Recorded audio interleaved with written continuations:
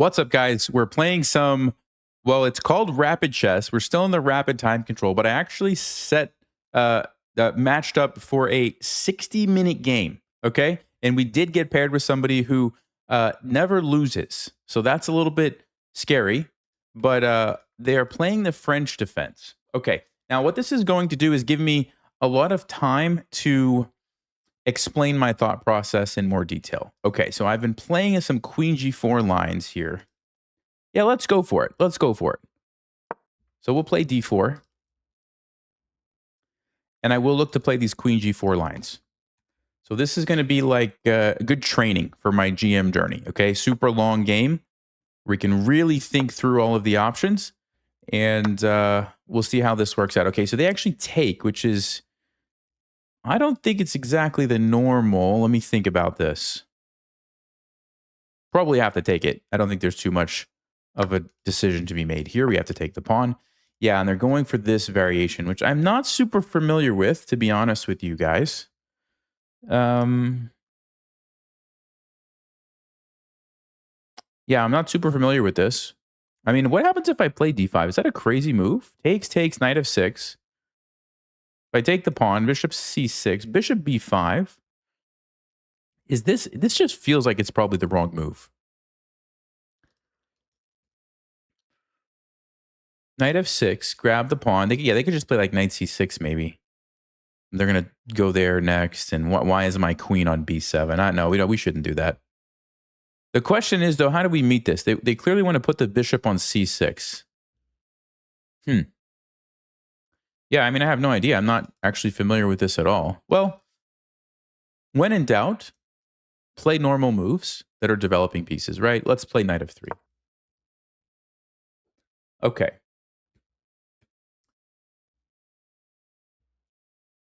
This is going to feel more like a classical game. Even though it's technically considered rapid, it's going to feel more like a classical game. So that's nice. This will be good practice. I'm pretty sure they're going to go bishop c6. I think that's the whole point of this line. And they put their bishop along this diagonal. I wish that I knew some theory about this, but I actually know absolutely nothing. So that's unfortunate.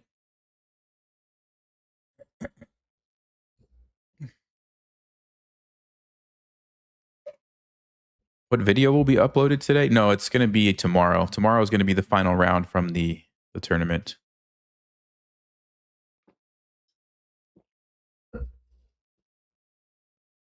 I won't spoil what happens in the last round. Yeah, I'm not going to say anything. I'll just let you guys watch the video. Okay, so they do go for bishop c6. All right, so my knight's under attack. Option number one, which seems to be the most logical, is just defend with the bishop. But we could also move the knight, which is not out of the question. And that's pretty much it. I mean, we don't want to lose a piece, so we either go here or we move the knight. I definitely feel like bishop d3 is the most natural. Because I'm not familiar with this, I don't want to spend all of my time trying to figure out some random opening sequences. Let's just develop the pieces to good squares. And then what we will do is check after the game and we'll see what is the line against this Rubinstein variation that I'm supposed to be playing. Okay, so we'll check that at the end of the game. They go knight d7. They're definitely going to go here. Okay, so I would like to orchestrate a plan where I maybe castle queenside. I think that could be smart. So what if I play the move queen e2 here? Knight f6. I mean, I almost wonder if I could even play knight g5 with some ideas of sacrificing. Yeah, that's actually, or even straight away, knight g5 takes check. Queen e2, knight f6, knight g5. They move the bishop somewhere. We sack. Yeah, that's actually pretty interesting. Let's do it. So let's go queen e2. And I'm thinking about going here, setting up a very dangerous sacrifice on f7 because of the follow-up with g5. Now, I'm pretty sure they're not going to let me do that. I don't know if they're going to play h6 or exactly how they're going to stop this. But regardless, I like the idea of maybe castling queenside. Bringing the rooks to the center. Something like that looks pretty good. Let's see what black's going to do about this.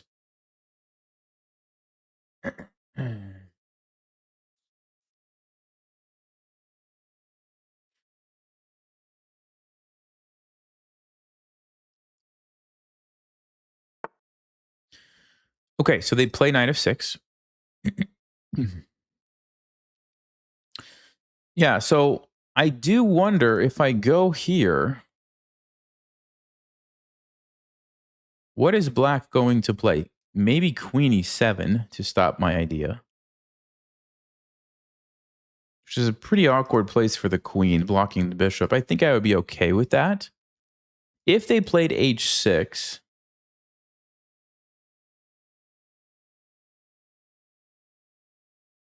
could we actually sacrifice?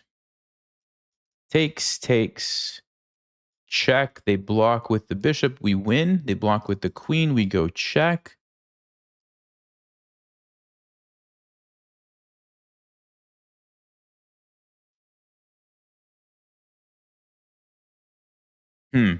No, I think we do need to actually consider this for sure. So knight here, h6. Suppose I sack. Takes. I can throw in the check right away, forcing the king to e7. We have to, we have to get compensation from that, right? We have to. We have to get compensation from that, guys. Now, they don't have to play h6, of course. Like I said, queen e7 might be a way to actually just prevent the sacrifice. But then you have to deal with this awkward bishop. Now, maybe they're going to fianchetto it here. I don't know. But I could probably play bishop d2 and castle. But let's see first. Let's see what they do. What's up, Rob? How's it going, man?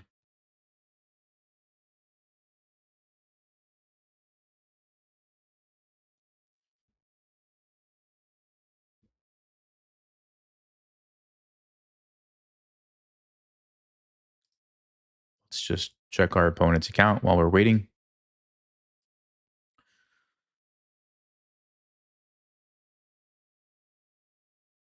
So they mostly play 10-minute games, it looks like.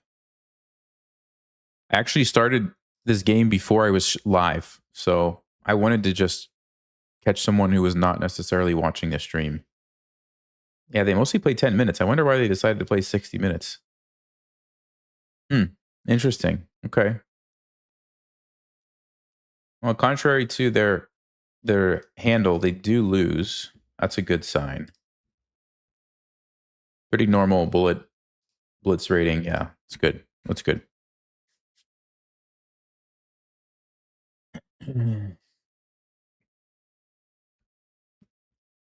All right, we do have them thinking. Okay, they're gonna go for it. So let's calculate a little bit more. So we have multiple options. 1, 2. Of course, we could move the knight back here and let him play like g5, but that's not what I want, right? This is probably sorry, not that. This is probably the move. So takes. They basically have to take. No other moves look to make any sense.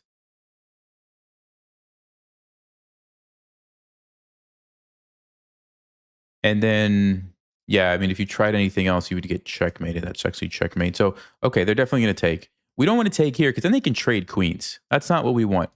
But if we throw in the bishop check, it forces the king to e7. Very dangerous spot.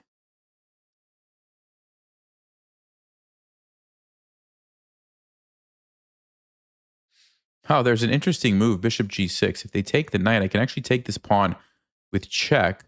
Queen e7, we can take here with check, then they move, but then I take. I actually get 3 pawns for the piece. That's actually fascinating. And if they take the bishop, we take here with the knight, threatening the queen. If they block, we have knight c7. Check, we get a rook. Wow. That's an interesting move too. Bishop g6. I think I like knight e6 better, but bishop g6 probably should be considered. So if they take here, we take check. If they block with the bishop, it's checkmate. So they have to block with the queen. We take check. They can't take, so they have to move. We take with the knight. Yeah, we got through. Oh, they're going to take this pawn, though. So we get 3 pawns, but they're going to get this one. Yeah, that's unfortunate, right? Okay. Oh, we take with the bishop. Hold on, we can take with the bishop. Didn't they mess up my pawn structure, though? It's all messed up. Yeah, I think this is the way. I definitely think this is the way. We take this way. We throw in the check. Their king is on e7. We're down a piece, but we're going to have a really nice looking attack, I believe. Let's do it. Here we go. Knight takes e6. Let's go. I'm excited about this. I'm really curious if this is like a legitimate line or not. Probably. Well, it says it's the Fort Knox variation. When does that start? It says this is the Fort Knox variation. So I have no idea if I'm playing moves that are normal or some crazy Nelson wild gambit thing here, but I like it. I like it.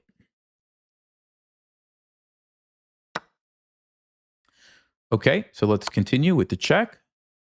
Obviously, king e7, only move is going to be played. Yes, okay.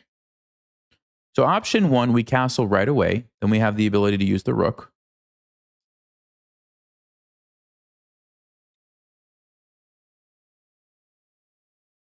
Option two, we just developed this bishop somewhere. Let's say here, which actually threatens a very nasty move. Look at that. That's almost checkmate, believe it or not.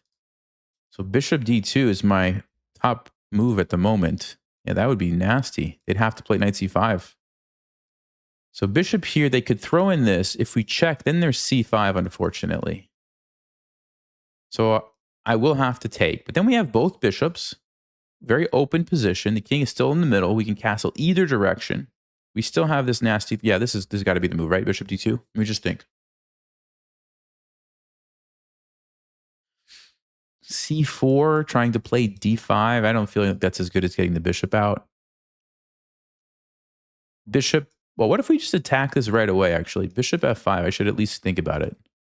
Because that is a checkmate threat. So let's consider. Checkmate threat. Knight c5, we just take. Wow. How do they deal with that, actually? Wait a second. Bishop f5. The king moves. That's also checkmate. Bishop f5, e5. We just take it. That's got to be good for us. Bishop d5, c4. Whoa, whoa, whoa. Is this just...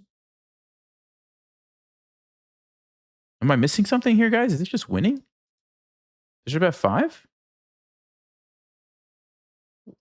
So bishop d5, c4. Then they move the king. No, that doesn't work. We take, they take, we still... Oh, it's not checkmate. But it's a nice looking attack, isn't it? Wow. So the question, I guess, is which one is better, right? This is what we have to figure out. And I do think this is a critical moment. So I do think I should spend plenty of time on here. So let's actually just calculate one more time. You have to stop checkmate. So you either move a piece here and just give me my piece right back and I'm happy. Or you have to defend this or play e5. E5 looks awful. We take, the king is still in trouble. So the only move has got to be bishop d5. c4, I'm going to just take the bishop. So most moves are not going to work for them. They have to do something pretty forcing. If they take me, they take me. I take, they take my bishop. That's a problem, isn't it?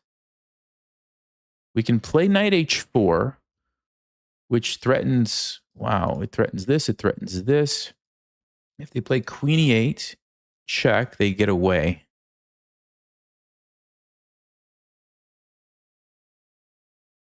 Yeah, so bishop f5, bishop here. We could take that and try to play d5, but they take with the knight. It doesn't work. So c4, they're just going to take me. They're just going to take me. Takes, takes.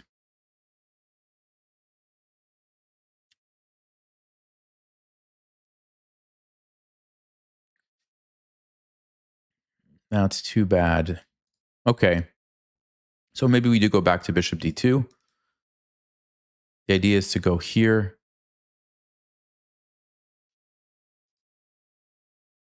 What are they going to play? I mean, you have to stop bishop b4. So maybe they take and play c5. But you're just opening things up. Your king is still there. I'm just going to castle, bring a rook here, and I can't believe that's good. So probably bishop d2, right? I think bishop d2 is going to be the move here. Let's go bishop d2. Okay. Now that I made my move, I'm going to see what you guys are saying.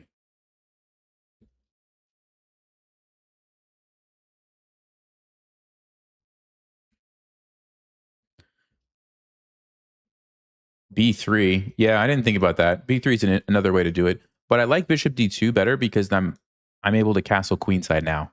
And I'd love to be able to castle queenside, get a rook here, then bring this rook, and I have all my pieces. Whereas b3, the only threat you have is the bishop there. So this is kind of like a multi-purpose move. So I like this better personally. Okay, so they have to stop this. I mean, they don't have a ton of options. Maybe trading at c5 like we talked about. It doesn't look great for them.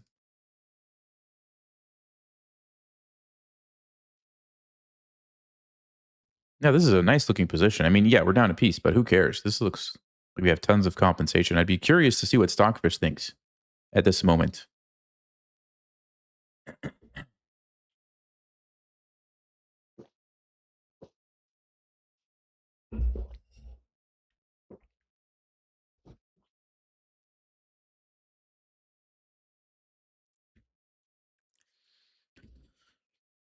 So a5 could be a move. It does stop this, but it doesn't really help Black's situation with their king. And I got one move closer to finishing my development. Castling long, then the other rook's going to come over. So I don't think a5 is going to be the move for Black. What they would really like to do is move this knight and probably run with the king somewhere. Or figure out a way to get rid of this bishop, because this bishop is really paralyzing Black's position. They can't do that, though, because I've got this controlled. This is not an option.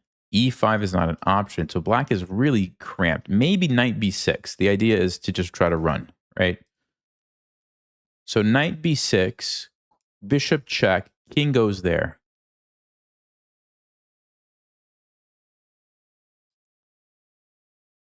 Yeah, that might be their move. So check here. Do they get away? Let's see.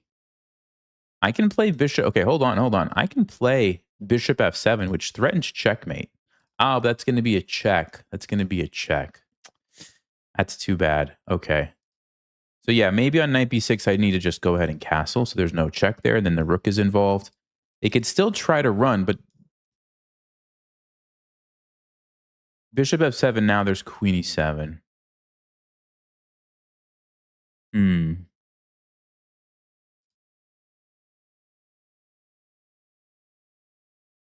Okay, but if they play knight b6, can we play maybe knight e5, which is threatening this?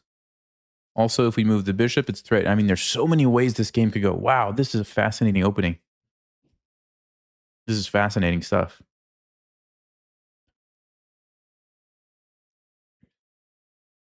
So yeah, I'm thinking knight b6 or a5. Okay, two moves Black could play. I like just castling, just playing it slow. Just get the rooks involved and then look for sacrifices. The only thing is, if I castle and the king tries to run what? No, actually they can't. We have knight e5. We have knight e5 followed by knight f7. We're picking up more material. We keep attacking. So that's not even a great solution for Black. It's not a great solution for them. So what else can Black do? I mean, they could throw in the trade just to get rid of some pieces and maybe then try the same approach. Let's just say takes, knight b6.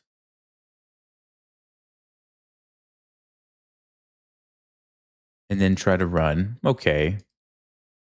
Still, I don't know. I feel like just castling is good. King d7. Bring the other rook. Even if they get there, we take that pawn. Their position is still not great. I mean, because the king here blocks the rook. Still very awkward for Black, even if they're able to get that. Oh, they go for a5. Yeah, that's... I don't know. I think we just castle now. Okay, let's check one more time. One more time, the bishop f5 move. So if we go here, bishop d5, the same line, right? They just take me. Takes. Then I could castle.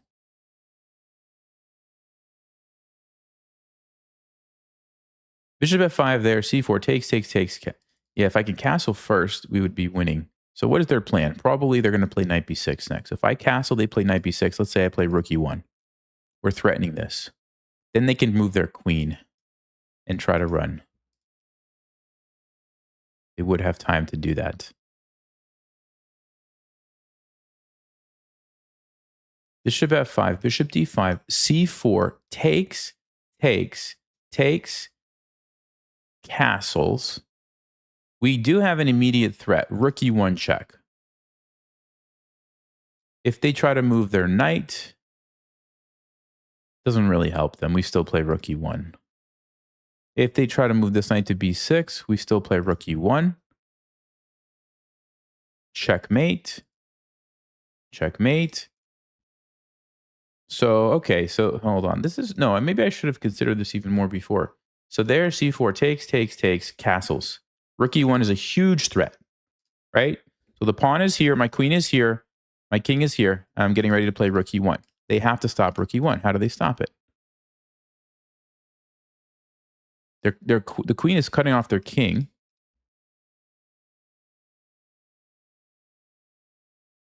How do they stop it? Queen e1 loses the queen. Queen's over here. We still check. They can run, but their queen is out of the game. Maybe can they survive that position? So bishop f5, bishop d5, c4 takes, castles, queen. Let's just say queen a7, giving the king somewhere to run to. Check. King goes there. It does open up the bishop, which is why it might be good for black. It does open up the bishop. So let's think about this. The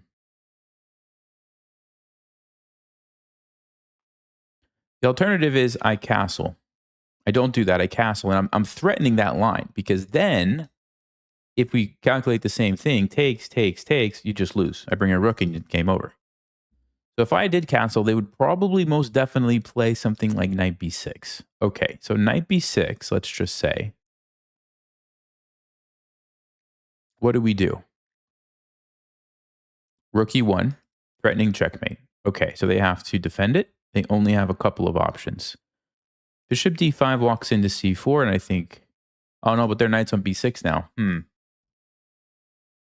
Yeah, that's why I'm not sure if I should go for the line while I have the opportunity, because once they get the knight on b6, we lose the ability to play c4. So, should I go for this? Bishop d5. Oh, you know what? What if I... Okay, here's an idea. What if I castled? Let them play knight b6, played rook e1, then they have queen d6. This is such a tricky position. We have to get this right, though. We have to get this right. So, okay, bishop f4, knight bishop d5, c4, takes, castles, queen moves. Maybe I have a better move.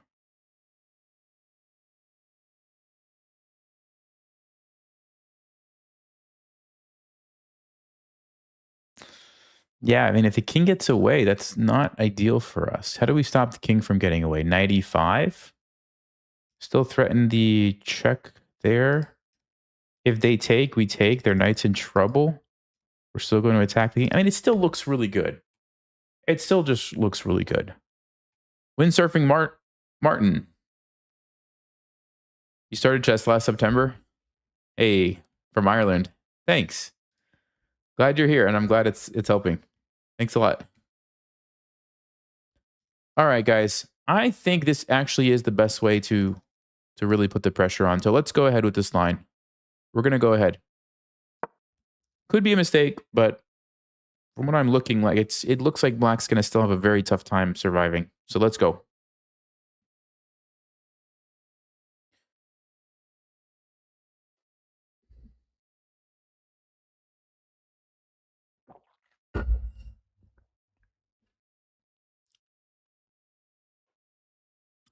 Okay, so I mean, I'm pretty sure black has to play bishop d5. What else can you do, right? Otherwise, I'm just going to take this pawn and win the game. So bishop d5 is coming. We're going to play c4. He's going to take. I'm going to take. He's going to take. I'm going to castle kingside in this case, which is interesting because I played bishop d2 because I wanted to castle that way, but I'm actually going to castle this way, I think, because I think I'm going to want the ability to put the rook here. And, you know, I say that. Maybe I do want the rook here because then knight. Oh, actually, that's interesting. Then knight e5 takes immediately already has a rook there, which might be exactly what I need. So maybe I will castle queenside after all. Well, let's think about that after we get there. We're definitely going to play c4. I mean, what else can we play if we don't play c4? So this has to be the move. Of course, they're going to take me. And then, yeah, maybe I will go queenside castles.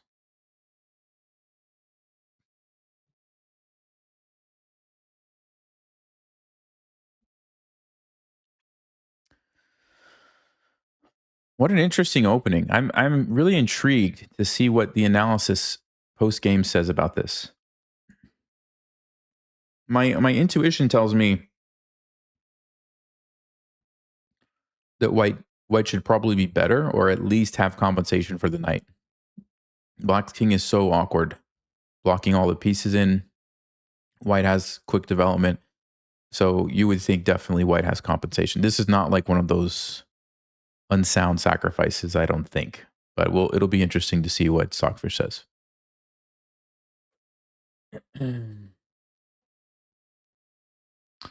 So they're going to take, I'm going to take, they're going to take my bishop. I think we do want to go queenside because I don't actually think that I want my rook to go here after all. It's not really that important. Having it here, though, with the ability to immediately play like knight e5, and if they do trade, then you've got the rook and the bishop ready to go. I think that might be super valuable. My king will be safer over here, but it's really not in danger here. We can tuck it away if we need to. Black's not attacking us. We're attacking them. So I probably should. Yeah. The more I look at it, the more. Oh.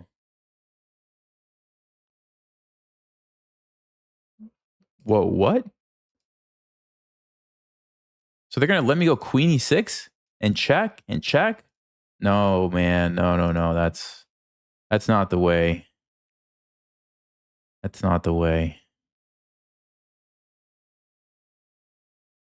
Check. They can run.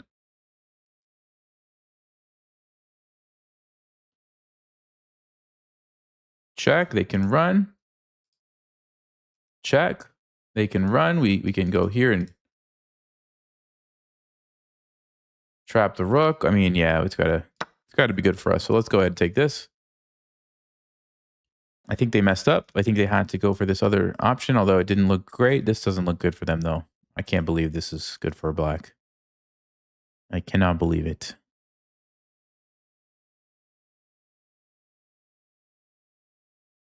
I mean, you got to take the bishop, right? Otherwise, I got my piece back, and I just have a material lead.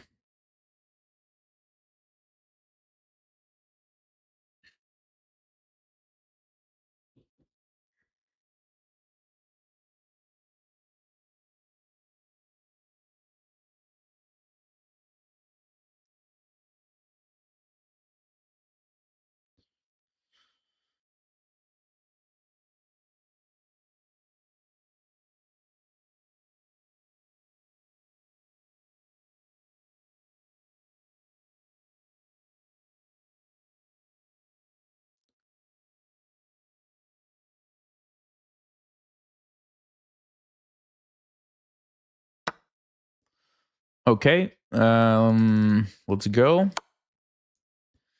So they have to go there, and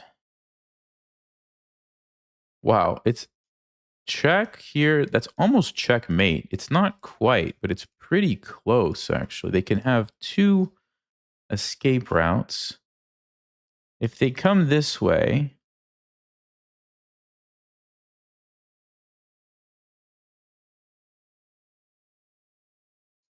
check takes.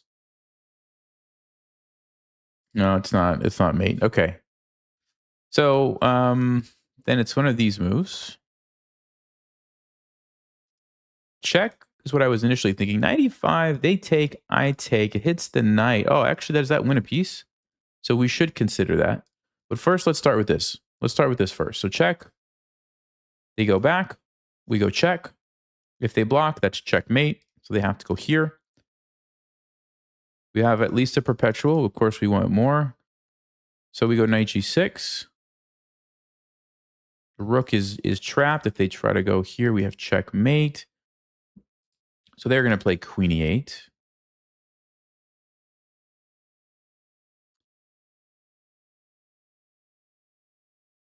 But on queen e8, we can actually go check. Trade. They have multiple pieces hanging. That looks pretty good. So the question is that better than 95? 95, if they go back.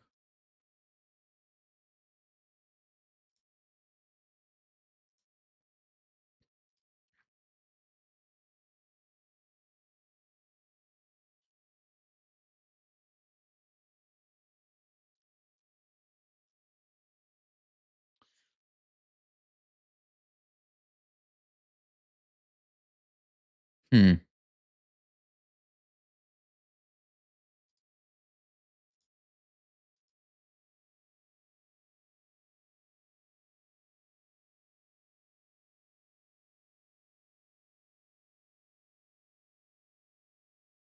So let's say they save let's say they save the knight. We take the rook, take 6. So they do have 2 knights for a rook. 3, 4, 5. 3, 4, 5, 6. I have 2 pawns for the rook, but they're awkward pawns.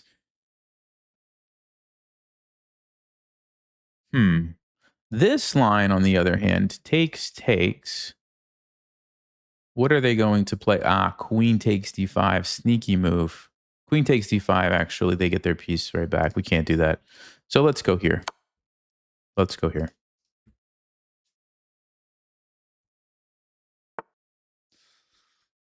And we will take that with the check.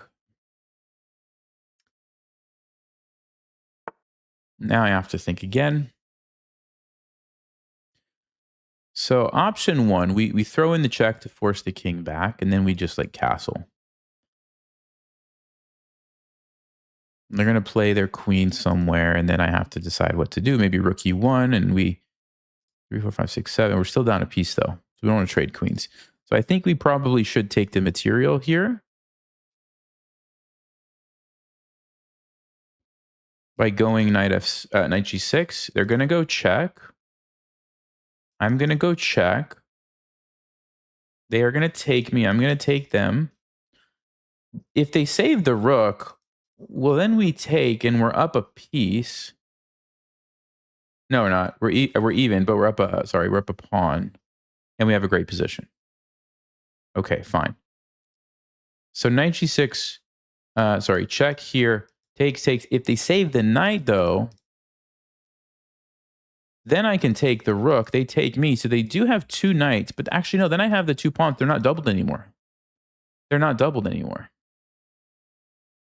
Takes, I castle.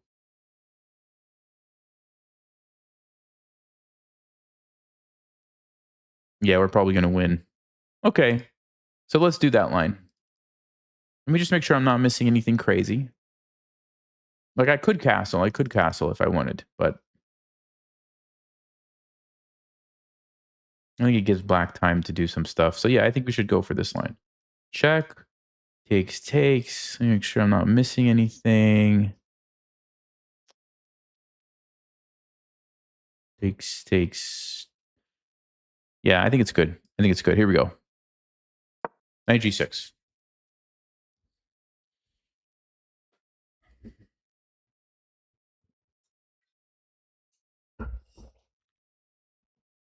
Yeah, we're not taking the perpetual check. We're definitely not taking the perpetual check. No, I mean, if I thought I was going to be in a worse position, I probably would take it. But I think we're going to be in a good position after this. So normally 2 knights for a rook the knights are better. 2 knights for a rook and a pawn, the knights are usually still better, but it kind of depends.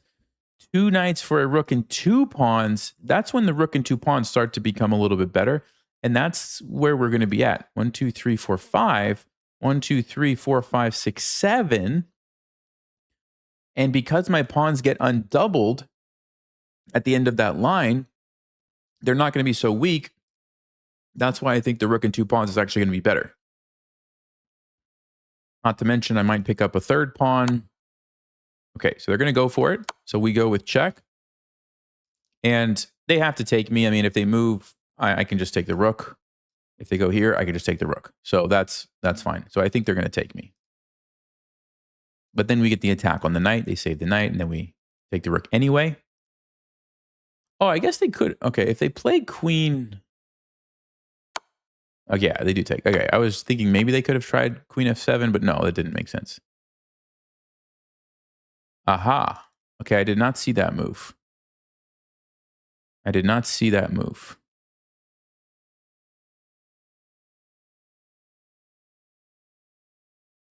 That's actually pretty smart. That's actually pretty smart. They're basically saying... You've got to take the rook now. But then I'm getting one of those pawns. Yeah,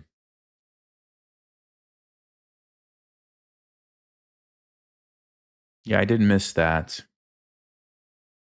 I did miss that. I don't have time to defend it. Well, I mean, I could defend it, but then I don't get the rook and I'm still down a piece. That's a pretty good idea, actually, by the opponent. Okay, I did not see that.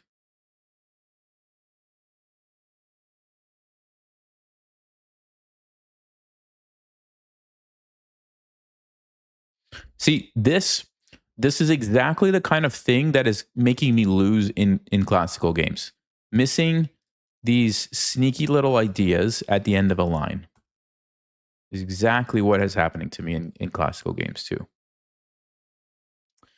Okay, well, we can't defend it. They just take. It doesn't actually help me. So we can castle.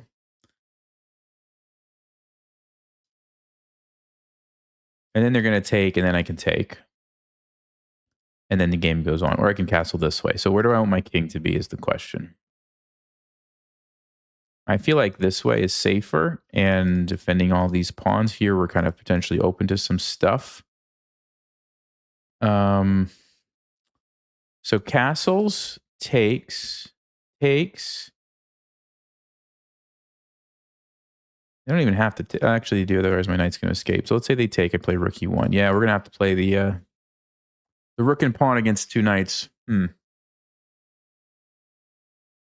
It's not a healthy pawn either. Okay, well, I don't think we have an option. I think we have to go for that line.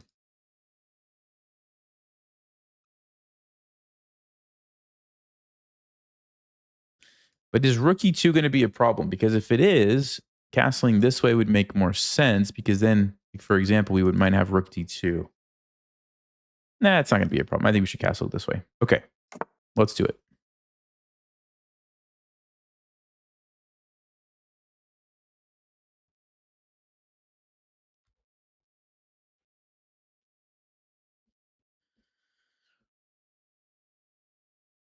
So they still can't save the rook because the knight is still hanging now that I got out of the pin. So they're going to take the pawn. They're definitely going to take the pawn. And then we take, and yeah, I actually can grab on a5, I think. So maybe we will still have 2 pawns. It's going to be tough, though, against the knights. It is going to be tough. But we might be able to still make it work because of the extra pawns. Yeah, it's going to be interesting. Let's see. Let's see. Why not block the check with bishop e3? Yeah, so if we would have taken the rook and allowed this and then played bishop e3, black was going to take our knight. And then they have this annoying pin. Now, yes, I can castle and get out of it, but my bishop is really not very good here. And I would much rather have the ability to like grab an extra pawn and have my king away from that. So that's why I think this makes more sense. So now we take the rook. And if they try to defend this, then the knight actually escapes. I think my next move is going to be grabbing this pawn, and then, yeah, we have this endgame. 2 knights against a rook and a pawn. Very interesting. Yeah. Okay. So I don't have to take it, but I mean, I may as well. Pawns are pretty valuable at the end.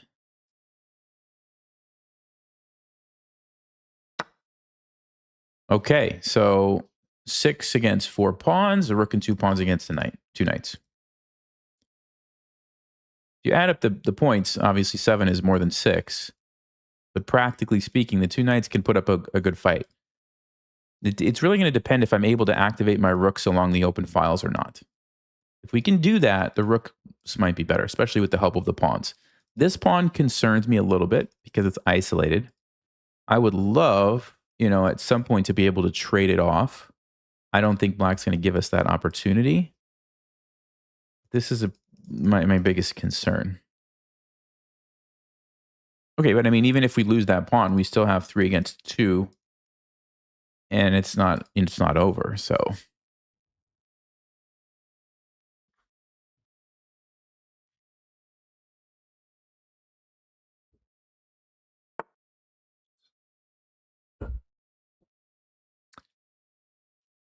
okay, it's an ugly spot, but at least it keeps everything defended for right now. And now I can work on activating my rooks. And of course, if they want to trade this bishop off, fine. I'm okay with that.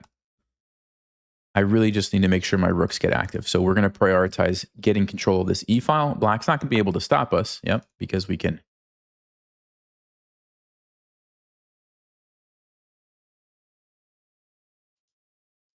We can just go here.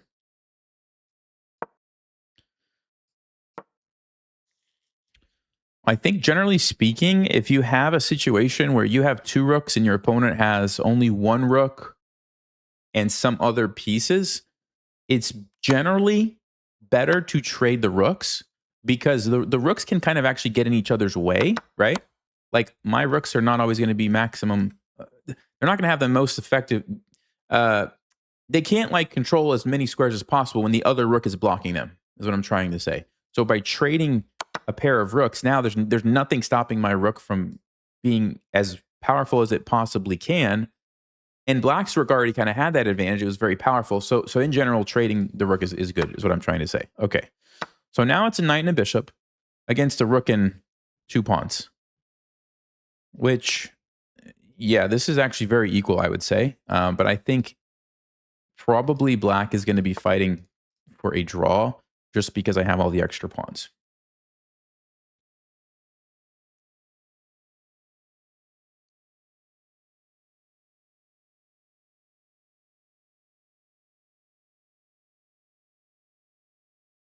Now, that does not mean it is going to be an easy game. So we do need to think through what's the strategy here.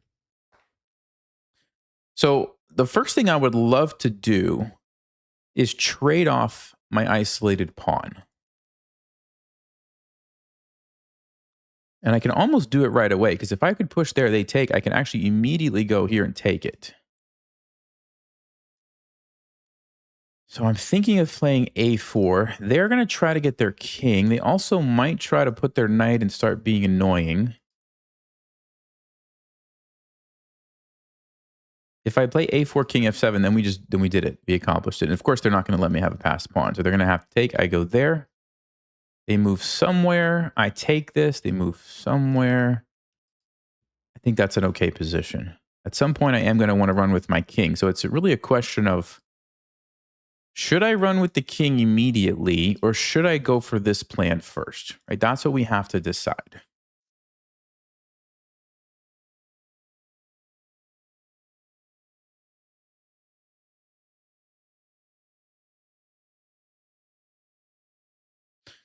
Yeah, the only downside is, I guess, now that I'm looking at it, is they're going to be able to play king f7, king f6. Oh, but then I push by. No, they can't. Yeah, I think this is reasonable. Let's go. I think this is reasonable, actually, because their king doesn't have a clear path here because my rook for right now. And I do think getting rid of that weak pawn actually helps me. I don't know. It's hard to say. It's an outside pawn, too, so maybe there's some value to keeping it, but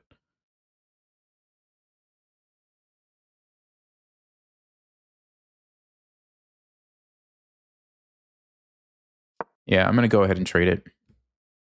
I'm going to go ahead and trade it.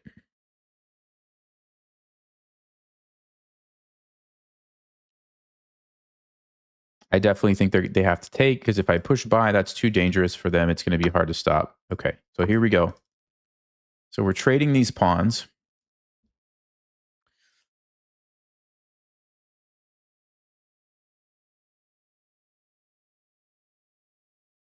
And the other thing that I like about this is now my rook has plenty of open files to work with, which is important. When you have a rook, it needs open files to work with. So now we have some open files. Now, I don't want to trade any more pawns. I think now that's enough. Now we try to activate the king. I just wanted to do that to give the rook a lot of places to go. And now I think the next priority is getting the king to a good square like d3, using these pawns to kind of limit black's pieces, hopefully. Also with the rook kind of cutting across at some point, that's going to be helpful to keep the king out.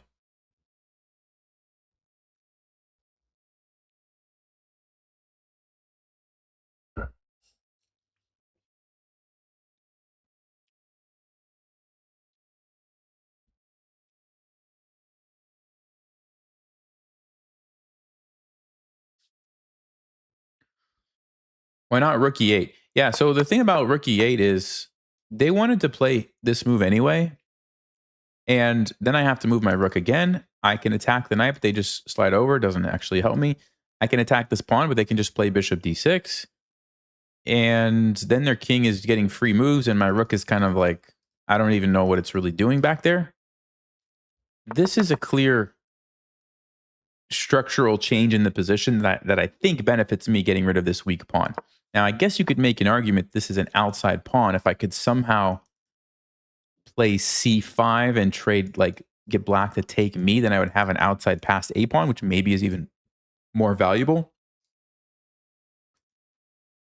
But I don't know. That looks kind of hard to do. They can also just leave it sit there and then take back this way. So I don't know. And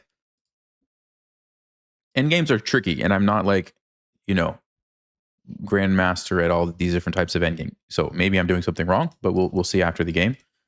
I'm just explaining what I'm thinking about.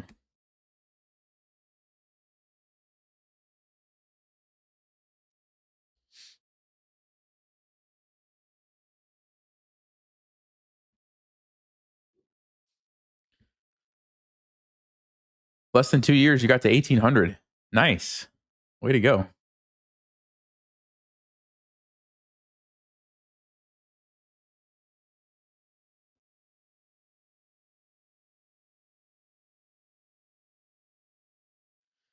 Yeah, it's a good question about asking which color to position the pawns. I It's definitely nice if you can get them on the same color of the bishop and make the bishop ineffective. You just have to make sure that there's not going to be a situation where somehow the bishop gets behind and starts taking all your pawns, right? In this case, I don't think that's going to happen because we have these pawns over here. So I think I would be okay with putting the pawns like this.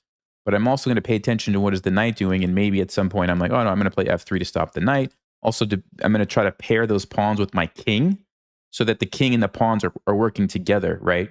So those decisions are going to have to be made after we kind of see a little bit more about what black is trying to do. Okay, yeah, they're trying to trade more pawns, which, if they trade all the pawns, we may end up in a draw. I don't know, though. But I think for me, the first move is obviously just to take this. So let's go ahead and do that. We'll recapture here if they trade.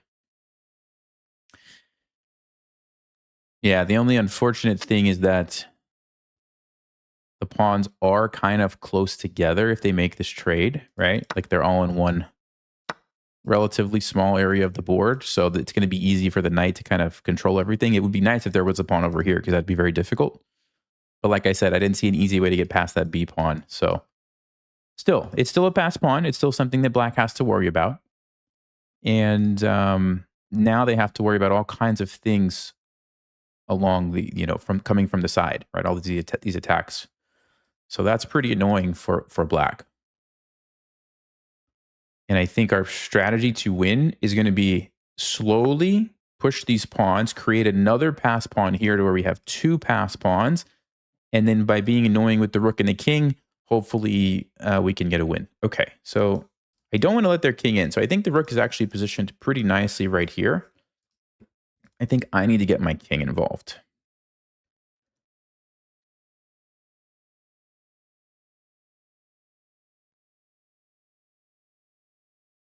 Yeah, I think I'm going to start with king f1. So I like that it's a light square, so I'm not going to walk into a fork as long as I keep it on light squares, right? That's the first thing. I could still get forked, so I have to be careful about that. But for now, I think we just maybe go something like this. So let's see, why did they go there? They want to attack my pawn, but I'm just in time to defend it. The knight can't check me. That's a pretty good square for my king. So let's play that. King e2, king d3. And you're seeing the power of the rook, right? The rook is very powerful at cutting off the king in situations like this, right? So yeah, we're going to go for king d3. Then I'll have to think if I can advance without the knight being a problem.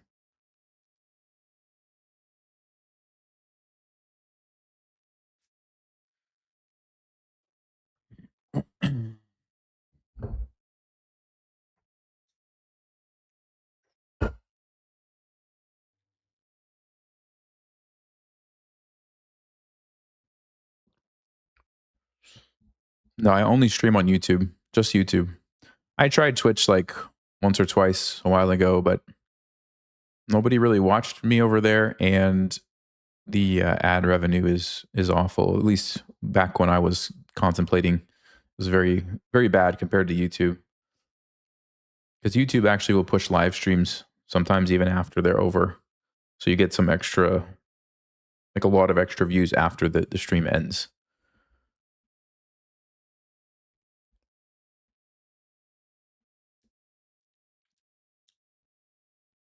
From South Africa, hey, welcome. Glad you found me. Why didn't I trade off the C and B pawns? Yeah.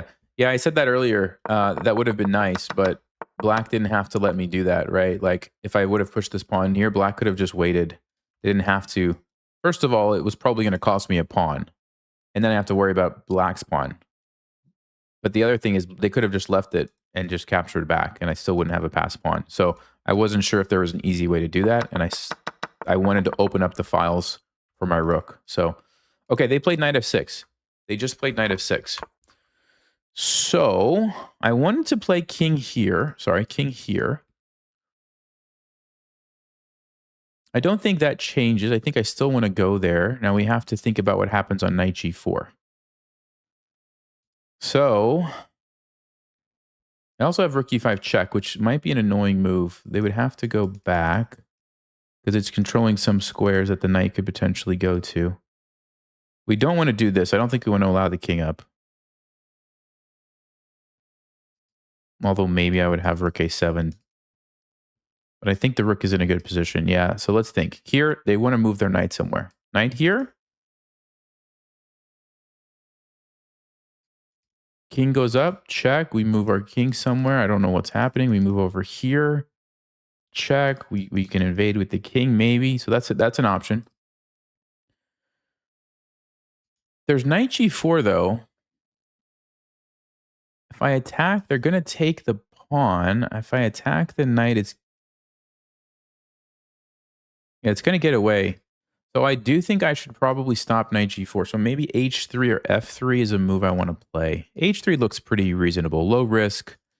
Keeps the pawns relatively close together, but takes away this annoying move.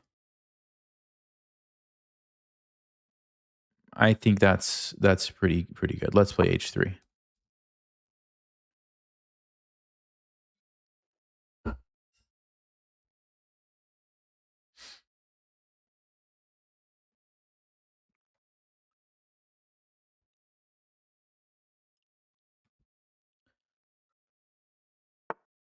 Knight d5. Okay, so let's think about this. They have some forks we have to watch out for. By the way, if you go here, the knight can never attack your king for 4 moves or 3 moves. They can put you in check. Takes 3 moves. So that's a good square from that standpoint. Yeah, we don't want to walk into this, obviously. So we could think about this. Or we could play something like g3, take away another square from the knight. Also, pretty low risk move. My pawns are still pretty solid, not like easy targets for the bishop. This would be a weakness, but the knight would have to get here somehow, and then I could always just push the pawn, so that's not a huge deal. So g3 or king f3, I feel like are the moves that I want to play.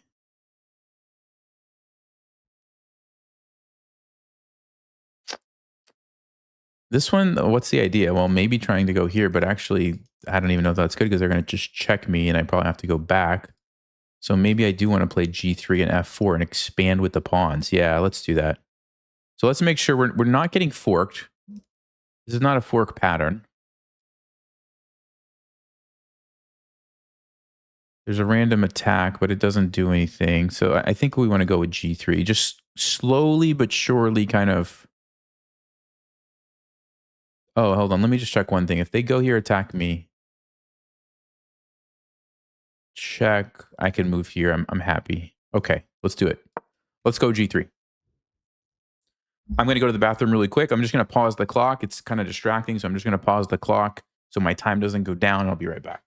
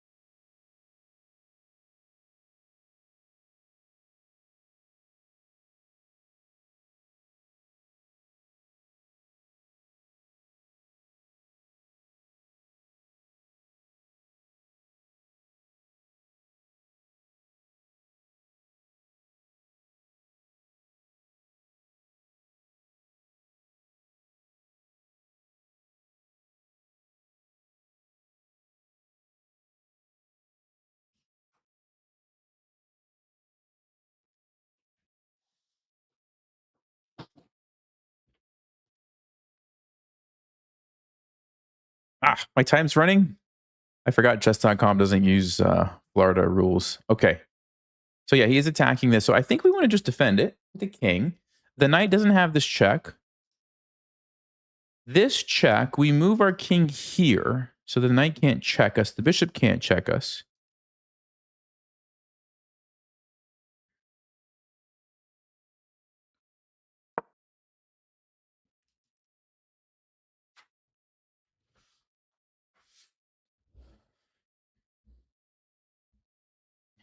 My clock pause doesn't work. Yeah, exactly.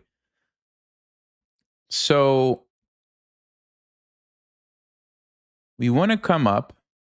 By the way, guys, endgames like this are very tedious. Like you just have to really take your time. And sometimes it takes like several moves to even accomplish like one tiny little objective.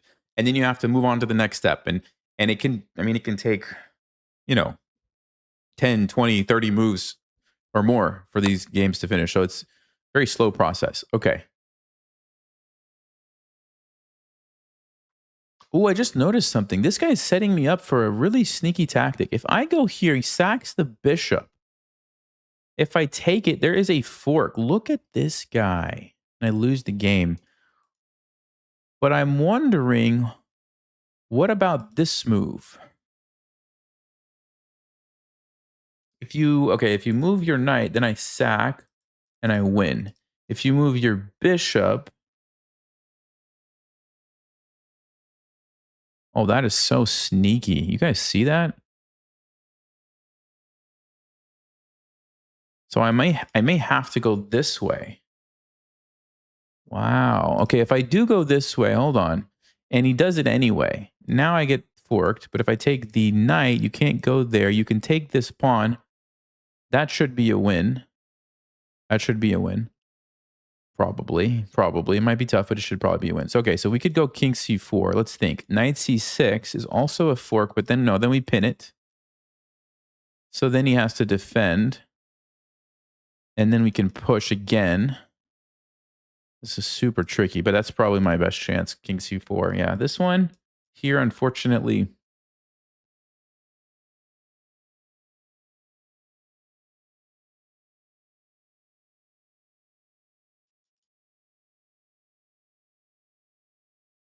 Bishop c3. Check. King goes back. I don't think we want to do that. I mean, we could sack the pawn just to activate the king, but I don't think we want to give up the pawn unless we have to. So probably here. Okay. Yeah, this is where it gets really tricky. You got to watch out for the knight forks. You got to watch out for the bishop pins and the bishop skewers, and it's not easy.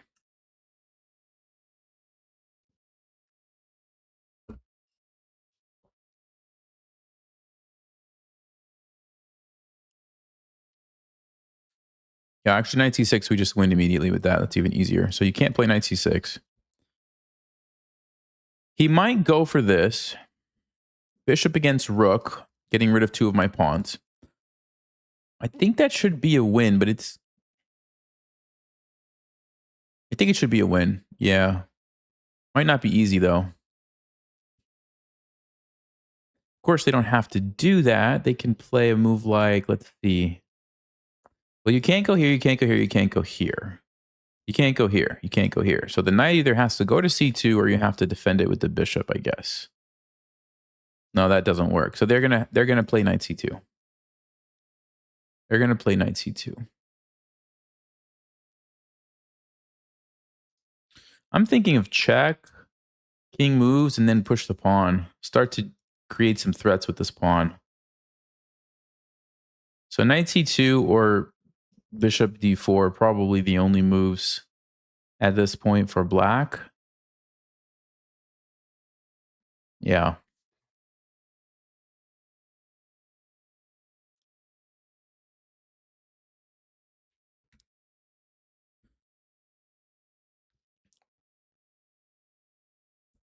It's got to be a dead draw. No, no, no. This should not be a dead draw. Rook is a very powerful piece, so let's not forget about that. Rooks are very powerful at the end of the game. That's why we have an advantage, I think. And we have the two extra pawns.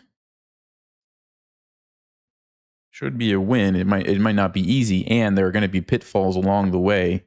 Okay, he does go for knight c2. All right.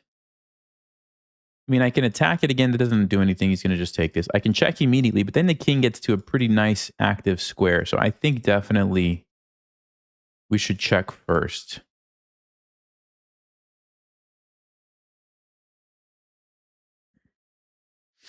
Still going to be a little tricky, but let's go ahead. I think this is the way. And then we start pushing because now the king, or at least some combination of pieces, have to stop this pawn. And the king can't just go crazy hunting my pawns, or I'm probably going to figure out a way to push this and win. Even just sacrificing. Yeah, so that's exactly what they decide. Something in my eye here.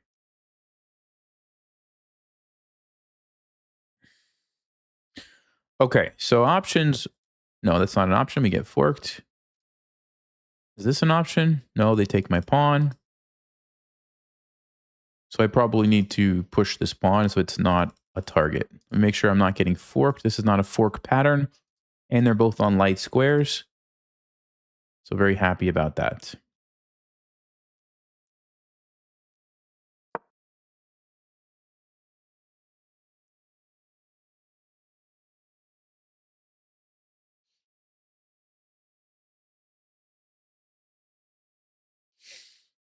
Hopefully I can still see. Something is happening with my contact. Okay. So they can play bishop d4 targeting the pawn, but Wonder if I can fork them. No, they would fork me. I take them, they take me. My king does get to invade. Huh. That's actually interesting because if we could... So bishop d4, king d3, fork takes here. Here, check. If they go this way, I can actually push, force them back. Then I go, they take, I go. They bring the knight, I take. They bring the knight, I take, they take, I push. I have 2 pawns against the knight. I don't actually know if that's a draw or what that is. Okay, they go for something else. Knight e1.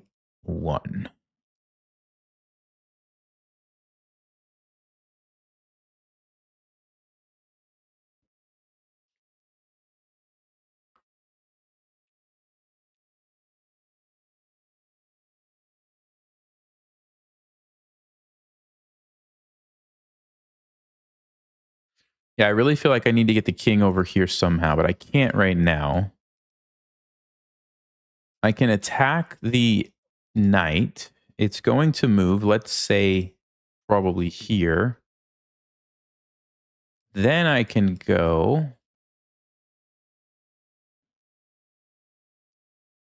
I like that my rook is defended. It boxes out the king. Yeah, it's a good square, I think. Okay, so let's go there. We attack the knight. Now, if we can get the king over here, we're in good shape because then we could sacrifice and we would win. We have so many pawns, the knight's not going to be able to stop 4 pawns if we get all of these. So that's kind of my goal. Okay, get over here, sack this at some point. Easier said than done, obviously, but that's what we're working towards. Okay, so king here. There is a fork. We save the rook, we lose a pawn. That's not what we want. So maybe I should play h4. Maybe I should play h4. If they play bishop d4 targeting my pawn, though, what is going on, guys? I can go here. If they take, I can't go check. That's so annoying. Hold on. Bishop d4, I can go back and defend. Then their king can come up. I could play rook e3, sacrificing this. Then we have 2 pawns to work with. That's interesting.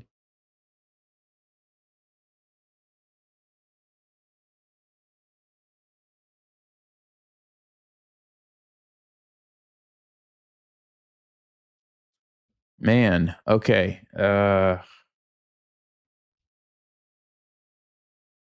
Yeah, I think I should play h4. I don't think I should allow this fork.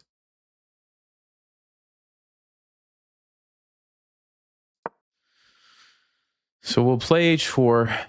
Bishop's coming in, though. We got to figure out a solution. I guess rook e2 is my default move here.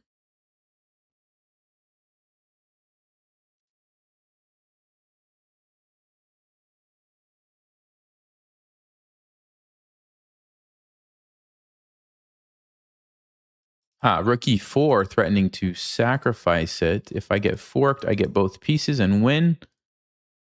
So rook e4, they take. I have rook f4 skewering these guys. Let me think about that. They take, I take, they take. Oh, they get all the pawns. Ooh, that's probably too many. But we have the pawn with the king supporting the rook. Can we win? Huh. That's really interesting. Bishop takes, rook f4. Oh, they have a check too, though. No, they have a check.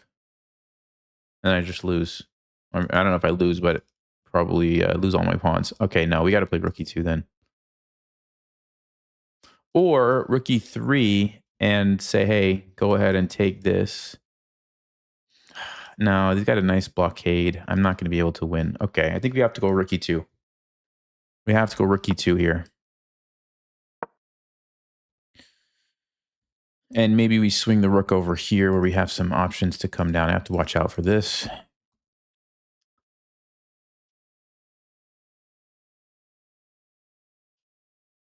Very tricky against the knight and the bishop here.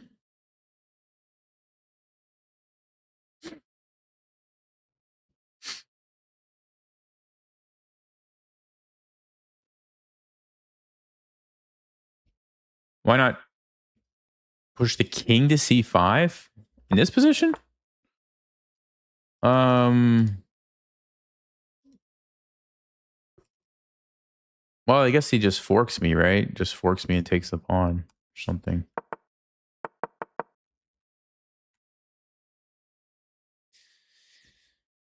Okay.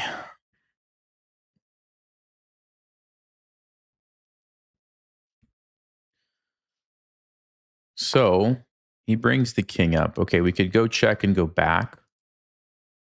He's threatening. No, that's not a threat. I take his bishop. Probably here to chase the king away.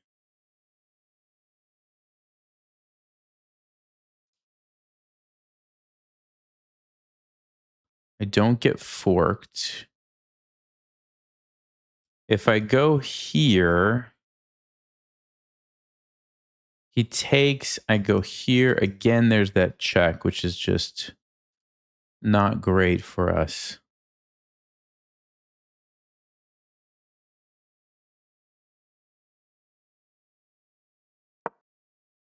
So let's go over here.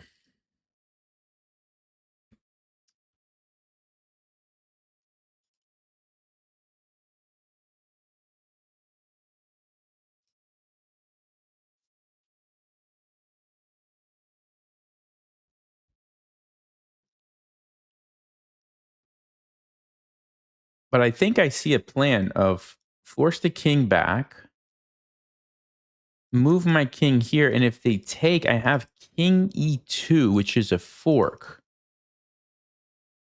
Takes, takes, takes. They do get all 3 pawns, but then I believe we might be able to win. Because I don't think black's going to be able to stop our pawn with just a king and a bishop. It's going to be very difficult to do that.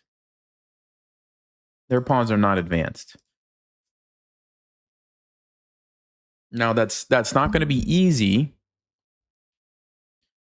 but I feel like we can still do it. So that's kind of my plan at the moment. Rook c6, king goes here and here.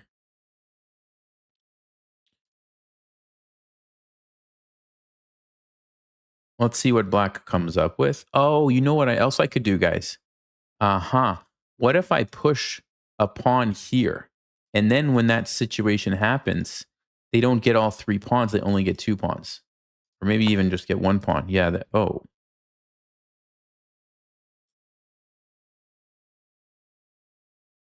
So if I go there, they can either check me or defend. If they defend, I have d6 check. And if they go there, then I can play d7. Check. Really?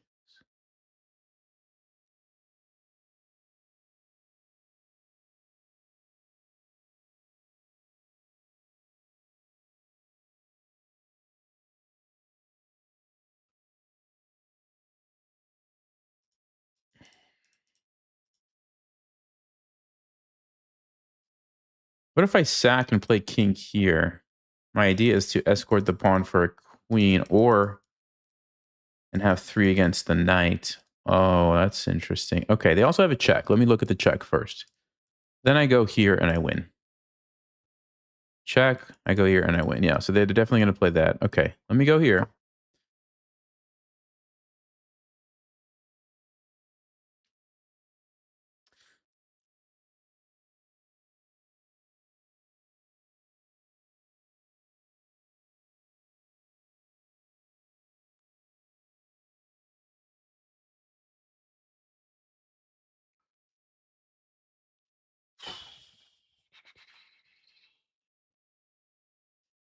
I think this is the only move. So king c7. Check. The idea is if they take, we've lured them away.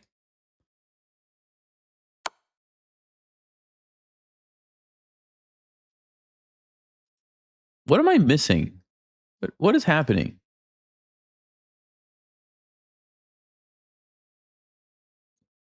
Oh, they want to. Oh, that's very interesting, actually.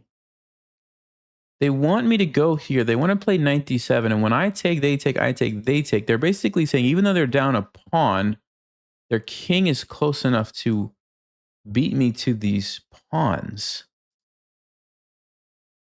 which is true. I can play h5, but then they just come over.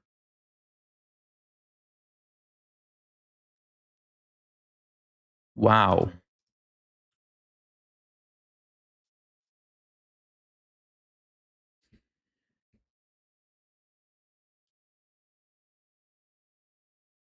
Wow. Okay. So what can I do anything else? Move my king?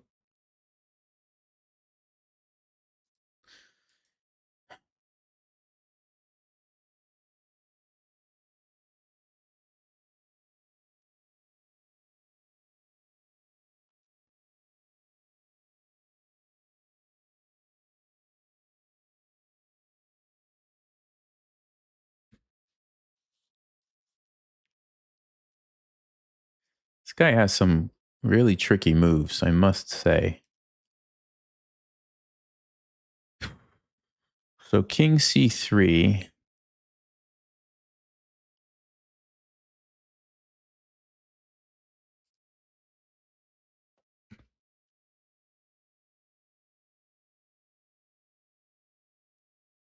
Wow. I don't know what to do, guys. I do not know what to do.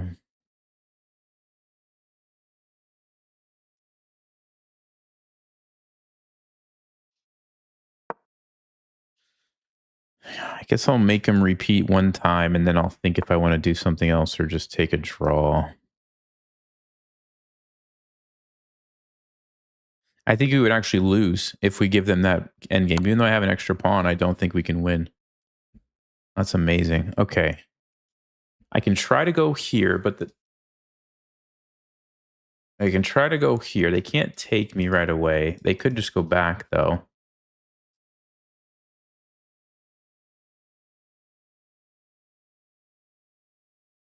This is amazing. This is amazing.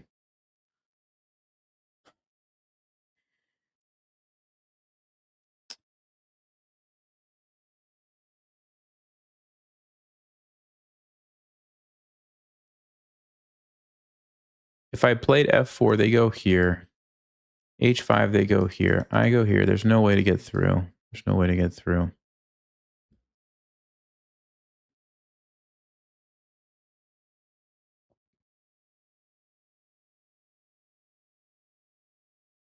This is amazing. I guess it's a draw.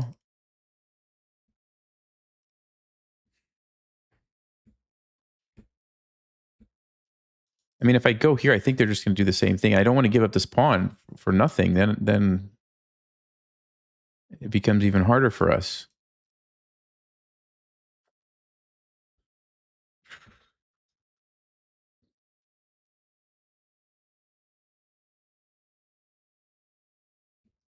Now, this is a frustrating result. I'm going to have to take the draw because I don't see what else to do. Let me see. If I play rook back here, they take, I go check. They go back. I take, they take, I take. Again, I get boxed out. I go down, they go over, I go here, they go here. I go here, they take me, I push. Back me, I push. Yeah, it's a losing endgame.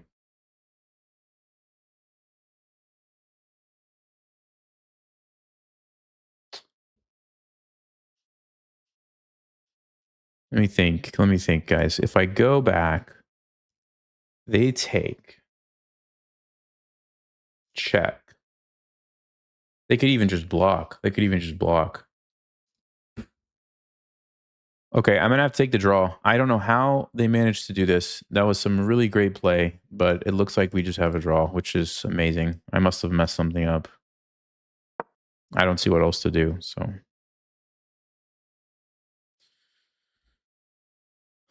I guess the opponent really never does lose. Man.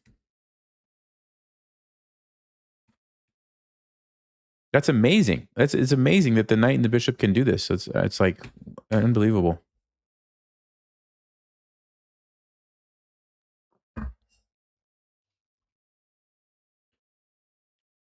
You don't understand why taking the bishop and after king takes e5, it's bad for white.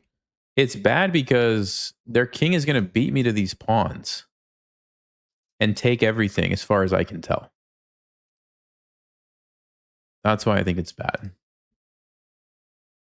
Takes. Yeah, I can try to run, but their king is just going to be faster. I get here, they start taking my pawns. They take my pawn, they take another pawn. And it's a draw anyway. But then I risk losing if there's some trick where they can save a pawn somehow and take it and, it sneaks by. So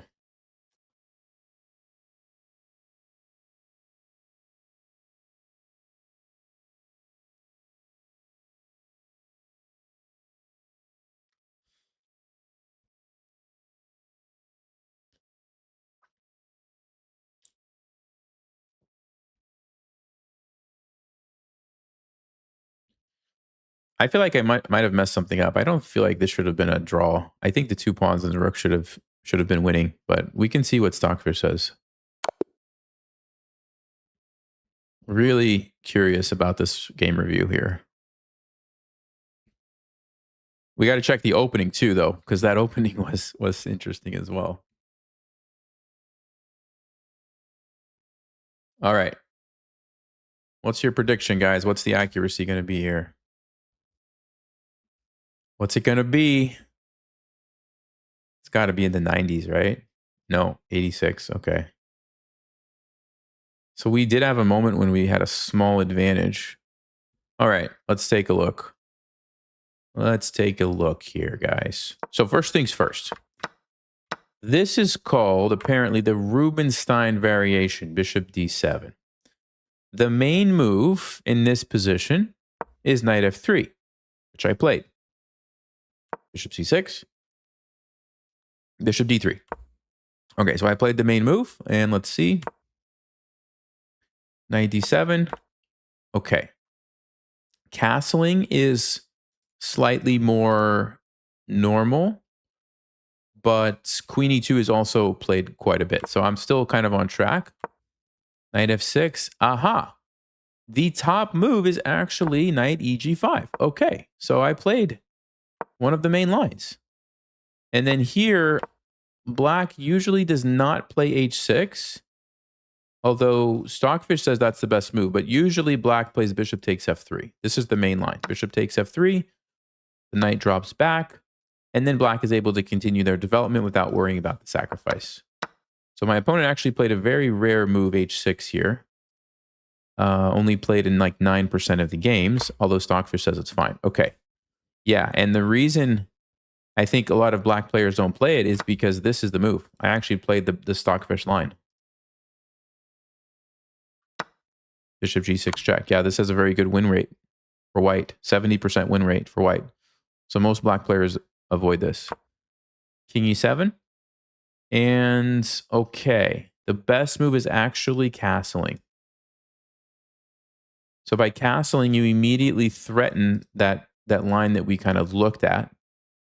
And so most people will take, you take back, knight b6, and after rook e1, Stockfish says it's equal.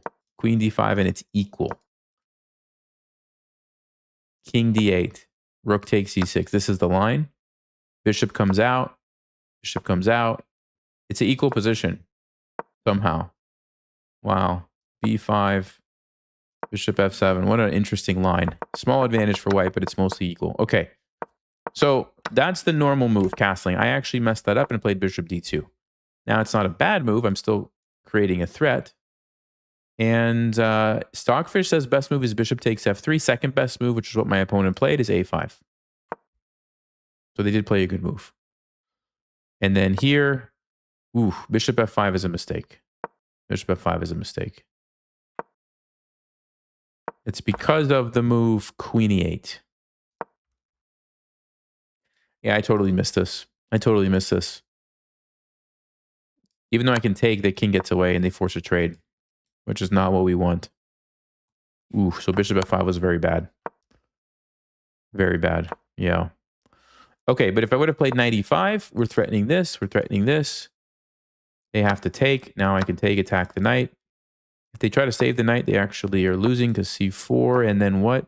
We just take it. What's going on? Rook d1. Very complicated position. Okay, very complicated position. But basically, bishop f5 was a blunder. Okay, they didn't see it. They played bishop d5. And then even here, this line is bad for me. I'm supposed to play knight h4. Wow. They were supposed to take. Let's see why it's bad. Because I was going to castle. Oh, knight e4, you block off the e-file. Yes, that's very smart, actually. I forgot they could do this. Uh-huh. And now I don't have anything. They just develop and their king is actually fine. Oof. Wow. Okay, so mistakes were made. Lots of mistakes here. To be fair, it's a very complicated position. And we end up going down this line, and Stockfish says I should take the draw right here. Just take the draw right here. Okay. I went for this, and I totally missed their response of rook e8. Now, Stockfish says king h7 is even better for black. Because why is this better for black if I just castle? Oh, they keep the queens on the board, and now I'm going to have to worry about stuff happening with these pieces on my king. Wow. It's wild how much stuff Stockfish sees. Okay, anyway. So this is the game. We get this ending. All right. First question I have. What did Stockfish think about my plan? Yes, it says a4 is a good move. A4 is a good move. Okay, so this plan was actually fine. Oh, no. No. A4 was okay, but not trading. It didn't want to trade the pawn. It wants me to bring my king and actually leave the pawn here. Uh-huh. And it's probably because, like some people said, maybe if we push this and we get black to take us, now we have a passed pawn that's very difficult for them to stop. They have to come all the way across the board. That's probably what Stockfish wanted. Let's see. King f1, knight f6, king e2. I don't know what black's going to do. Let's say here, king d3. Now we play c4 check. h3. I'm just trying to see what Stockfish would do. g4. Oh, that's a blunder because rook e6. Okay, so king d7. Going to put the rook on b1. Yeah, it's going to play c5. That's exactly what it's trying to do. Force you to take here and then start pushing. Yep, that is literally the winning plan. Wow. Obviously not that easy to do that because there's a lot of details that have to, you have to get right along the way, but that was basically what Stockfish was trying to do. Okay, very interesting. So I traded it off, and now, yeah, apparently this is probably a draw. Wow, I'm just surprised that our opponent was able to navigate it because I thought, actually, no, we were getting an advantage. We were getting an advantage. What did I do wrong right here? I had to play king c3. So what's the point of this move? Well, if you take with the bishop, you lose your knight. Okay, that's great. If you take with the knight, I'm going to take here. And I'm going to keep chasing your knight down. And now it's a winning ending because black's king is not close enough. My king can get back in time to defend and stop them from coming in. Okay. So that's what the deal is. They can't actually take the pawn. So they have to move the knight somewhere. No. So you have to move your knight here. Then I can play f4. They can attack me. King d3. And again, if they take with the knight, it's the same tactic.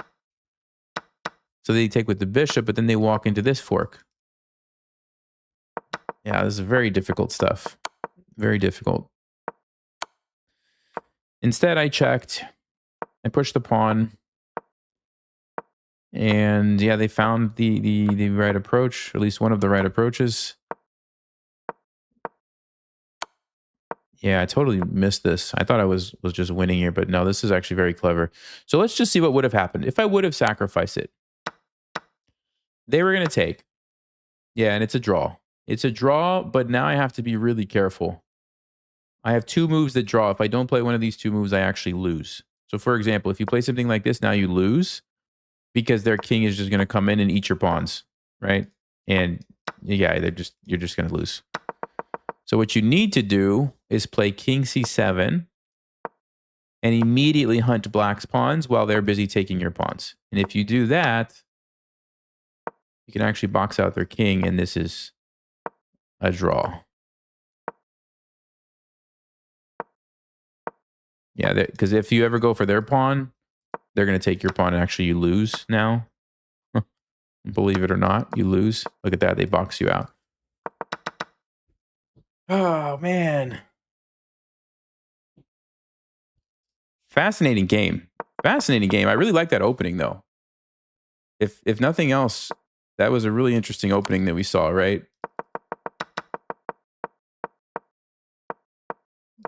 Yeah, this sacrifice here with bishop g6. Interesting position. Very interesting position. I'm going to remember that next time I play against this Rubinstein. All right. Let's see if we can play again. That was actually pretty fun. I kind of like that super long game. Plenty of time to think, analyze. It feels more like a classical game, not decided by a time scramble. So let's try that again.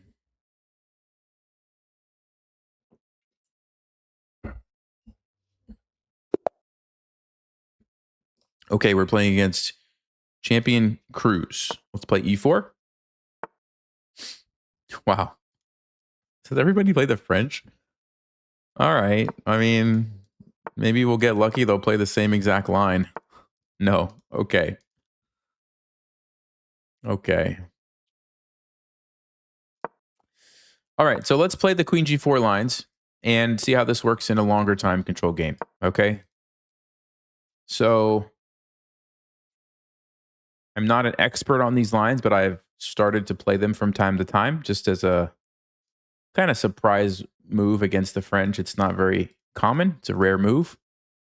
And the point is we're putting pressure here right away. A lot of times black likes to develop this bishop. But if they do it now, we're going to take this pawn and attack their rook and attack their king, right? So black has to figure out a different strategy. And you can see our opponent is pausing, which is, again, what we were hoping for. The Gledhill attack is what this is called. What's up, Brian? How's it going, man? Nope, no pizza left. Hey, Waddy, what's going on, man? Arts and Sportsify, thank you. Appreciate it.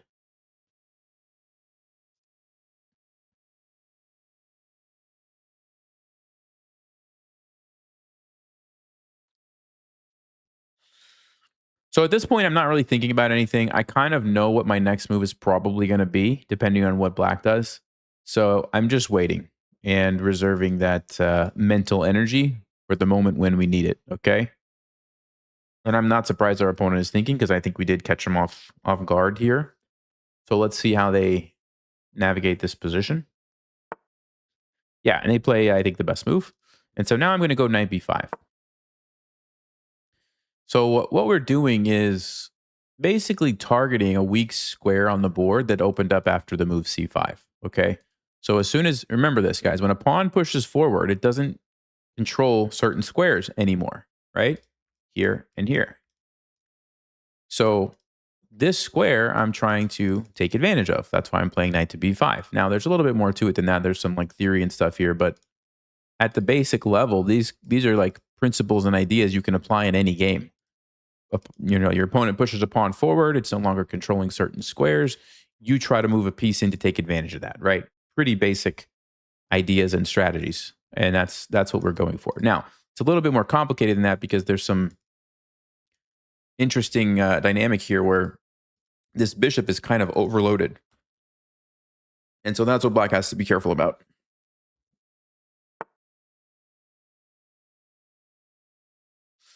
That's a very weird move, and I don't believe that's a good move, because what's going to happen is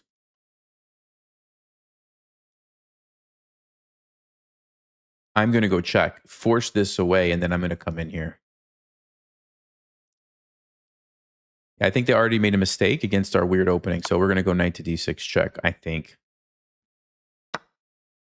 We're going to take this in between move. We'll take that later, First, we're going to attack their rook.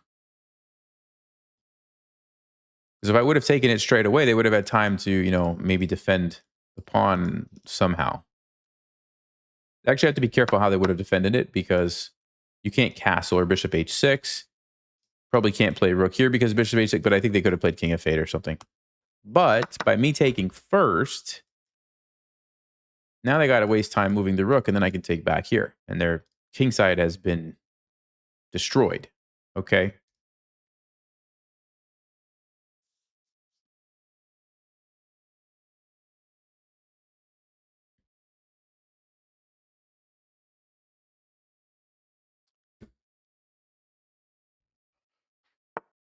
Okay, so they do play rook f8, and I think now is the time. If we don't take it now, the bishop will just run away. So let's go ahead and take it.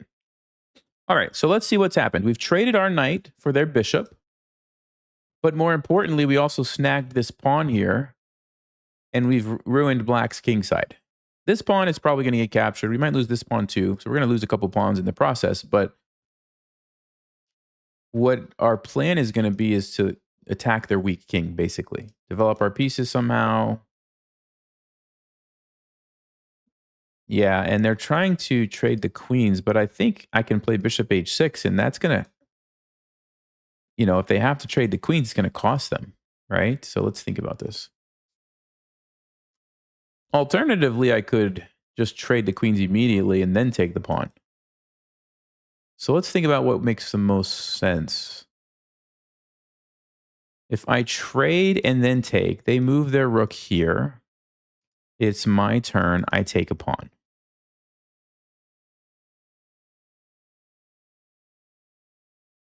I'm actually up 3 pawns in that position. That is a lot of pawns. But here, they take, I take, they go here. I have to waste time moving my bishop. And then they have time to start taking stuff. Yeah, so I actually think I should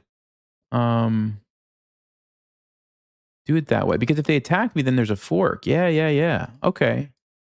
So we'll trade. We'll take here. They're going to have to play rook g8 now. And then we're going to get to do this. 1, 2, 3, 4, 5, 6, 7, 8. We have 8 pawns against 5. We are literally going to be up 3 pawns. That is insane. Not to mention our position is fine. Even if we weren't up these 2 pawns, our position is great. We can castle, we can develop, we can push Harry down the board and get a queen. So, okay, I think this is a good example of how an offbeat opening can get you into a nice position, right? And that's what we got here.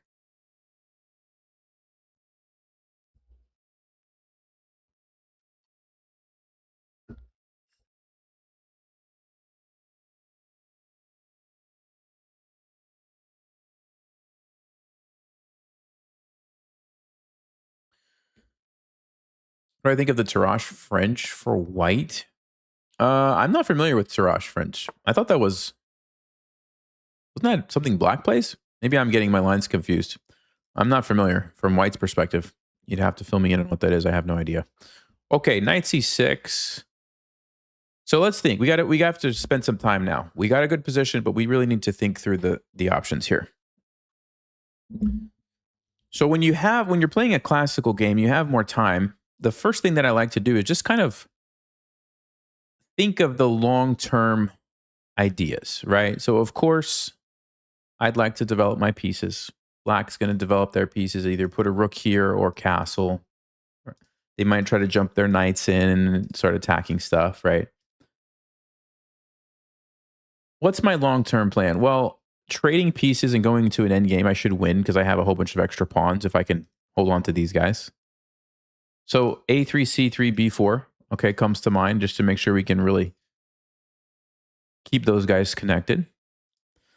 I like castling queenside because my king can guard some of these weak squares. Also puts a rook in the center.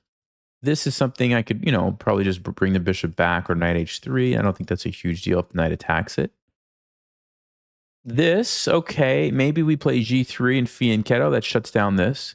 Also, I do want to push Harry at some point. So h4 is a move I'm keeping an eye on.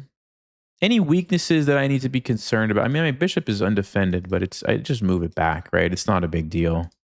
I don't think. Knight g4 here, d4. Actually, that is kind of annoying. Yeah, we have to be a little careful with that one. So maybe c3 makes a lot of sense because c3, if the bishop ever does go back, they won't be able to play d4. If they attack me straight away, we could try to defend, although that's a weakness. But yeah, putting the bishop here, and then at some point we could use that. So I don't know. C3 makes sense. Also, just developing the knight, just bringing that knight out, just control some nice central squares. That's important too. That also stops d4 if I need to play bishop e3. Okay, so I've kind of thought, in general terms of what's going on. Now I'm going to start looking at more specifics and coming up with a list of, okay, what are my potential moves that I'm ready to play right now?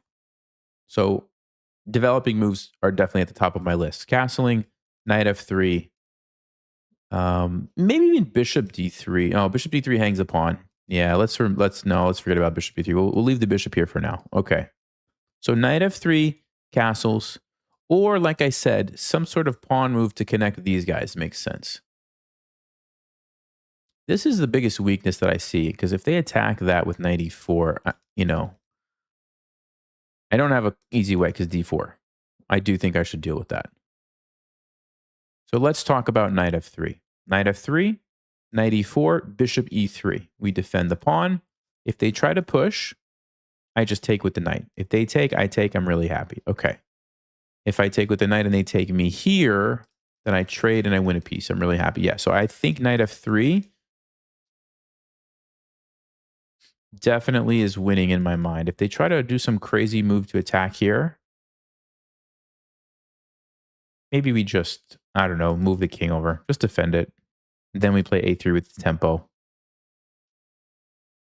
So here, king d1, let's just say. Oh, knight e4 is interesting, but no, we always have bishop e3. Yeah, we play bishop e3. We defend all the stuff.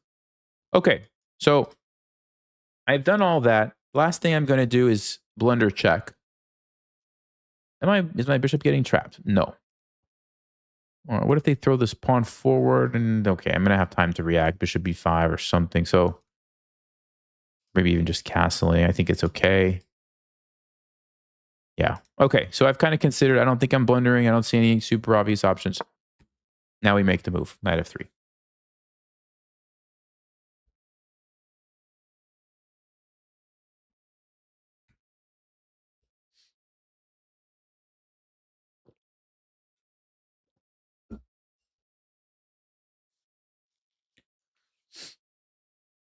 Long-term plan. Yeah. Use pawns, get 8 queens. Exactly. That's good. If you can keep your pawns alive the whole game, that's great. No, I mean clearly we surprised our opponent with the opening. That's why we got into such a great position. Okay. So yeah, I did analyze this line. I think I'm okay with losing castling rights just to kind of deal with this threat. Other option would be castling actually and sacrificing a pawn here. Then we play king b1. They go back. So we sacrifice a pawn, but now we've got our king in a great spot. We have our rook in the center and we can kind of keep attacking.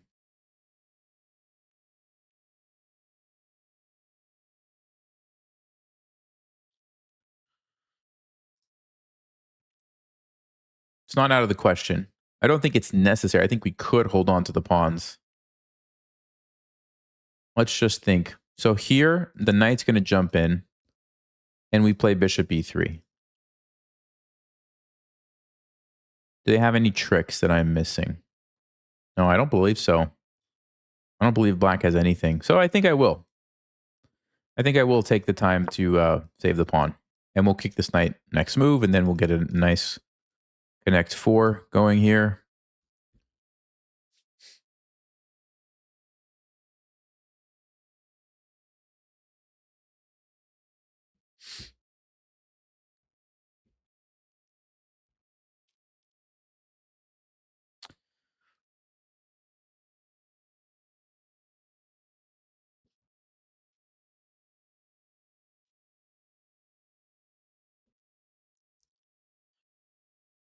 Knight d4 also defends my pawn. Yeah, that's an interesting move. I didn't consider it. Knight d4 gets tricky though, because after e5, I have to move. Now, maybe I could then counterattack and trade, so it might have worked. But, all right, so I'm going to play a3. So let's just do a blunder check. a3, his knight basically has to go back, and then we could probably play b4 and c3 and just really solidify everything here. Can also play c3. So, yeah, I actually need to decide which one's better. c3, b4. Huh.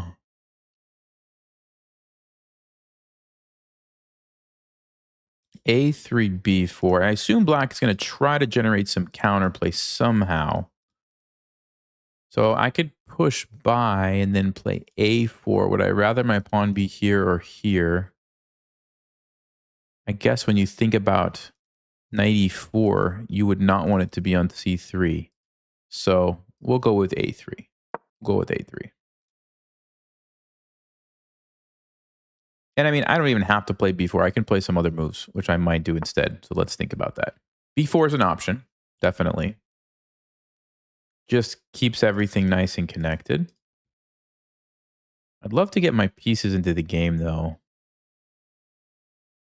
Also, just start putting the pressure with this h pawn. So maybe I play h4 here.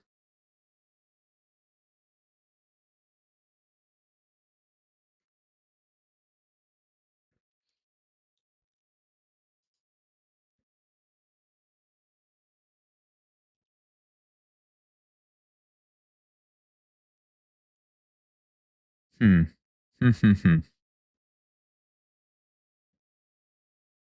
I don't know. Something about pushing these pawns, though, actually seems quite nice. Maybe we do that. All right, I am going to play b4. I like it. I like it. Let's go with b4.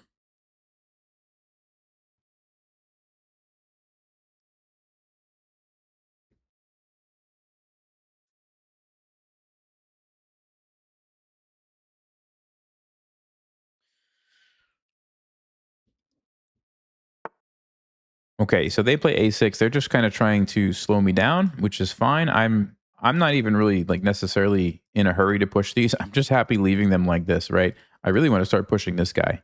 And I'm debating if I want to do that immediately or not.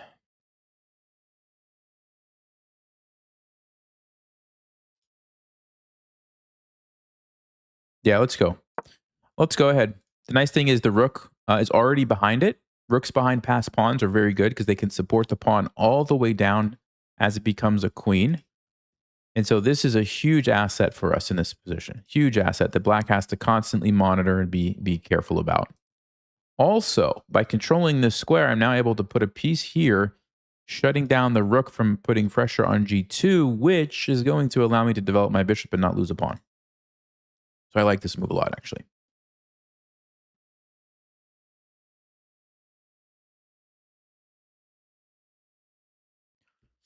Was g3 good to mobilize the... Yeah, g3 I also considered, but it's a little slower. I think this way we can put a piece here and it's kind of a little faster. Okay, so let's try to identify what's the idea behind our opponent's move. What do you guys think the idea is? Why would they move this pawn here? I think I see why. Well, I think there's two reasons. Reason number one, I think they're clearing the spot for the knight to jump here. That's one. The other reason, which is a bit more clever and you have to be careful, is I think they're setting up knight g4. And you guys remember my response in all those other positions was I wanted to play bishop e3. Guess what? Can't do that anymore. So this, I believe, is the primary threat. Knight to g4. Yeah, that's actually a pretty good move. That's actually a pretty annoying threat now that I think about it. So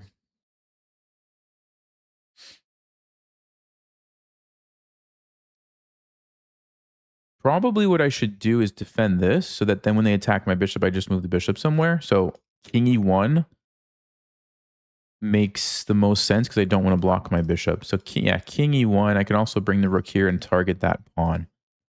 We needed the king here to defend this. That's no longer really a threat to us.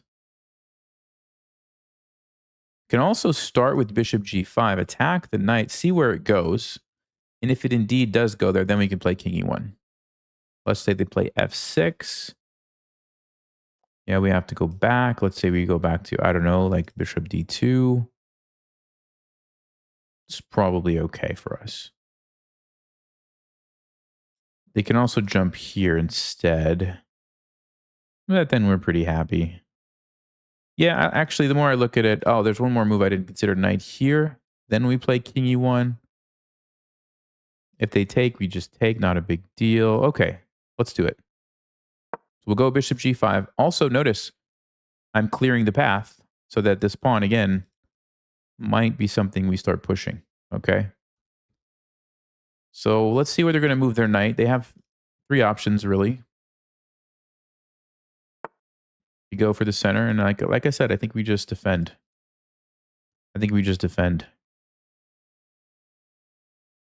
Yeah. Okay. Bishop d3 is looking like a nice follow-up move. And look at all the support that this little guy is going to get all the way down to h7. And then we can play bishop f6 and chase the rook away and get a queen, right? So that's a very clear and easy plan for us. And black's going to have a tough time stopping that, I think.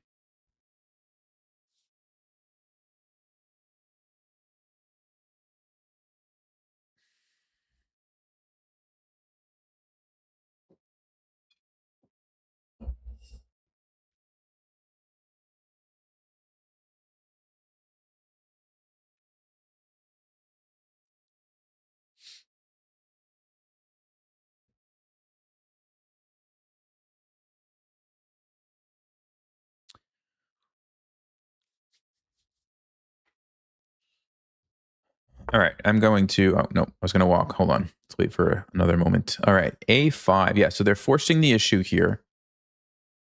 But I probably can just push. Ah, okay, so if I push, then that's their idea. That's their idea.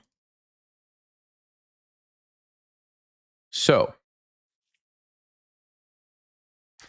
I think my most powerful move is probably just going to be to ignore it and play bishop d3, although then they can trade. Yeah, actually, that's interesting.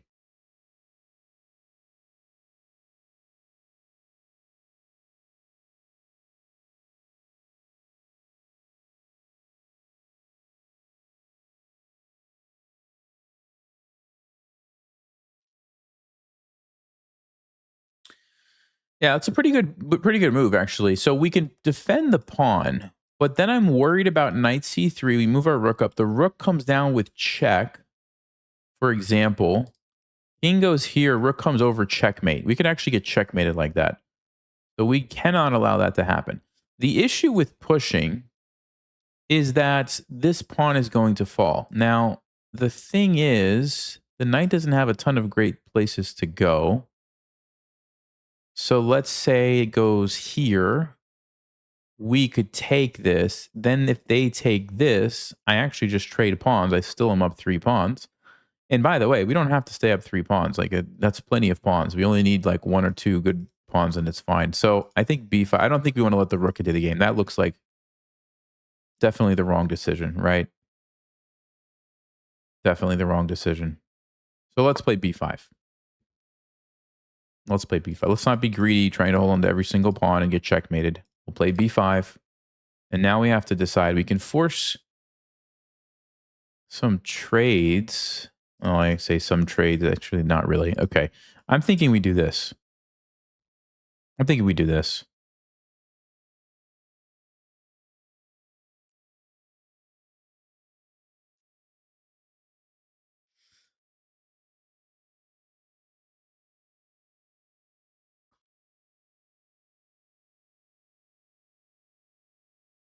Knight takes d4, knight takes c5. Alternatively, guys, I can play a4, which really locks down this knight. Yes, they could take that.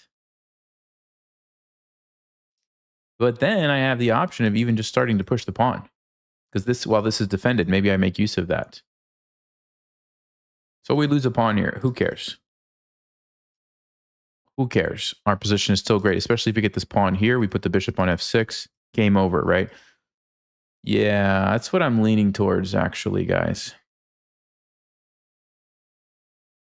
So let's just recap. A4 shuts down any pressure that black has here.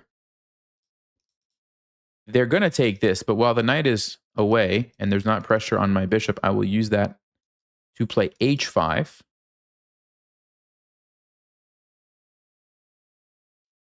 They could just go back, but then we play bishop f4, let's just say, and then I'm going to keep pushing, and I'm going to put my bishop on d3. Yeah, I think that's a good position. I guess the other question too is, do I even need to defend this? If I just attack, they go here. How quick does my h-pawn march down the board, right? Yeah, I don't know if it's quite fast enough to give up all my pawns. It's interesting. So bishop d3 takes h5. Let's say they take me, and I don't know, bishop or knight takes h6. Bishop takes. Yeah, I feel like I'm just a little bit too slow. So let's go ahead and play a4. Let's go ahead and play a4. Defend that.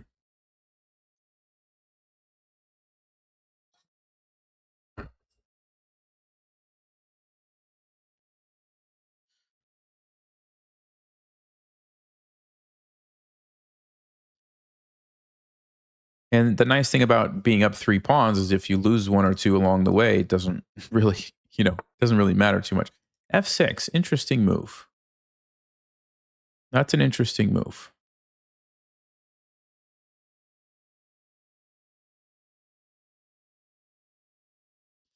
So yeah, something about that move.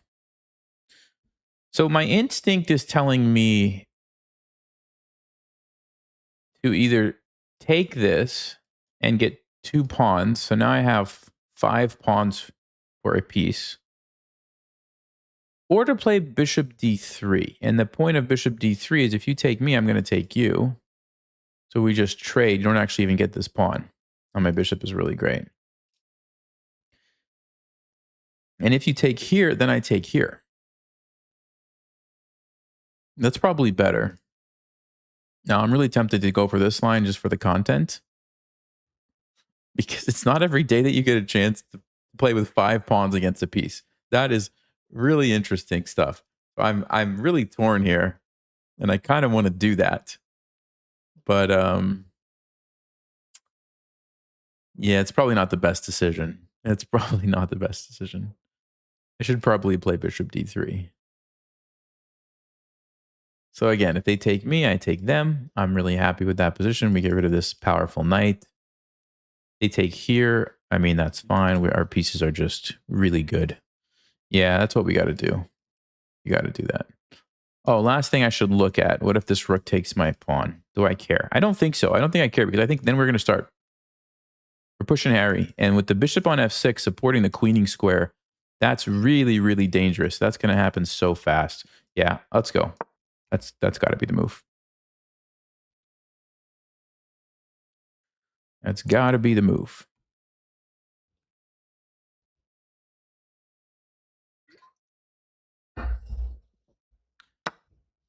Okay, so they take there, but like I said, now we get to do this. And all of a sudden, 1, 2, 3, 4. I have 4 moves, and it's not easy for black to stop that. Not at all.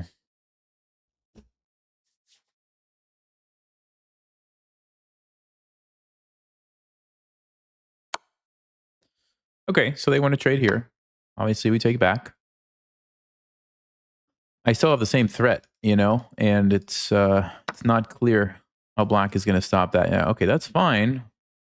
But so let's say I push. King moves. I take. Yeah, I have no idea how they're going to actually stop this pawn.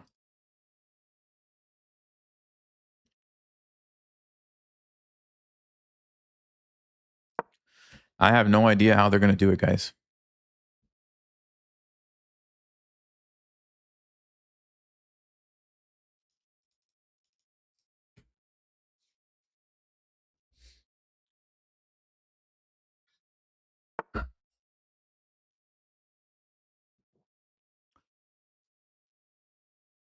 Well, let's grab the pawn. Puts pressure on their awkward knight. I had to move it anyway. This bishop is a monster now. Look at this. This bishop is like best bishop I've ever seen in my life.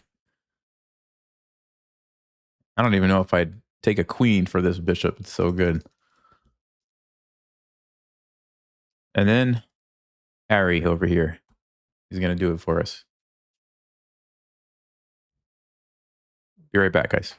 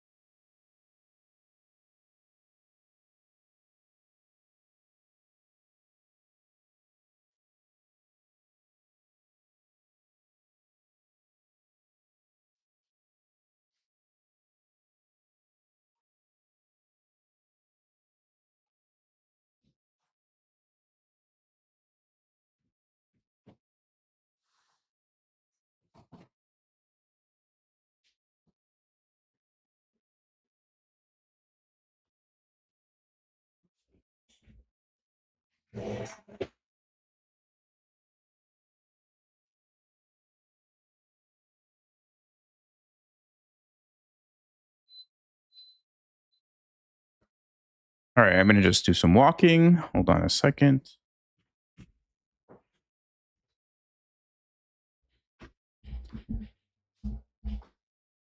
Hold on. It's not centered. Wait 1 second. It's just the worst. You get it all set up and it's just slightly off to the right. Okay. King G8. So they're trying to put the king here. Okay. So H6 king here. Knight G5. Not just yet.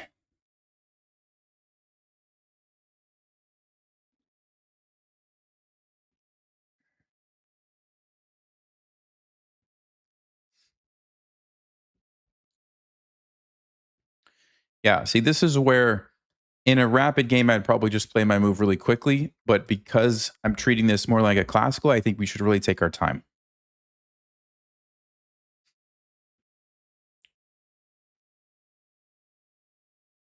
So, couple of things. First of all, the rook is almost trapped. The rook is almost trapped. No, no, no, yes, no, no, no. So I'm almost wondering, can I play rook h4 and king here and trap the rook? So let's check. Rook here, king h7, king f1. Now they have a spot on g8. So not quite. Okay. The other thing I could do is play king e2 and bring this rook here, getting control of the file. So king e2, king h7 here, but then they bring their rook. No, they can't bring their rook because they're knight. Now I could trade that knight and sort of take their rook out of the game, but the rook is basically already out of the game because if they move the rook, they lose a piece, right? You guys see that? And if they play knight c8, they also block the rook. So I think I'm just going to leave that the way that it is.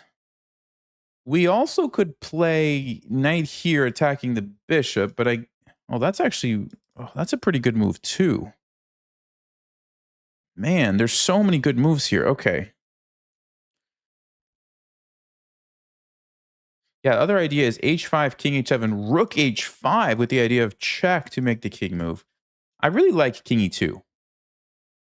Just getting ready to bring the other rook in. Oh, there's another idea. Rook c1 down to c7 also is actually a great way to meet king h7 because we just pin the bishop. Wow, rook c1 might even be my favorite now that I'm looking at it. Phew. Yeah, okay. Let's go rook c1. That's actually a really annoying move for black. How do they deal with that? Because once my rook lands on c7, then I'm still threatening to push and win. Let's go with rook c1. That's a really great move, I think. Okay.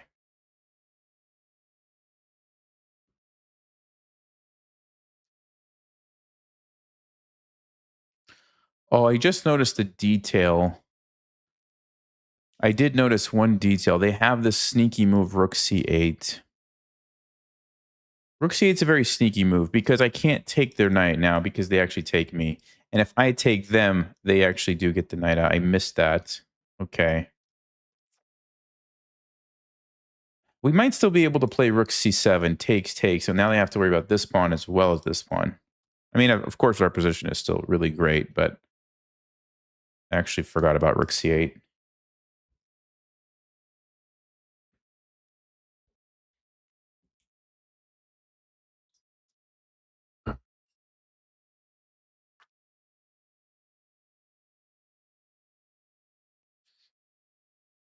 I have 95 was really good too. King e2 was, I mean, I think we have like 7 winning moves.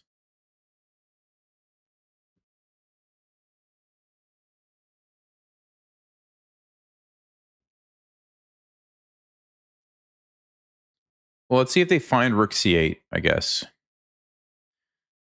If they find rook c8, I'll probably trade it. Assuming they're going to take with the knight. Knight e5 to attack the bishop. Let's say they play rook g7.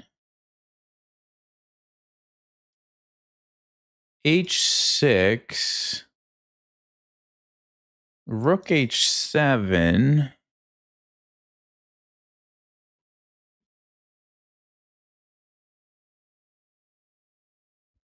Check.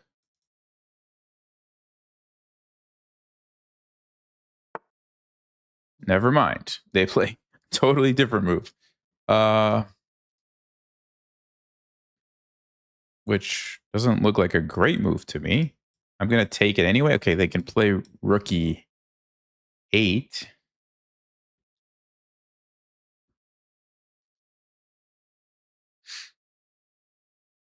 Okay, but then I have king f1. I have king f1.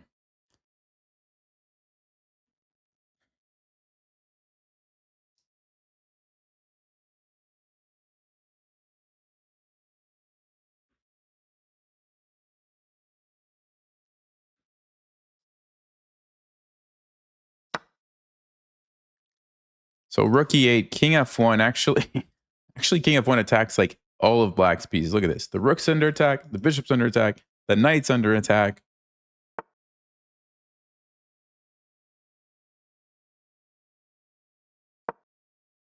I mean, this is got to be awful for black here. What do I want to take? Wow. What do I want to take?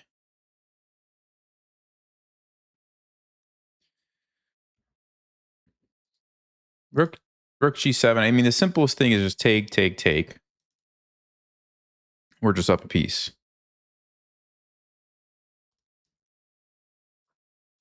I kind of want to play rook c7 and just keep piling it on. Maybe h6 also to force the rook and then throw in this check. If the king moves here, check here. Then rook c7. I mean, I don't know. There's so many good lines. It's actually difficult sometimes when there's so many good lines.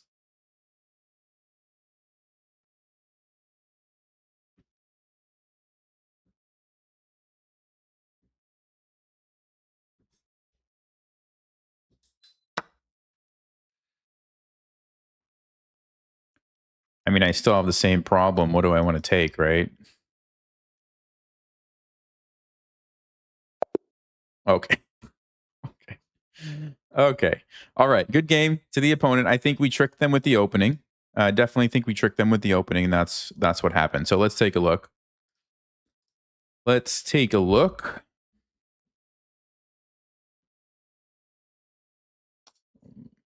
Game review is having a moment here. There we go. There it is. We're back.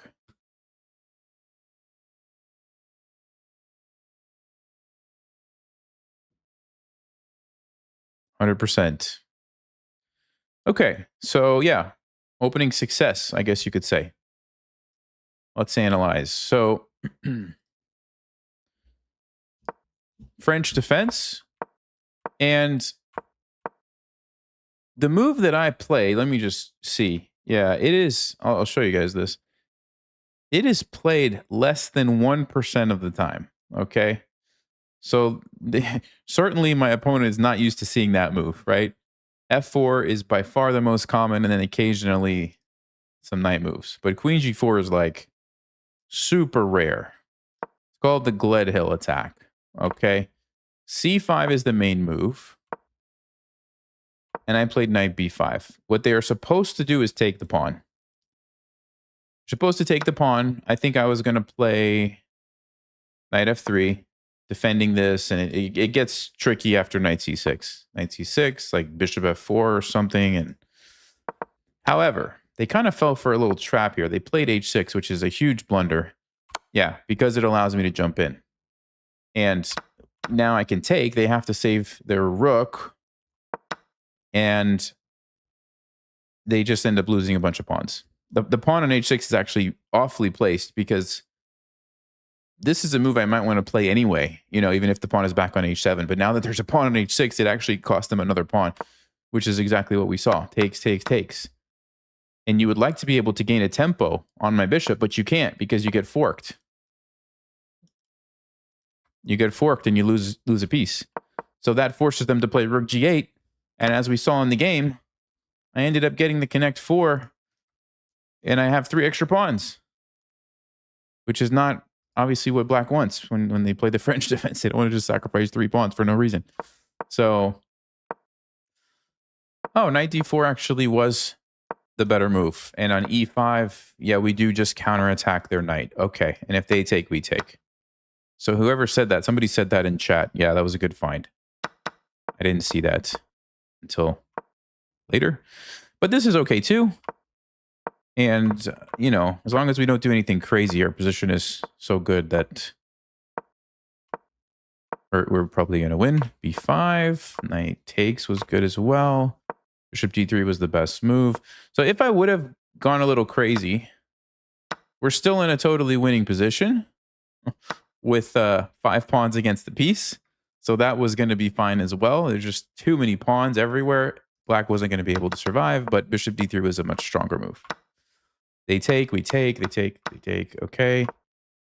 Yeah, everything is winning. This was fine. This was fine. Doesn't really matter. Every move is winning. So, cool. All right. Let's try that again.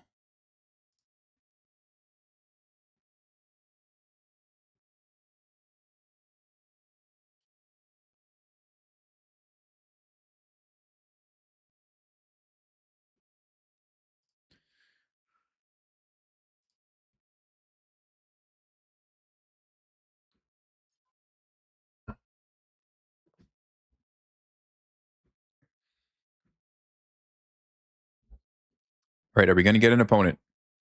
Are we going to get an opponent?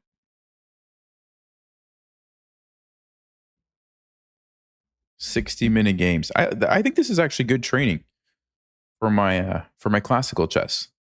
I get to really think through and try to get everything just right, which is what you have to do in classical. So,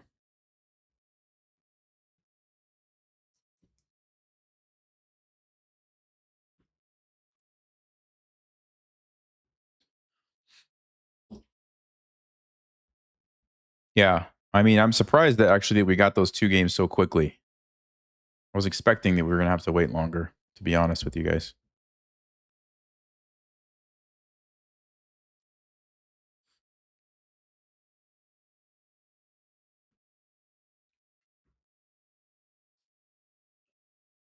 All right. We do have an opponent here, 2200. Apparently, we've played them before. Okay. Oh, what? What? Aborted. Come on, man. Come on.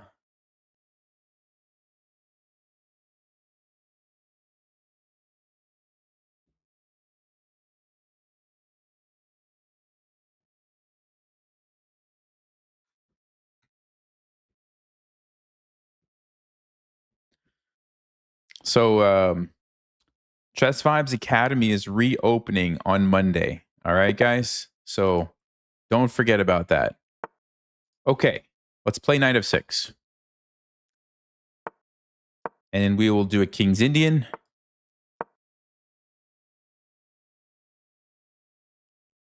Assuming they play E4. I'd be surprised if they don't.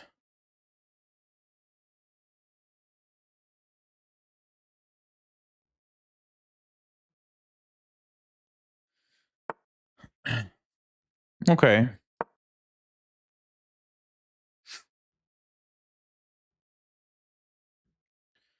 So this is the King's Indian setup. And usually white puts the pawn on E4. Let's see if they're going to do that or not. The fact that they're spending so much time makes me think they might not. Which would definitely... Okay, they do. All right. So we're going to castle.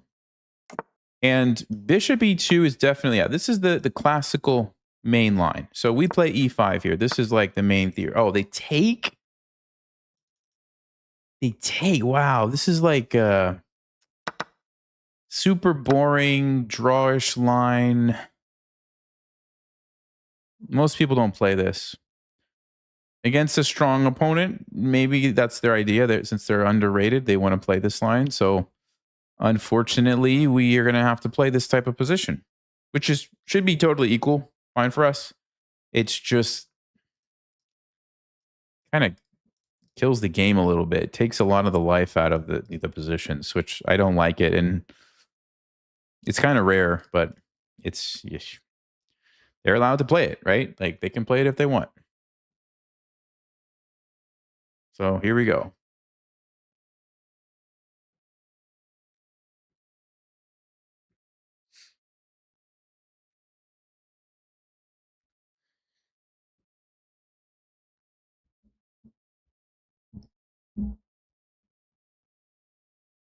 Yes, I'm on a treadmill right now. So the point of this is bishop g5, and they pin your knight. They threaten knight d5. And I'm pretty sure we're supposed to just sidestep the pin, defend our pawn. And I'm going to have to try to remember what to do here.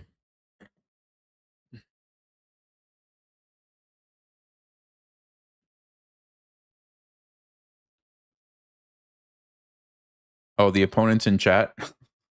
Okay. All right. Well, good luck. Yeah,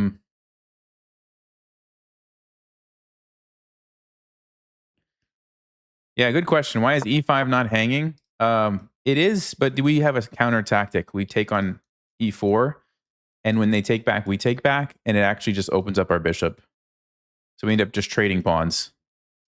That's why. It's a very common King's Indian idea that the pawn on e5 is not actually a free pawn because you take and you take back. It's a good question, though.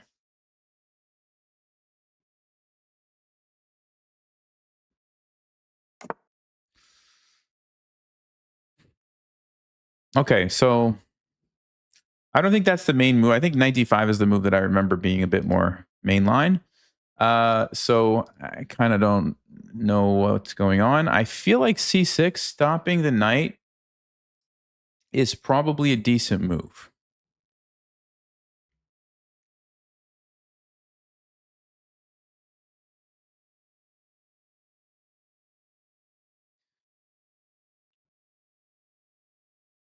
Yeah, because if you don't do that, this might be super annoying.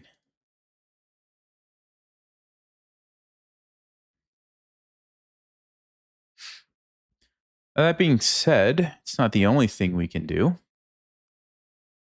We could play h6, trade this knight d5, and put the bishop on d8. This does give up the d6 square, so I'm wondering what happens if they play rook d6. Do I like that position or not?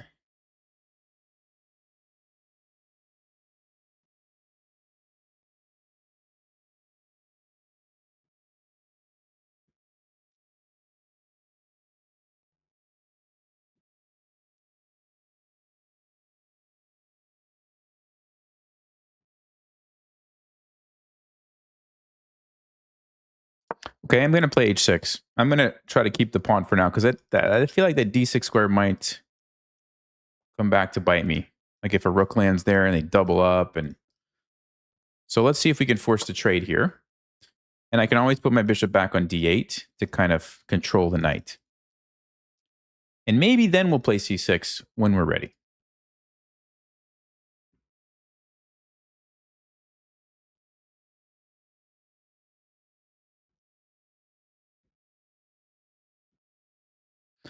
But I'm out of my book here. I don't know.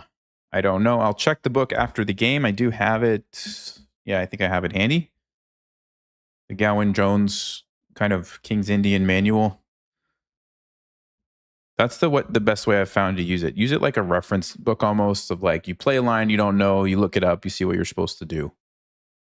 Which you can almost do the same thing with Stockfish, but sometimes Stockfish will choose lines that you wouldn't really want to play as a human, whereas the book is kind of like made for people to read, you know. So I like it better.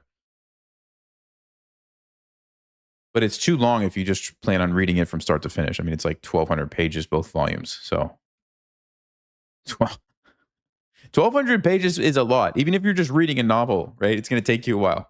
But then can you imagine reading 1,200 pages of chess theory that you have to try to remember and understand? I mean, it's way too much, right? It's way too much. At least for me. I'm not like those super GMs who can memorize all that stuff. Maybe when I was a kid, I would have done it, but now, no way.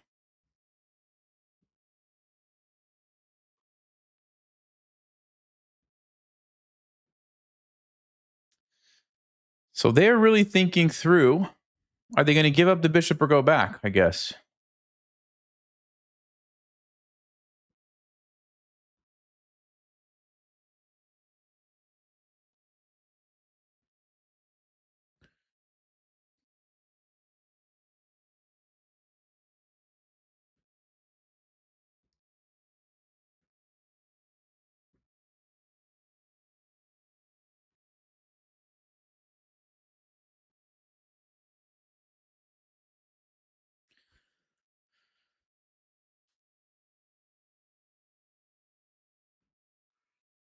Yeah, it's too bad. I really hate this line as a King's Indian player because it just makes for a boring game. It just makes for such a boring game, to be honest with you.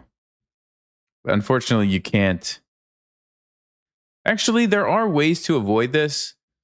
But you have to play like a particular line. So, for example, in this position, you have to play like knight bd7 and then e5, which, okay, you avoid the exchange variation because now they can't trade queens.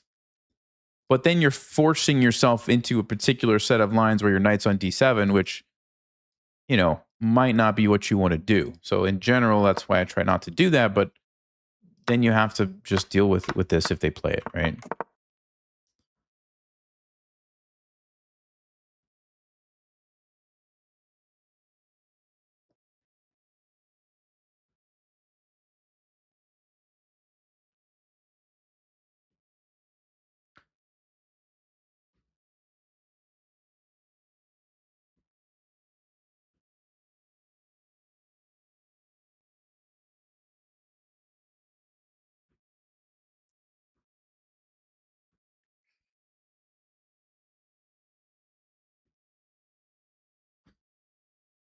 Okay, so they're really having a think here.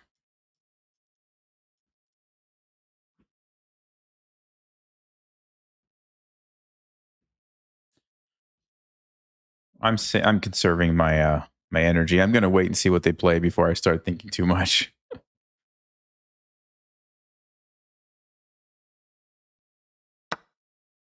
Okay, obviously we take back. Okay, this is the only move because I was forked. If I defend the bishop, I get forked here. If I defend this, I lose a bishop and lose the game. So this is clearly the only move.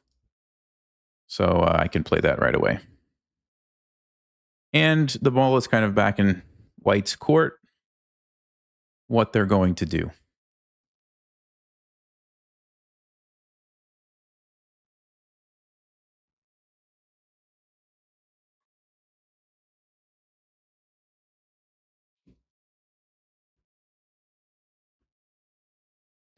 I'm just going to walk 1 mile, I think, and then stop. Well, it might take forever because I'm walking super slowly. Okay. So now I can think a little bit. C6 is a move. Traces the knight away. I kind of like it. But also could just play knight c6, eyeing this square. Now, I guess they're going to reroute their knight over here or something. That's a bit of a strange move. Maybe they want to play f4. I don't exactly know. If I do this, my knight obviously can't get there. However, the knight is so powerful that I kind of feel like, why not? Why not just go ahead and get it out of there?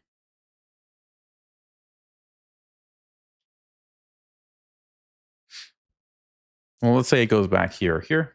Probably e3, I would guess. How am I going to develop my pieces? Because they're going to play something like this. What am I going to do?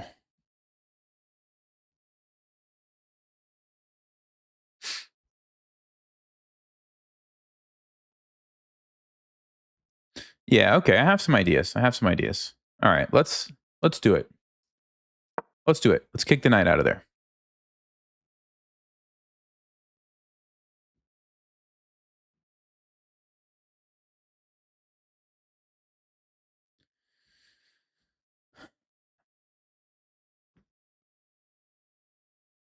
I think my first priority is going to be to get this knight somewhere. So I see a couple of options.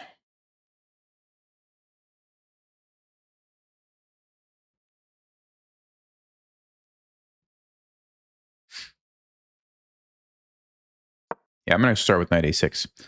Basically, giving myself lots of options for where this knight can go. And of course, they're not able to do this, or I'll just take the pawn. The bishop probably is going here. I mean, there's not a lot of options for that guy. This bishop, who knows? Maybe we come over here. Maybe we come this way. We'll see. So yeah, basically just kind of like trying to be as flexible as possible as I kind of wait and see what White's configuration is going to be. And then I'm going to react based on the weaknesses that I think they're creating. Okay. And of course, I would love to get a rook on the file to fight for control of that. That'll happen eventually.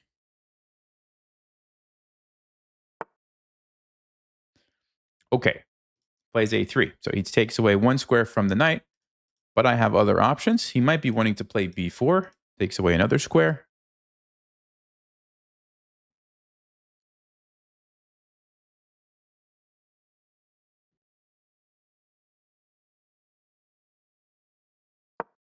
Yeah, I'm okay with this. I'm going to play knight c5. If they want to play b4, that's fine. Keep in mind their king is here. And even though we don't have queens on the board, they could still run into some issues. Okay, king c2.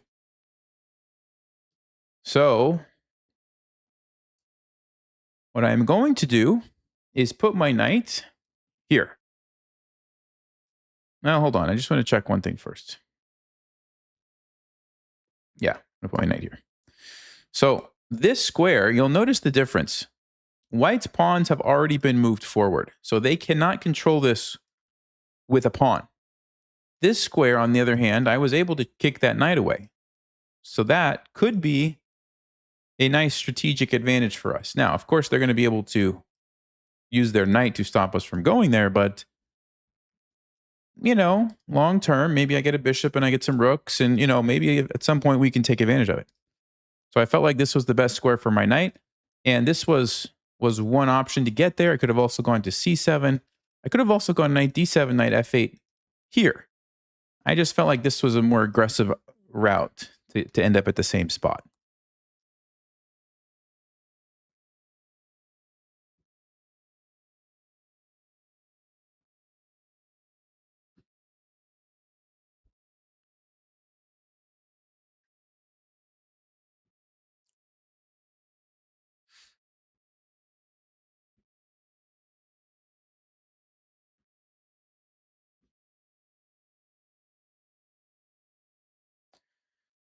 So, I mean, they're definitely going to play knight b3 or knight f3. It's just a question of which one, right? It's just, okay, so it's knight b3. All right.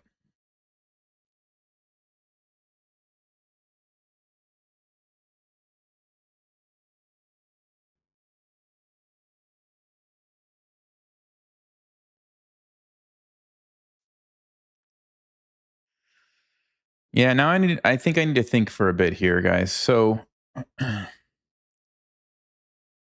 bishop b6 attacks a pawn. Let's say they move it. We could jump in. If they take, I take. That's a pretty nice looking bishop. Can also just go to c7,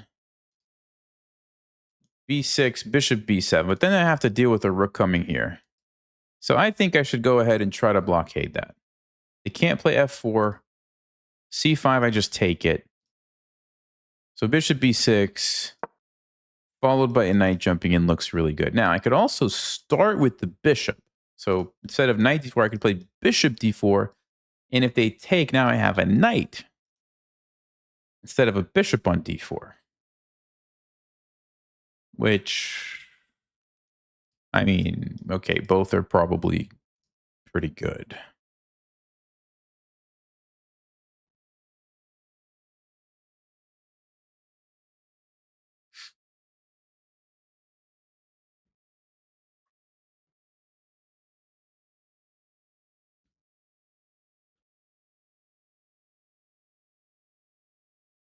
Any other twist in the upcoming tournament video? There might be. I'm not going to spoil it. You have to watch the video. I'm not going to spoil it.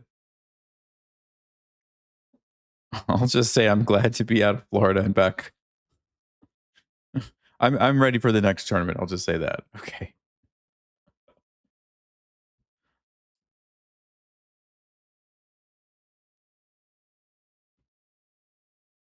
It feels like I've been walking forever, and I'm looking down. It just says 0.4 miles. Like, am I walking that slowly? Man. Okay. I have to keep it really slow. I can't move the mouse very well and explain and think too much if I'm walking real fast.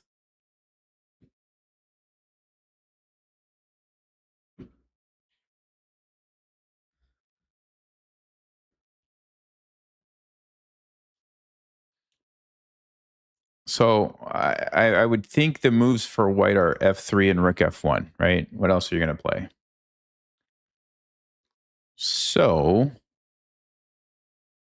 regardless, I don't think that really changes our plan. We're going to get a nice, beautiful piece on d4, and we're going to be pretty happy. Yeah.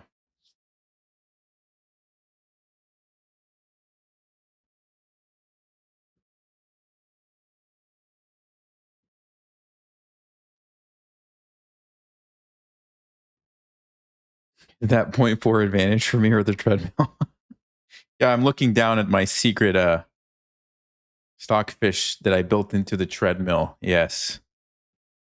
That's what all the cool kids are doing. Rice cooking is a thing of the past. Now we use treadmills. There you go.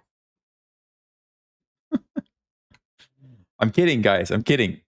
It's Miles, obviously. I have to say that because somebody's going to be like, see, I knew it. He's cheating. Still at 0.4, by the way.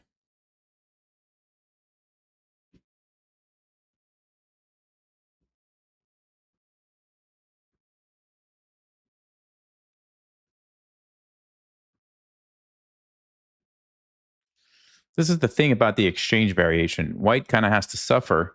You don't even get an outpost like I have. And yet, it's like you don't even get an advantage out of the open. You just get an equal position. So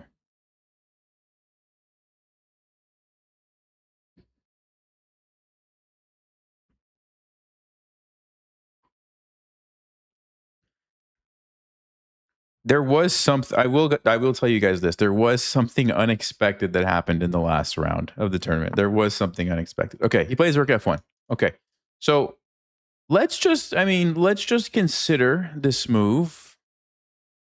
It's probably not any good because I'm not going to give up that knight. I don't think. I don't want to go here. Yeah, I'm still going to play this, I think, but it's worth just considering. So we go. He has to take us. We take back. Actually, wait a second. I could even take here and win a pawn. Whoa, whoa, whoa. Because he didn't play F3. Okay, we're definitely playing this move. Now I can decide which way to take. Okay. So the whole time I was going to take with the bishop, but now that I'm looking at it, if we take with the pawn, the knight has to move. And this is undefended. If it attacks my bishop, I take this. I'm threatening check. You can't even take me. Maybe you can, but regardless, I just take back. You still have to deal with this. Let's say bishop F3. We move, and yeah, we have time to defend our pawn. I think they blundered, actually, this.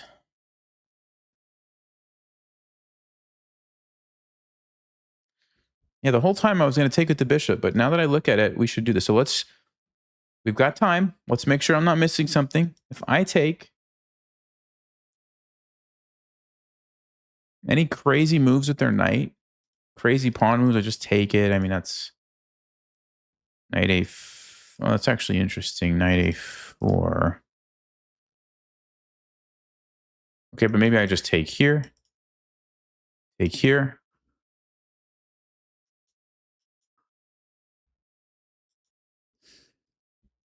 Still winning a pawn, right? Yeah, I'm still winning a pawn.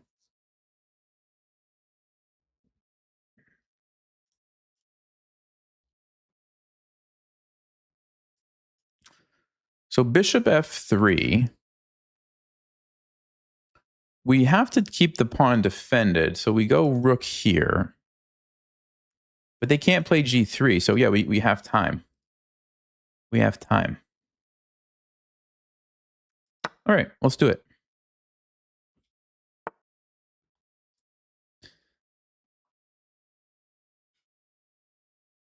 Oh, he does have c5. Hold on, guys. Hold on. Because I do have other options. I can also play c5 and have a pretty nice position with the protected pass pawn. So I do need to calculate this.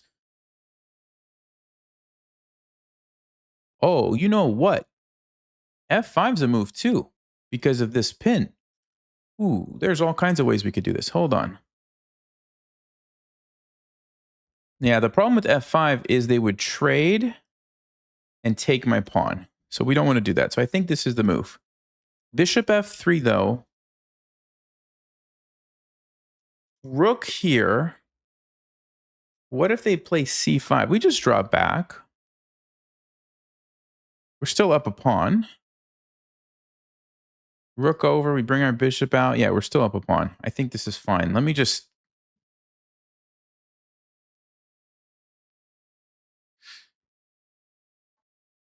Yeah, I think it's fine. I don't see anything wrong with this. Okay.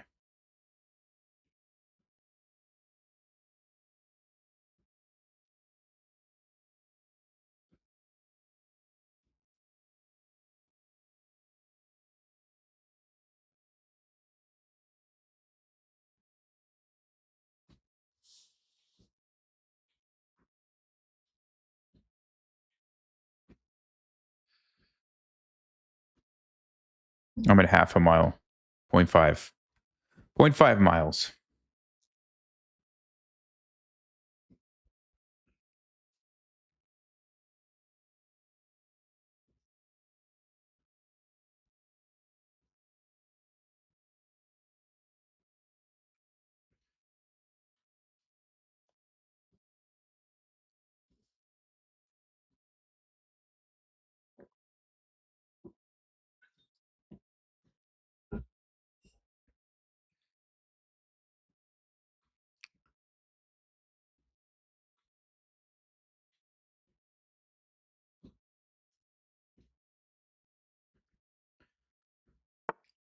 Okay, so yeah, this is the line that we were looking at. I think we just go here. It's kind of the only move that I want to play, really. Maybe bishop f5 is worth looking at because check. Somehow I mean, no, I don't want to do that. Let's go here. It's a little bit awkward, but we have the pressure on the bishop, so I think it's okay, and it should give us time to play something like check and get a rook here, and just keep our pawn up, basically.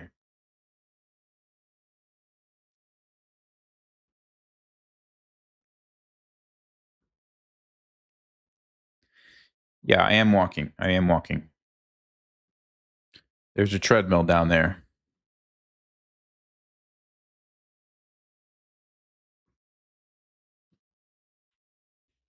Still at 0.5 miles. I'm walking really slowly.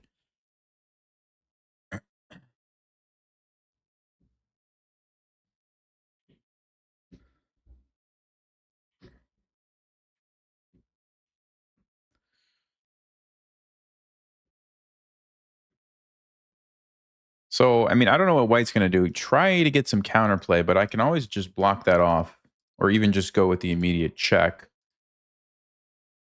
And I think I'm fine. Have I ever considered playing variants of chess and record it just for fun? Yeah, I've played some variants in the past. I used to do it more. I don't do it too often anymore because I realized people get upset when they subscribe for like one type of video and then you do another type of video. And so I mostly try to be instructive and teach and help people improve. That's the main type of content. So variants were kind of just a different, you know, niche within a niche kind of, and it's just messes up the algorithm and people don't watch the videos and it gets all confused as to, well, who should I show this video to? So that's why I kind of stopped.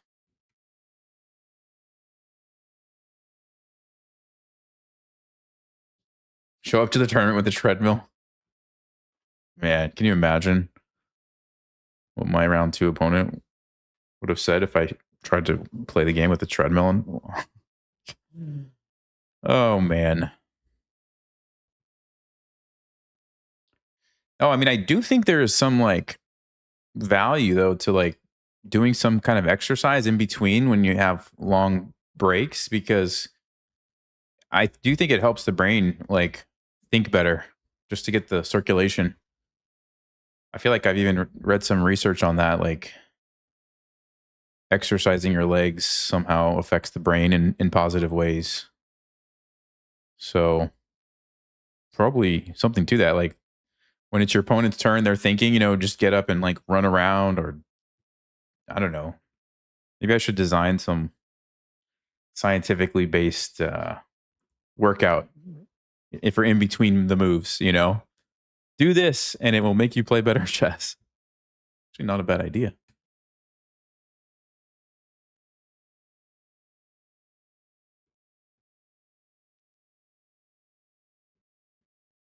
Thoughts on a tournament for the new Chess Fives Academy? Oh, that's a good idea. Yeah, we could probably do another tournament.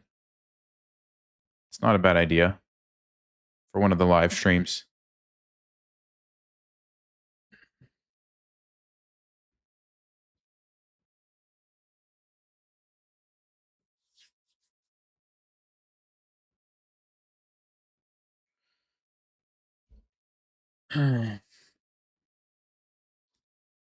Okay, so what should our strategy be? I mean, definitely ultra mega priority is get this bishop out, right? So I'm seeing two really good looking options here or here. And then the rook. I would love to also play c5 if I can get it in to support this pass pawn and really make sure we don't lose that guy because that's like our most valuable asset at the moment. Might be tough to do if white tries to do something like this. But the thing about b4 c5 is then I'm going to launch the attack with this bishop, maybe even push, maybe we sneak in. I don't know if they're going to have time for that. Also, it might get, I mean, let's just say they do that. We could also like Okay, they do. We can also potentially swing the bishop over here, right? So we have lots of options. Okay. Definitely feel like I should go check. Um, it's not the only move, but feels like the move I should play. I'm going to go with my instinct on this one. This is just such an easy, like, you know a move like this is probably not going to be a blunder, right? Because it's a check. It's a developing move. You can make an argument I'm trapping my rook here, but I'm seeing that I have an out. But that's kind of the only issue that I'm seeing is maybe G3 traps my rook. So that's something to keep an eye on. Okay.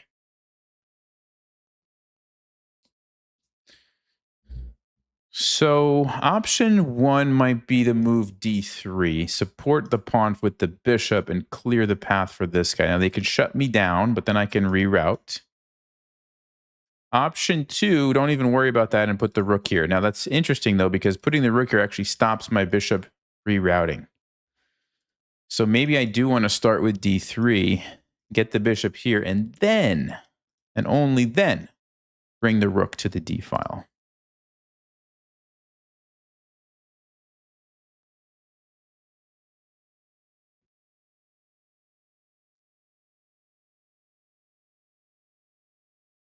Yeah, the other thing that I like about D3 is it gives my rook a place to go. So I don't have to worry about the rook getting trapped. I mean, right now they can't do it anyway, but you know, maybe they defend that somehow. Actually, it's not easy for them. So maybe I don't have to worry about it. But I like that it gives my rook an option. So I really like D3. Now, the pawn does become harder to defend. That is something I will say.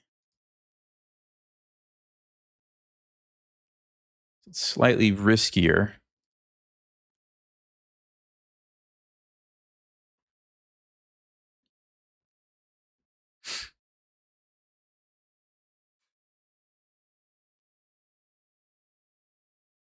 No, I think I like it though. I think I like it. I think I like it. Okay. Let's go. Let's go with D3.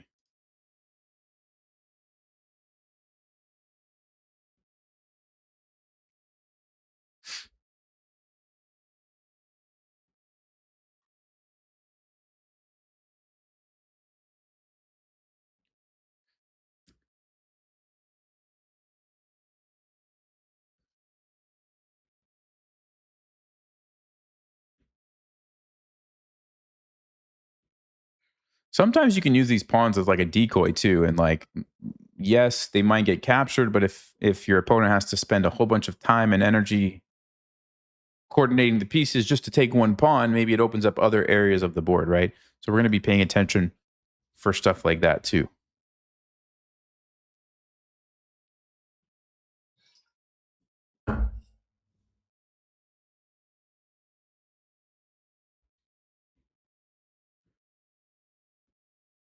Okay, we're at 0.7 miles. I'm going to call it here.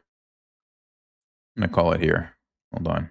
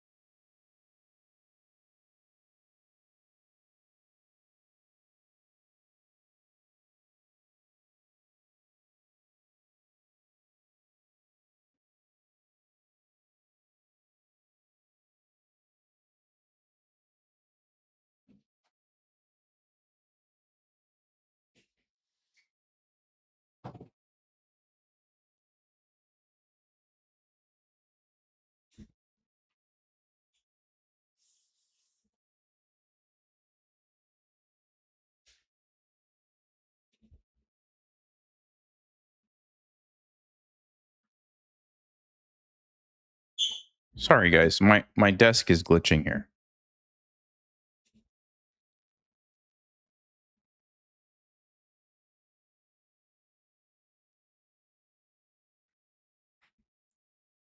I have okay, there we go. I have preset buttons where it preset heights, and if you press the button and it goes to the height, but sometimes it freaks out and doesn't go where it's supposed to, and that's what it was doing. I don't know why. Okay.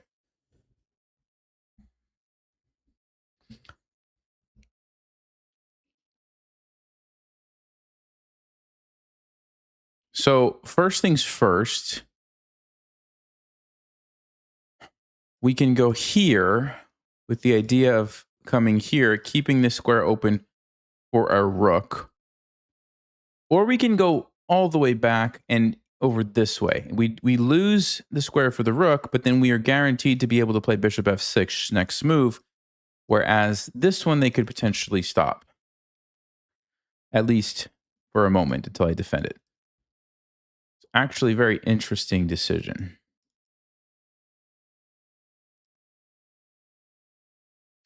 How bad do I want to check next move versus putting a rook here? I don't think we want this because if their rook comes here, that's annoying. I think we want the bishop here. It actually controls the 7th rank, and we're guaranteed to be able to get it on this diagonal. And then we can do this next. So I'm pretty sure bishop d8 is the move. Let's just think. Does white have any sneaky tries? No, they don't have a great position. Let's do it. Let's do it. You can't stop me now from going bishop f6 check.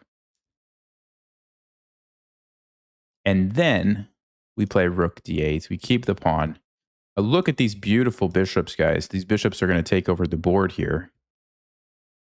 Meanwhile, white's bishop is not doing a ton. Not to mention the rooks are not really great either. Yeah, all of white's pieces look kind of awkward. I think we're doing great after bishop f6. Sorry, bishop f6.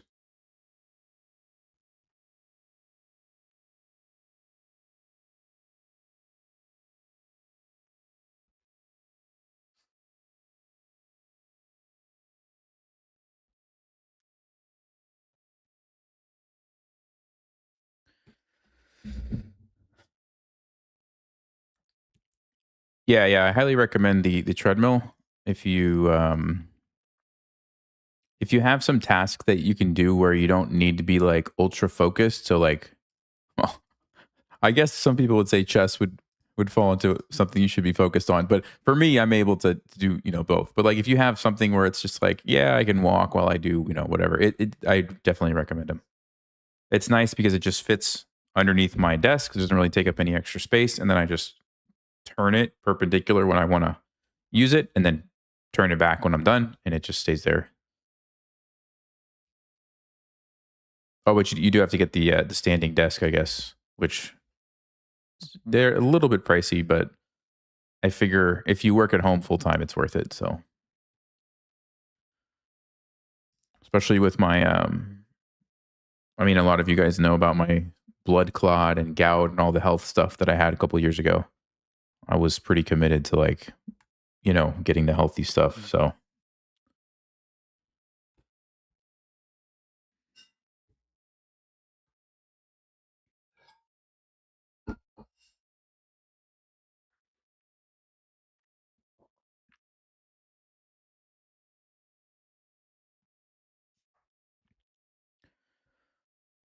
got to mention the mating. Yeah, that's a good point. You make a good point. There is a checkmate idea there. I don't expect our opponent's going to fall for that, and it's such a long time control game. I'm pretty sure if we go here, they're going to play something like knight c3 or. But yeah, that's a good point. They have to be careful. It's a very good point.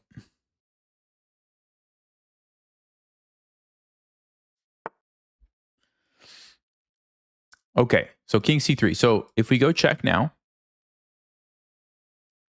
definitely they're going to be going here. Oh, I mean, we have so many good moves. Yeah, we have so many good moves in this position.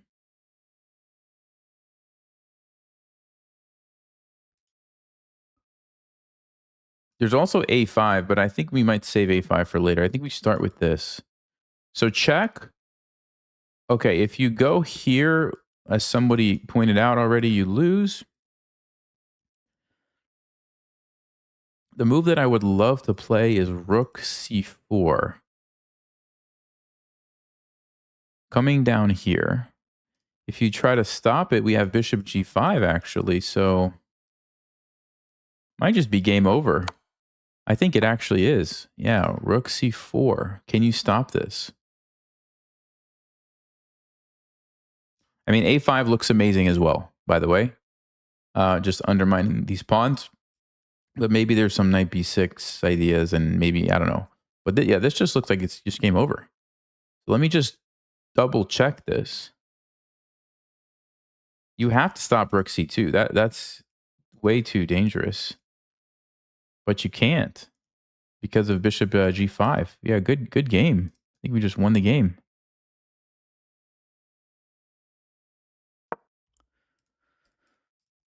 Okay, there you go. They'll probably resign now. I'm guesstimating.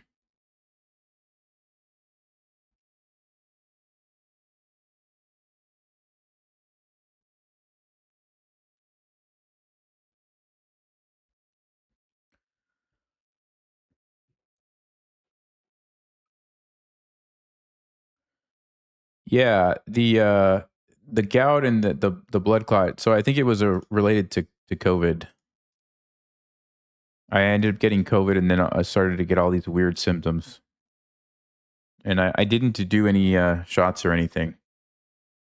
I just got it from we took a trip, and I came back and I was sick. And then right after that, I like stepped off. We have a trampoline outside. I stepped off the trampoline, and I just sort of tweaked my ankle, just like a tiny little tweak. It wasn't even like a full ankle twist.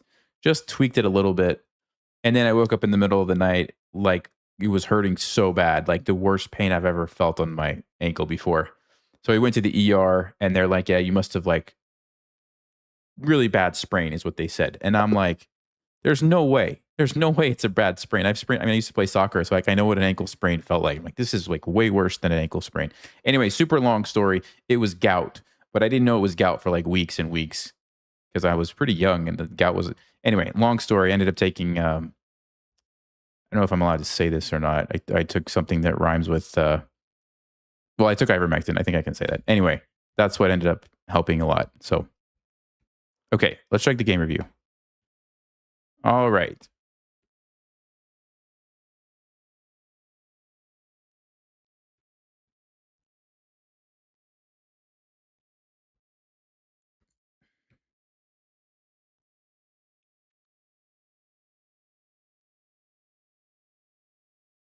Whoa. Whoa, whoa, whoa. 98.8 while walking on the treadmill. You see what I told you guys? There's something about that. Exercising while you play. Uh-huh. Uh-huh. Wow. Okie dokie. So they traded. They went here. They castled long, which actually, let me see the database.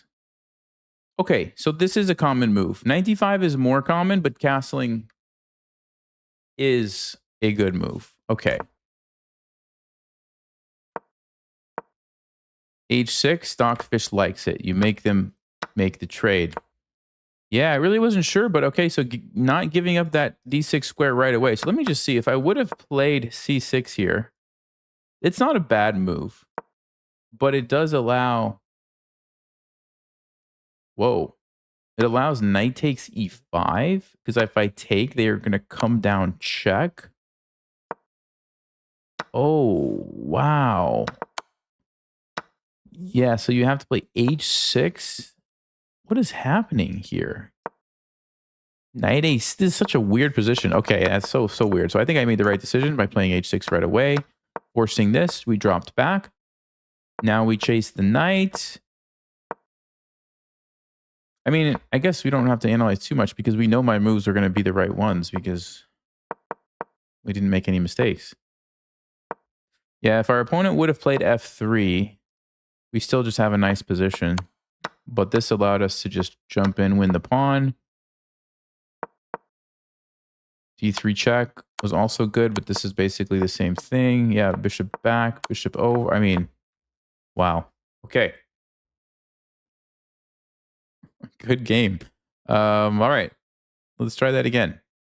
King's Indian, strong opening there.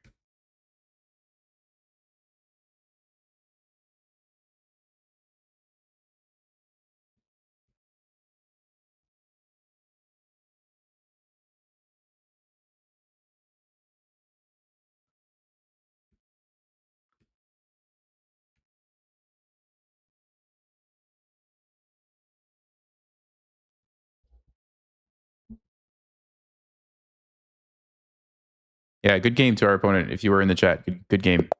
Thanks for playing. All right.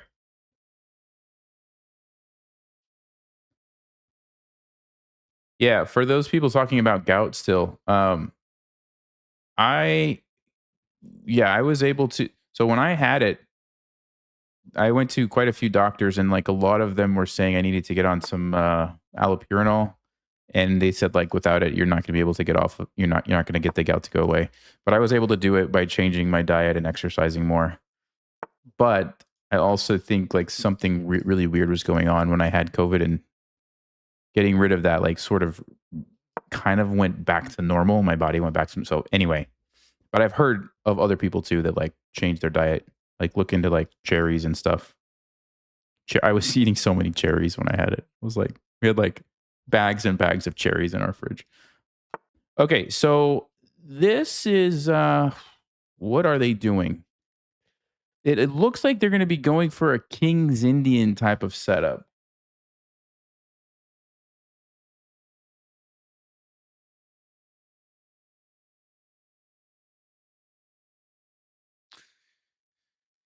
Should I play bishop c5? Let's think about this.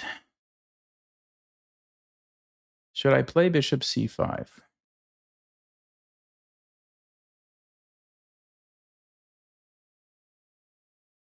I have to like come up with the setup that I'm comfortable enough playing against this, and I'm not sure what that should be.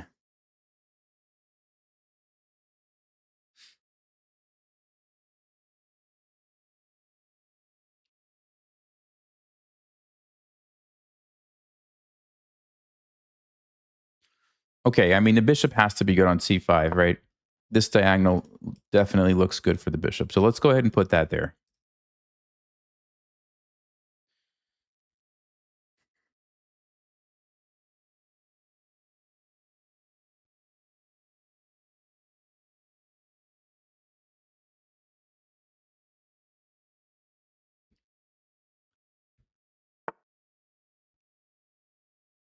Okay, so we can try to attack on f2, but they have knight h3.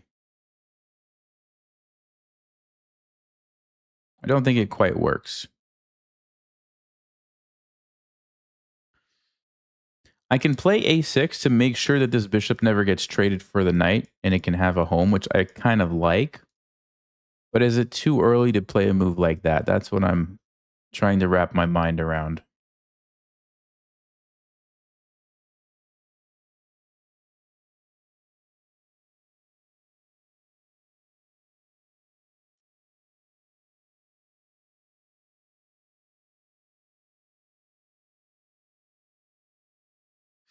Yeah, I'm going to play I'm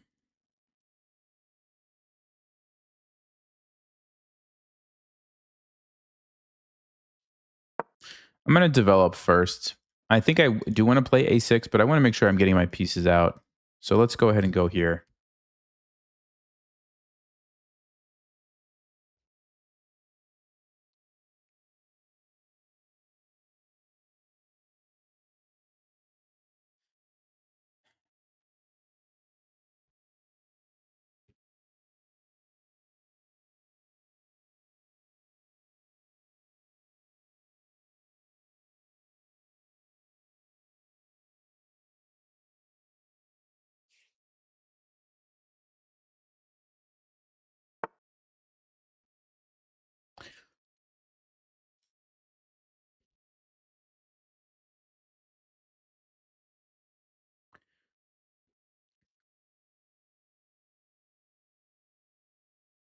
Okay.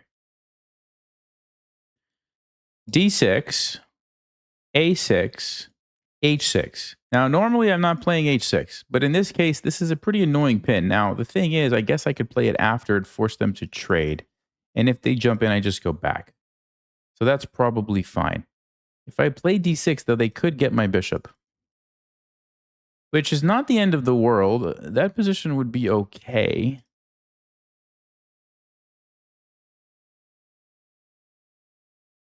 Yeah, it's not the end of the world. Actually, I don't mind the dynamic there. So let's play D6. If they want to do that, fine. I'll let them take the bishop. And then I'll have all my pawns on dark squares, which kind of limits what this bishop can do. Okay, so they decide to go here instead.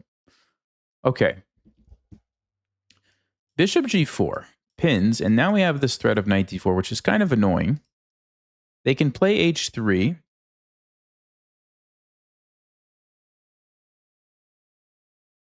Then I can drop back, but then there's this move. So maybe I play H6 now.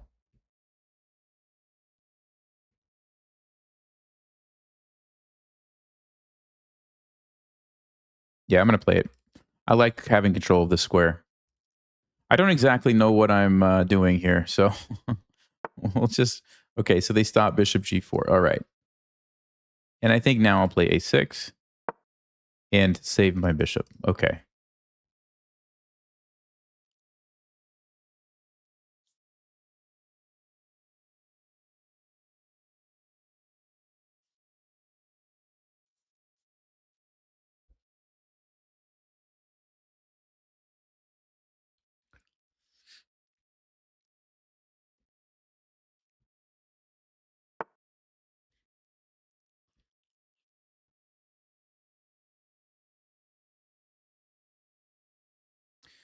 Okay. I don't know what that move is for. Maybe they want to play here and do something like this. Bishop E6 is a good square for the bishop as long as we don't get forked. That's not a real risk because they can't easily play D4 right now. If they ever did, I could just take it. So I think bishop E6 is a safe move. And I can play queen D7 next, creating the battery here, which actually prevents white from castling because then we would take their pawn.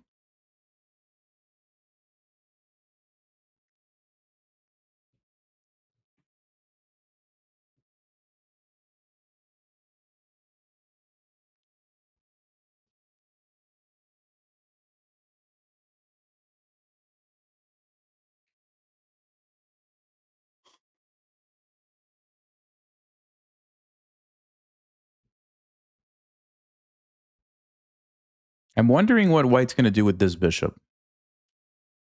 Option one is they go here, but it allows me to trade and they have a big weakness on G3. The other thing is they go with something like this and put it over here, which I'm not sure how good the bishop is over there, but okay, that's an option.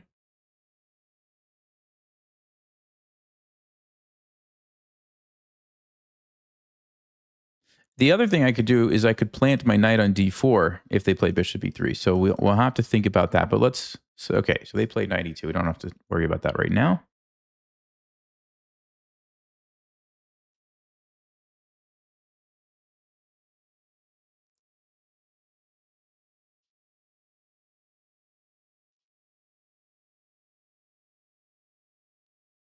So they probably want to do something like c3 and d4.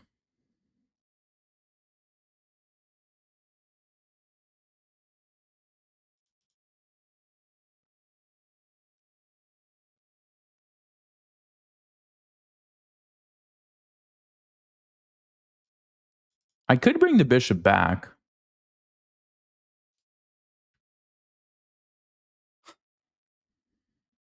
Just so that we're basically anticipating this d4 push. But is that more valuable than queen d7? I don't know if it is. I kind of like queen d7 stopping them from castling.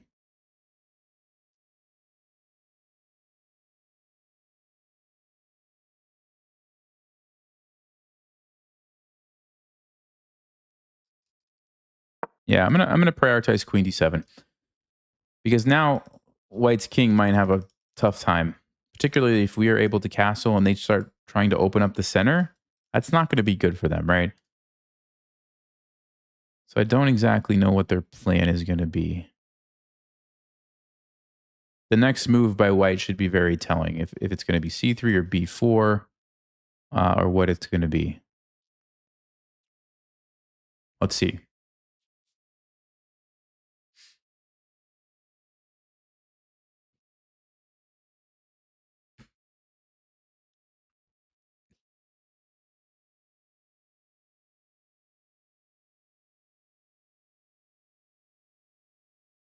This is called the Gleck variation. Interesting.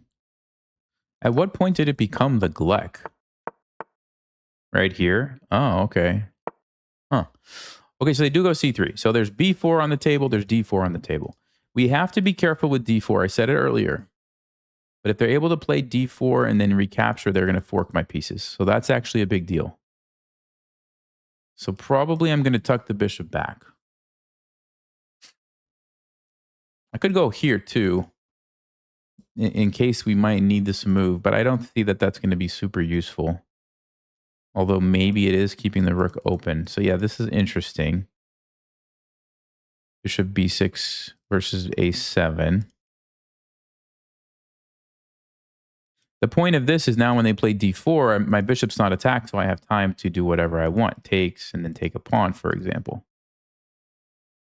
If they go here and here, we might actually lose more time. I'm going to go all the way back. I'm going to go all the way back.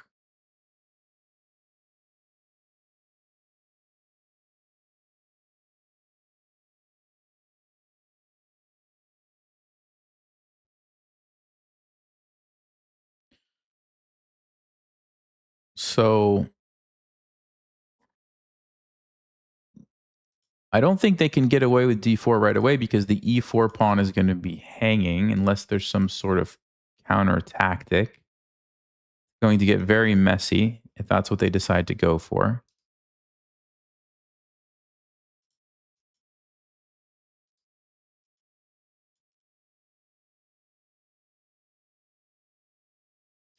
Actually, you know what? They could still do it because there would still be a fork there. Yeah. Okay. This one, I think I'm going to take it and create this weakness.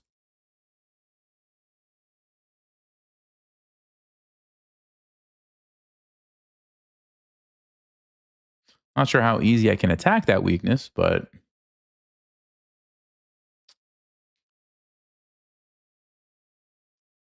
okay, let's go ahead and do it. Yeah, these squares look pretty weak. Now, they are going to have some big clump of pawns in the center, but I don't think that's a huge deal.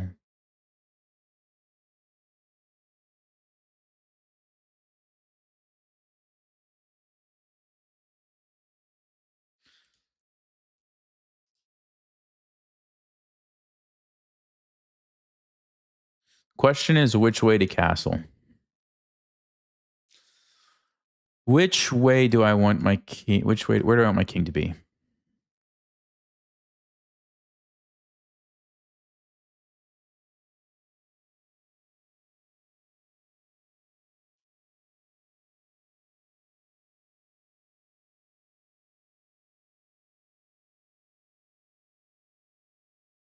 I feel like it's safer here because I feel like they have a very clear, push, push, push on the queen side, whereas on the king side, it's not quite that easy to do that.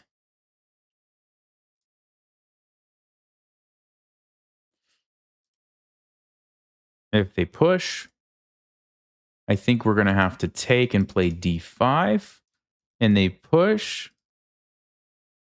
Move my knight somewhere. And they're going to get knight f4, though.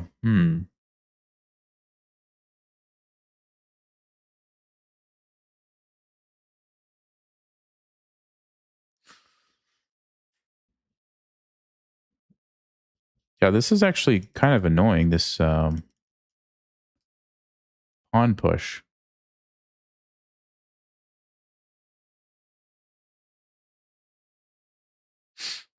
I'm not sure what to do here, guys. Ah, we have bishop c4. We have bishop c4, actually. Wait, do we? b3. So we could go there and trade the bishop. Yeah, that would work. That would work. Okay. I'm glad I noticed that move. Okay, now I feel better. I wanted to make sure I had some move against d4, and I just found it. Bishop c4.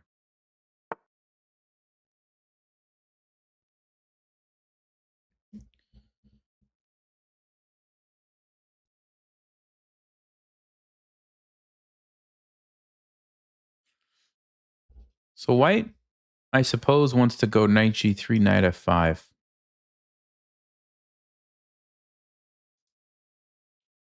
Feels like I should strike with d5 and then jump in with my knight.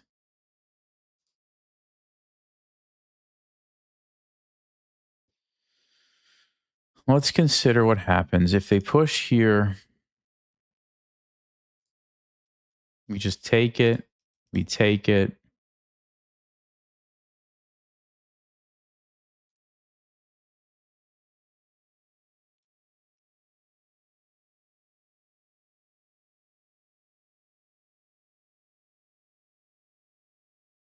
Yeah, I think we have to follow the principle here.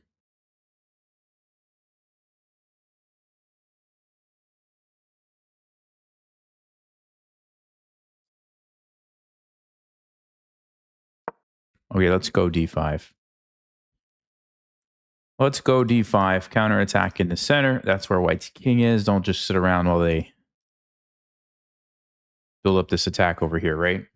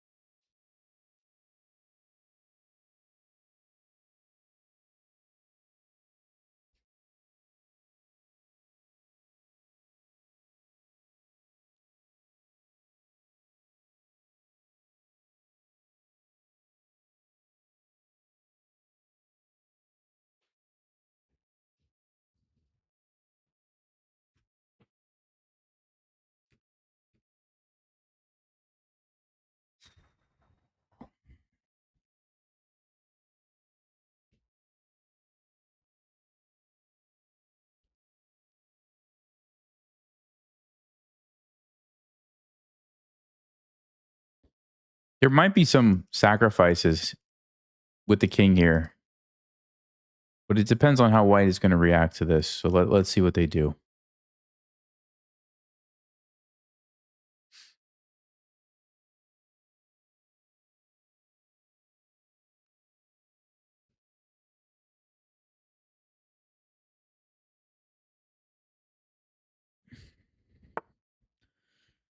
Knight d2. Was not expecting that one. Uh-huh. Yeah, see, that's exactly what I'm talking about. Is there the possibility of a sacrifice? Takes, takes, takes. What's the point? Well, the point is I'm targeting this square. They have knight f1, though, to defend. Not sure if I get enough.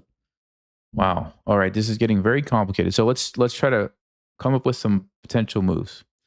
If we take, what happens? We take with the knight. I take. They take with the bishop. I play f5. You get a trade.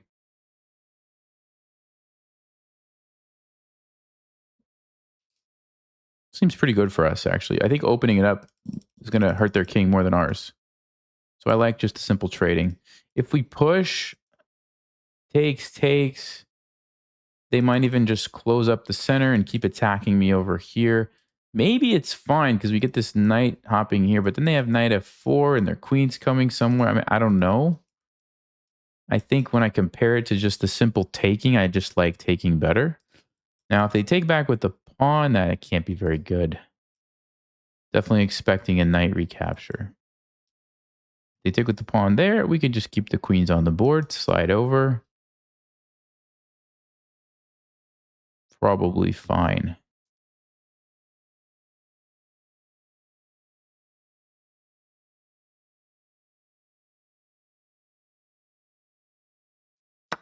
Okay, let's take. Let's take, try to open up the position and make white pay for not castling.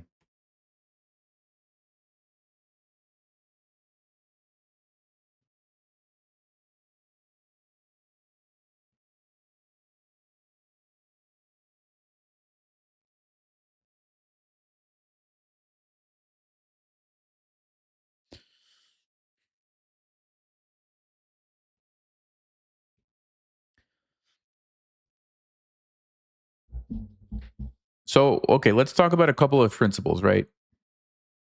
General principle when someone's attacking you on the flank is you counterattack in the center. So I'm kind of following that.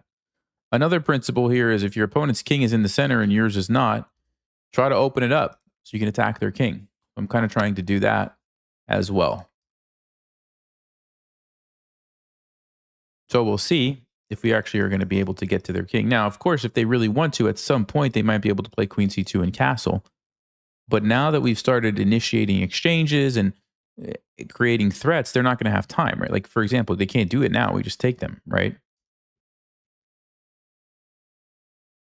So let's see.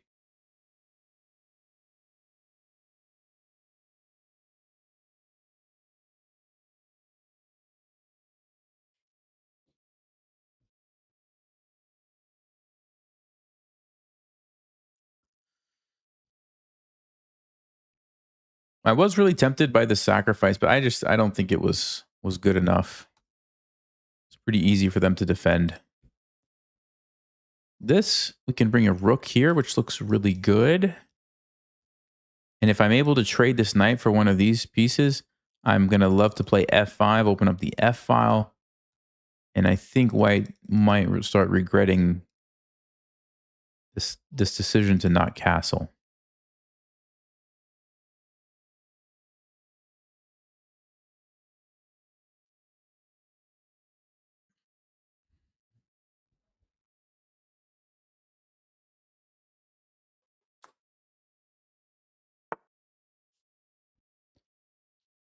Okay, interesting move.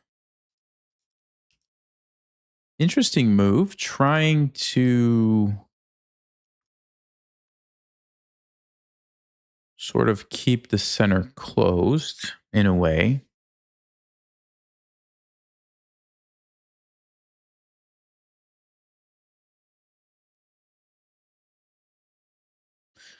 The only issue that I see with it is it's giving me the d5 square for my knight to attack here. Now, can they defend this pawn is the question.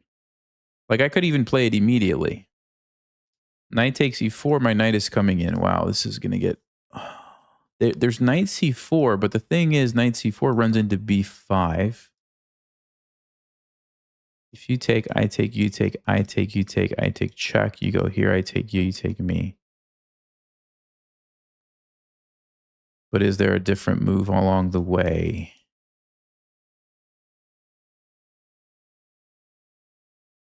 Potentially knight takes c3 and we take here.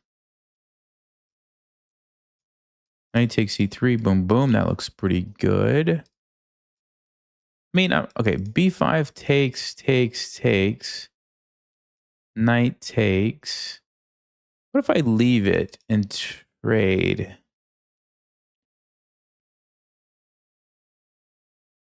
The other thing is I could trade first. I don't know which way they're going to take. If they take this way, it's going to allow me to push this pawn, which is going to be very annoying. If they take this way, then we jump in, then they go there, then we take. Saves us a pawn that way, I suppose. But they also have knight to d4, which is a new option that wasn't there before. I think I need to go for this. Okay. One other move, though, knight f1 defends this.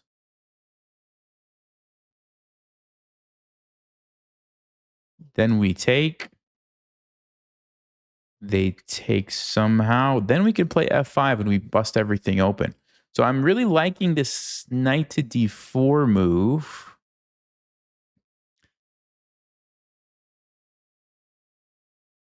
But it's not the only move. We can also just like bring a rook here. That's something to think about.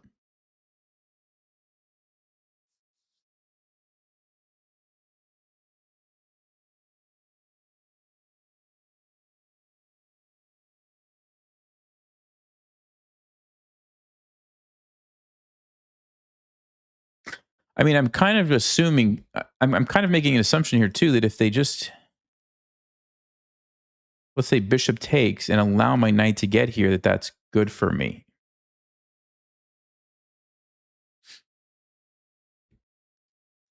I think that has to be a correct assumption. The knight looks amazing. So yeah, I think knight d5 is the move. Knight c4, I've got all kinds of options, to be honest with you guys. I've got knight c3, I've got b5, takes.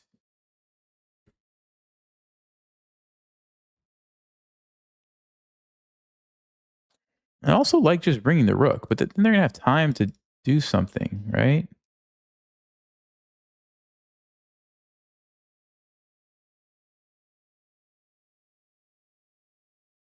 Kind of want to be more forcing.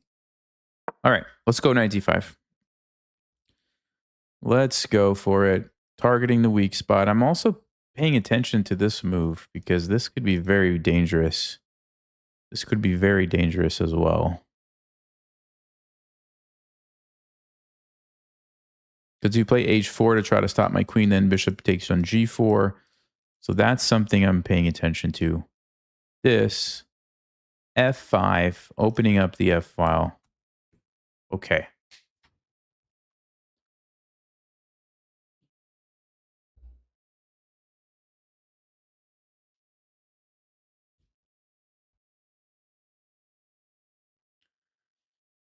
Can I explain my shirt?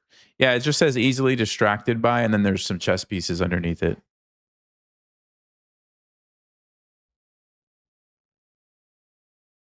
Easily distracted by chess.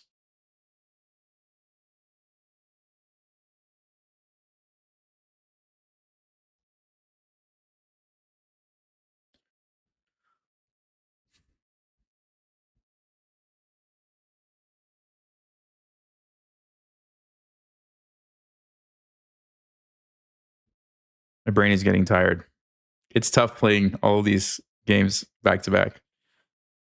Lots of calculating, lots of thinking.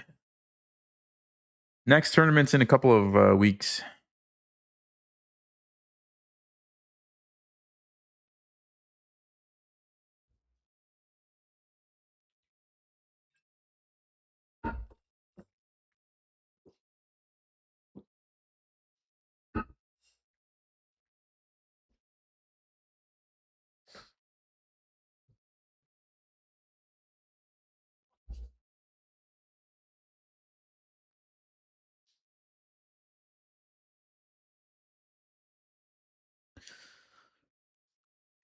All right. I wouldn't be surprised if we see the move knight c4. Maybe knight f1. Just by the way they've been playing, I could see that being a move. Apart from that, I mean, bishop e4, I don't think so.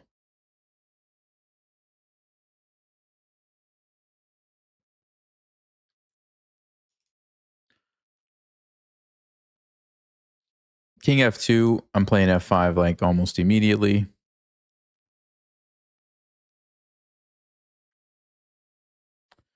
What else could they play? Yeah, knight f1. Okay. So,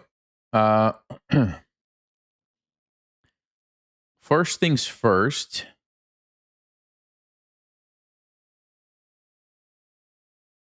Well, what are first things first? Queen e7. Let's just think about it. Just think about it. Let's say they ignore me. Just take a pawn. I go check. They move their king. Doesn't really look all that amazing for me. I mean, yeah, their king is on d2, but feels like maybe I can do better. Let's see, f5. If they take, we can take back with one of these. It opens up the rook. That's pretty good. I could throw in this trade just to clear some more squares and diagonals files. I think that's actually smart because if I ever want to put a rook here, it's going to be a lot more effective without the pawn. So probably trading here is good. Now, let's think about the recaptures. They take with the pawn here. I don't know. It feels like this e file is really getting opened up. Maybe we go with f5 there. They take this way. Still go with f5. They take with the knight.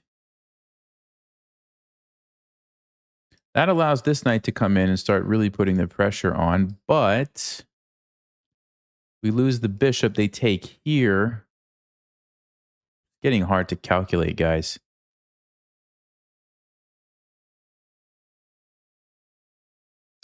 It is getting hard to calculate.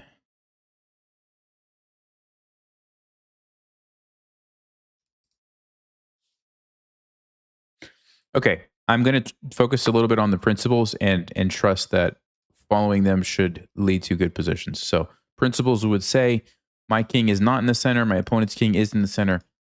Open it up. So let's trust that that's going to work for us. I'm not calculating every single line, but let's just trust it.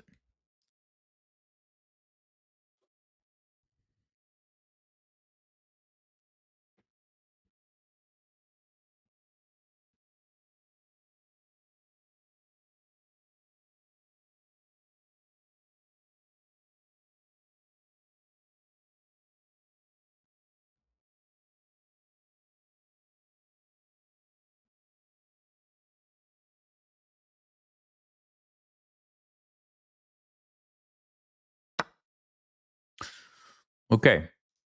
So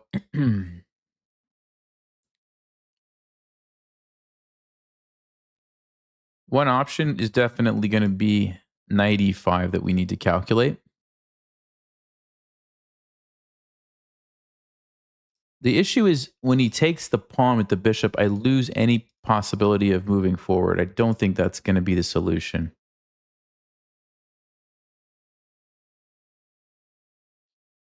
Yeah.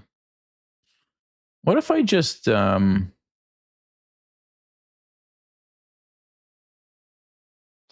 what if I play queen e7 now? Because now this is a very annoying move, right? Now they could play h4.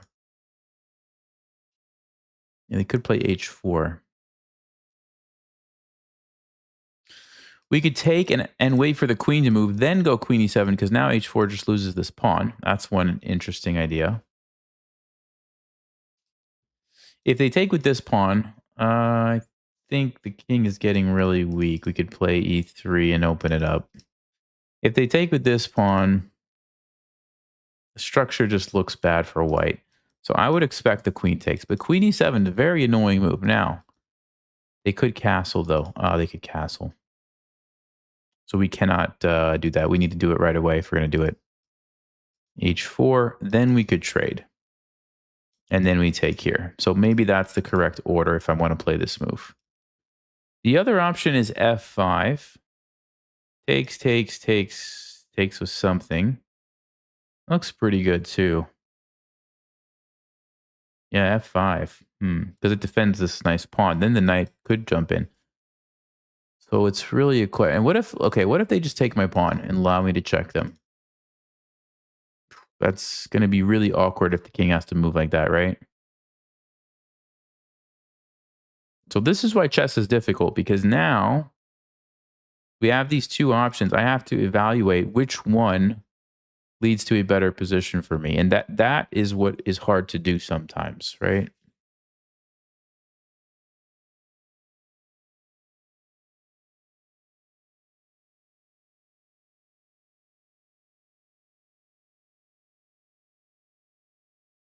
And then you add on top of that the fact that you're evaluating two positions, which is great, but you might have missed a move, and there might be a completely different position that you should be evaluating that you didn't even consider, right? So, man, what if they just take my bishop? Check. King moves. Takes. Takes. Nah, yeah, there's no way if their king moves like that. All right, let's go. Let's go.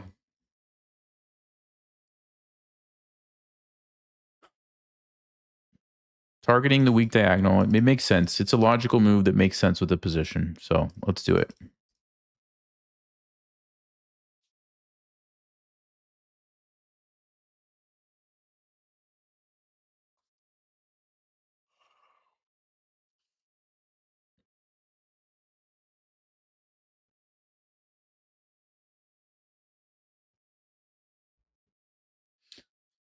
Playing knight a5 in this position?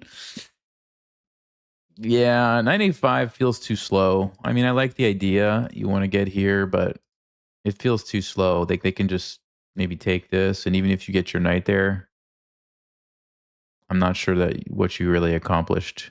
They can just like move their queen or something, defending everything. It's pretty rare when a plan like that is going to be the best, especially in a game where you're trying to keep the tempo up and play quick. So this is a much more forcing move, or like immediately something really bad is going to happen to White's position. Now, I'm not, I don't have the engine. Obviously, I don't know if this is the best move, but that's my logic anyway. Why I would choose this over knight a5.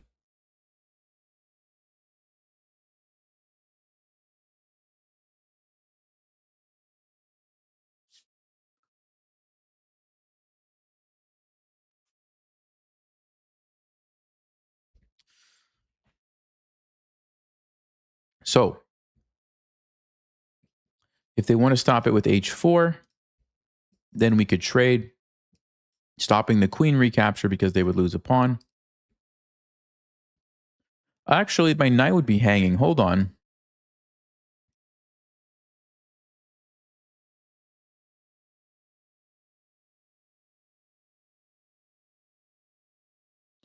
But I do get a nice attack. Rook d8.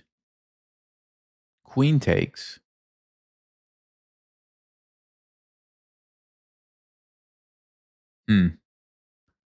Queen d7.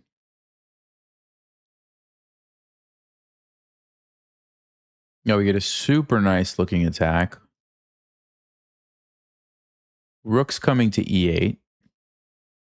Is it enough to win the game? That's the question, right?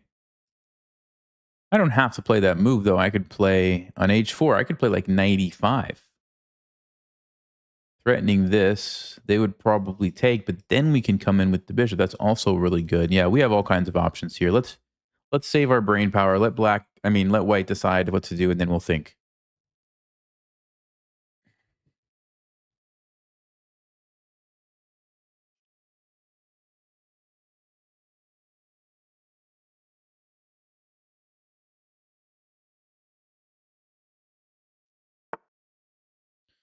Whoa.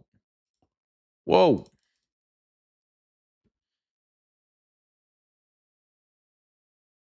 King to d2. Well, now that knight a5 move is looking much more appealing, Wadi, because now it's actually a serious threat. Also, knight e5, same idea. We could go there. We could go here. Okay, let's start with the most obvious, though. What if we trade the piece? So if we take and they take with, let's just say, this pawn, we could go check. They're going to try to run. I don't know. Maybe we push this. Maybe we play f5. I'm not exactly sure what we would play there.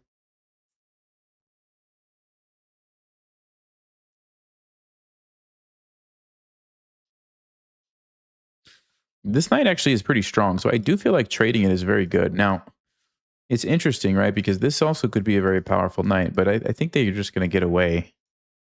I don't know if it's that good for us. I think we do need to trade. There's also knight b6, which, then we're going to get the other knight there. Wow. So many moves we could play here, guys. So many moves.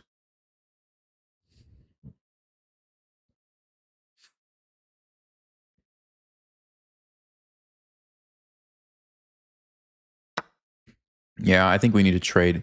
It helps us open up the files to get to the king. Because really what we want to do is get these rooks to hit the king, right? So I think trading here is going to allow us to play c5, trade another set of pawns, and it's starting to open up. The board is definitely starting to open up. And let's not forget, White's king is on d2. I mean, that is not what you want. So this has got to be bad for White. Okay. So options, let's see. To open up the position, f5 or c5. Alternatively, we could try to loop the knight to here, or try to find a queen move. that somehow puts pressure on this king. Or just start bringing the rooks.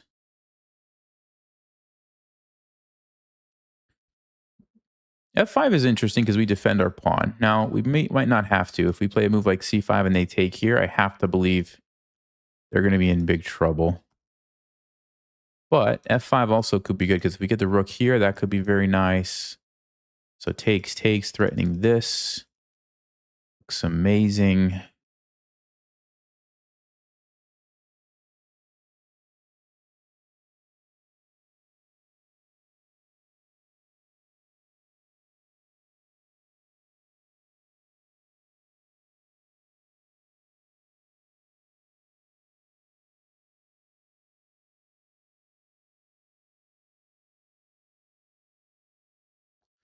Yeah, I'm really torn. I think the best moves have to be F5 and C5. I'm just not sure which one.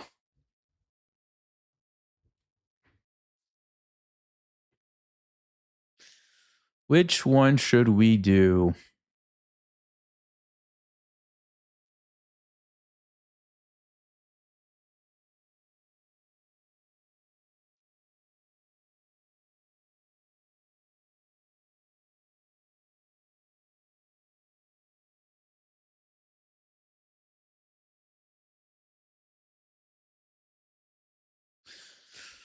Okay, I'm going to go F5. I'm going to go F5. I think this rook coming on F2 looks really good.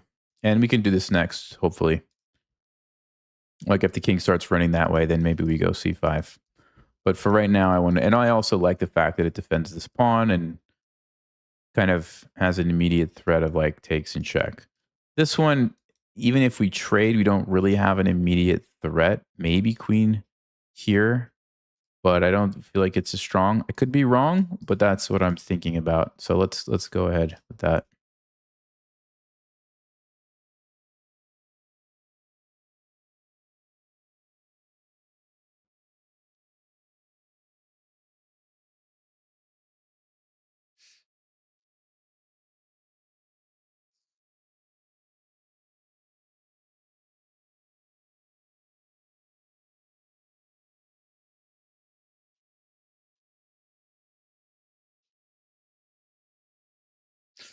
Oh, you know what?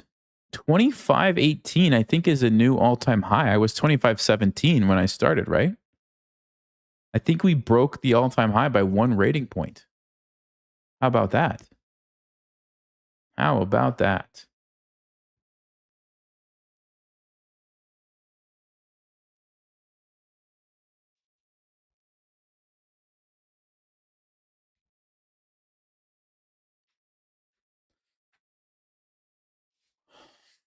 Playing chess for 3 years, but losing your passion for the game? Hmm. I mean, I guess it depends on why. Are you losing your passion for the game because you're losing? Are you losing your passion for the game because it became more difficult? Is it because you're bored or tired of your openings? I mean, first thing that I would do is maybe try some different openings.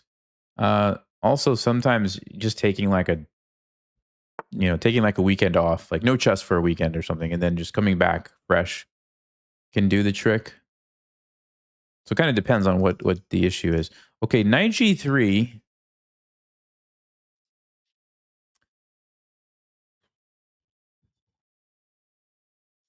Two options come to mind, right? I mean, there's of course there's more moves we could play, but these two seem very forcing, so I think we should start by calculating these. So first things first, if we push, hits the knight, you got to do something, or I'm going to take a free piece. So what are you going to do? Well, you're probably going to take me. Then I have check, or I have knight e3. Let's start one by one. Let's start with the most forcing. If I take, it's a fork. Okay, so you save your queen. You go queen e2.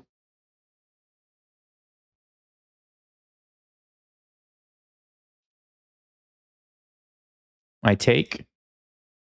You take. I go bishop d5. Oh, you have this annoying sneaky move, check, and you take me. Wow. Okay, so I don't take. I I played bishop d5 right away. Because now if you try to do that, my knight's defending the bishop. Okay, so we go there. If you try to move your knight somewhere else, you're losing a piece. So that looks good. Takes, takes, take. That looks good. Now, can takes, takes, takes. Can the queen move somewhere else that we didn't consider? Or is there a different move? Not really, because your bishop's under attack. Okay. Does the knight have to take me? No, the pawn could take me. Well, if the pawn takes me, it opens up check. The king obviously wants to run away. It's going to run to one of these two squares. Let's say it runs back here.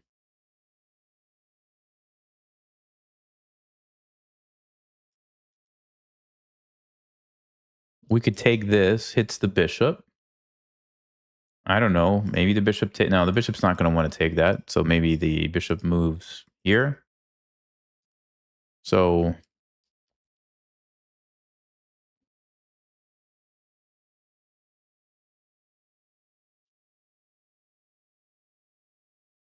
trying to evaluate that position. Oh, you know what? We could also take red away. Because if the king takes, then we have this fork. Oh. Ooh.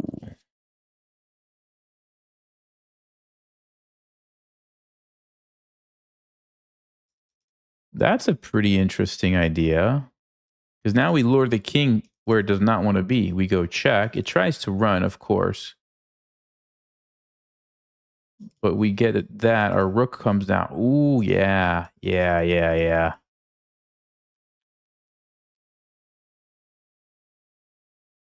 It's very forcing because it's a fork. So let's say they go queen e2. Oh, we could even play knight c4 maybe there. Or just take it. Just take it and play something. Maybe check and then, yeah. Okay, let's just verify. Am I missing any moves from white? Oh, there's no way. There's no way. This is a powerful move. This is a powerful move. Let's go. Let's go.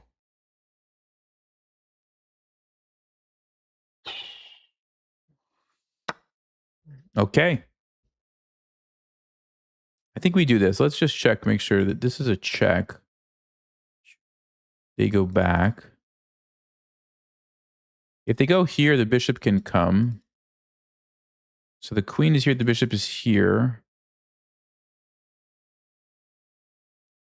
That's interesting. Check.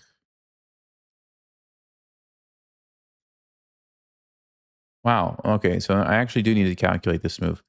There are two options. My initial plan still looks very good. Go here and take that, or maybe even push the bishop around and just keep pushing the pawns could be good. But this queen g5 forces the king away from this side of the board and back this way. If you go there, we could even take here and open up the rook. Wow. Yeah, the only thing I'm thinking, guys, is if we go here, the king is going to get away to relative safety. I say relative. It's not that safe, but it's safer than where it is right now. Whereas when we play queen g5, that's not an option. You cannot run that way. And here walks into this check. Now, if they go to e1, we do need to calculate. Check, knight e2, f4, queen d2, takes, check, takes. I mean, so check here. No, here. Check here. This is the line I'm not sure about. I can also play queen h4. They don't have a way to defend the knight. Wow. I think we got to go with queen g5, guys. I think we got to go with queen g5. Okay. Okay.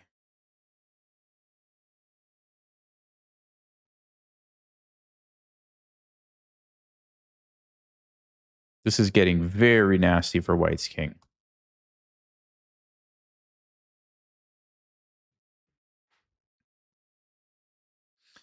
I mean, don't get me wrong, f4 was probably a good move too, but this one is looking even stronger because it's forcing the king to stay here.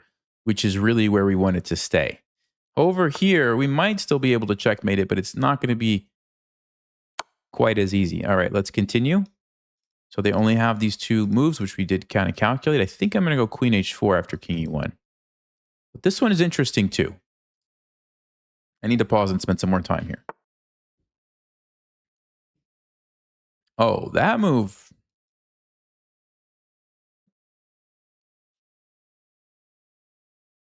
Well, I could also just take.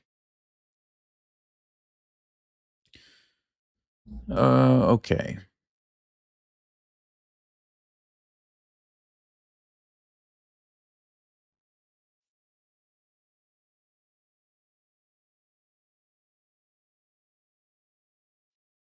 So if we take with the pawn, it's check. He's going to move back to g1 for sure. How do we finish off the game? Check, the king is going to hide on h2. Rook f2.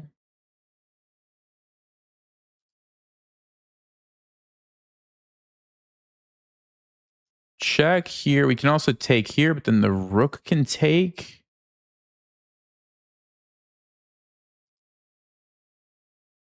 You can also just go check like this and then take the knight, which I think is what I'm actually going to do. Because even if we have to trade, we're totally winning in that position. So I think that's the move. But let me just think. It was really tempting to play this, though, right? Just to open up the rook. But I think we can do that later. We can push it or take later. So let's go here. Let's go here. He's going to play king g1, and we take the knight.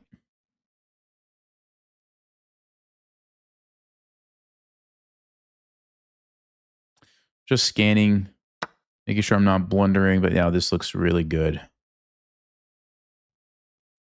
This looks really good.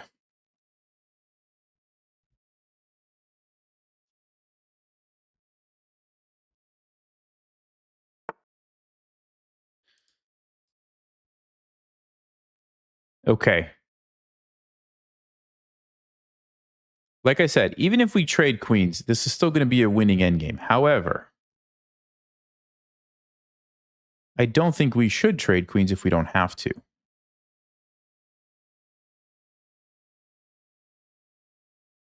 And we don't have to. So the question is, what do I want to do instead? I'm thinking we go here, target the pawn. Let's just say rook d1.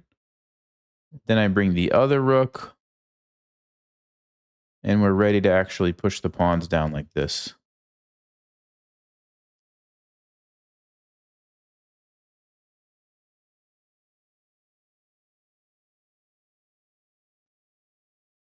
Queen e3, same thing. We're going to bring the rook. We're going to push the pawns. Yeah, let's go. Let's go here. Oh, one thing. If they take me, yeah, I get the check. I'm happy about. Okay. So we're creating a threat. This is important. We're creating another threat, so they don't have time to just take us and start undermining our pawns. Yeah, they have to spend a move playing some defense. And now, I believe we want to go here. Oh, you know what? I just noticed another move. That's cool. Bishop d3, actually. It defends our pawn, so if this pawn gets traded, we have a defender. But more importantly, it's blocking off the rook so we can just take here. Ooh. That might even be a better move.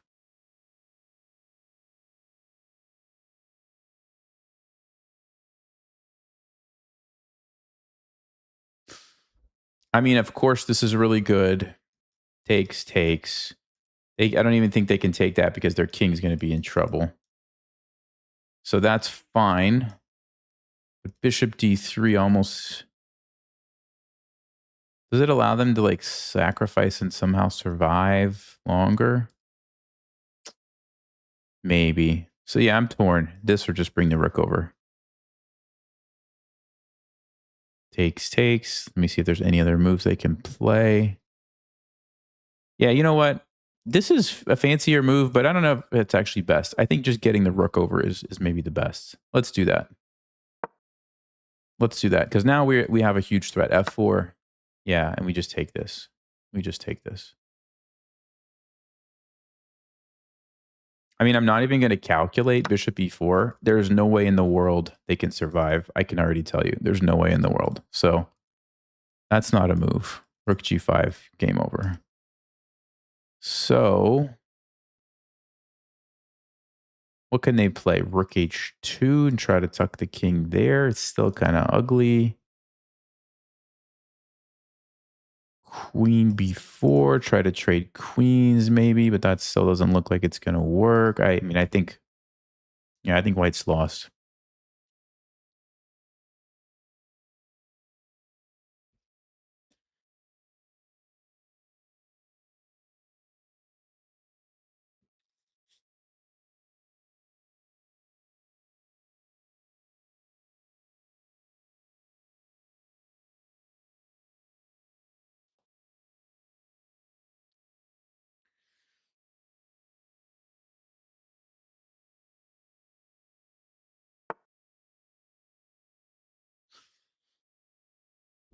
Okay, so they're stopping rook g5. Interesting. Okay. Yeah, maybe now is the time for bishop d3, targeting this. We also could just push the pawn and play rook f2, which looks really good as well. So let's think about this. Bishop d3. Oh, can they just take me? Look at that sneaky move. Huh. Okay, so we're not playing bishop d3. Maybe it's e3 then.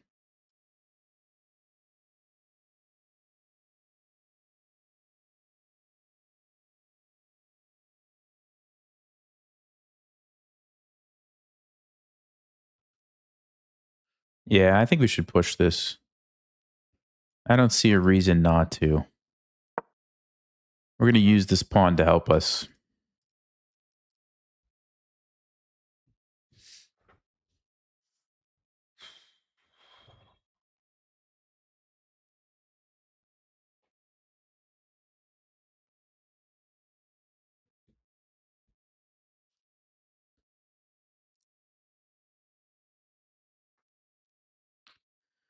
So I'd like to go rook f2. And well, I'm not sure what we're doing from there. Okay,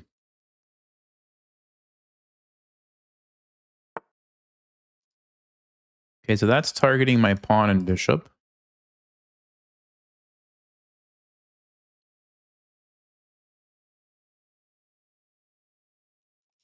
Probably just going to save the bishop. Also trading this off really exposes the king, so I think that's the right decision. Do we have any other moves we need to consider? b5, I mean, yeah, I could do that, but what's the point? I think we just go here.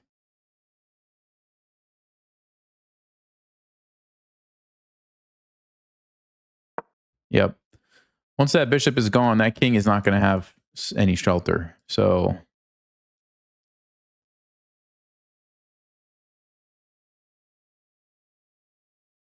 probably take with the queen, leave this rook in the aggressive position that it's in, and then figure out how to checkmate.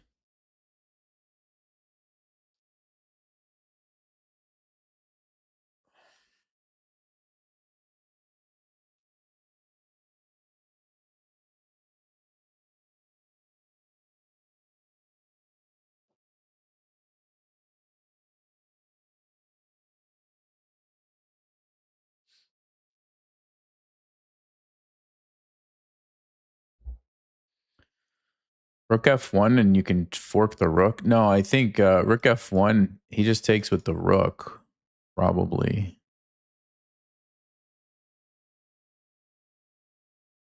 Takes. I don't know, sacks the, I don't know. I don't think rook f1 was the move. Or even just takes with the rook instead of the king. Oh, there's a check. Actually interesting. Actually interesting move. I did not consider rook f1. Something tells me it shouldn't work. Not sure why, but maybe it did. I don't know.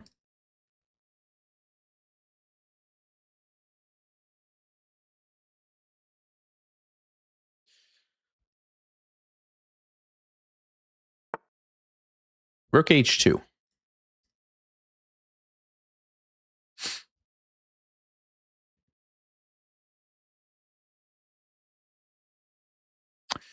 Okay, so what I want to do is play queen g3. Let's see. I also want to push the pawn. Well, let's start with, I mean, okay, we could sack the queen and play rook f2 threatening this, but he defends. It might work. Queen sack might work, but we probably don't have to sack the queen. Queen g3 or e2 right away. So let's just say we push the pawn.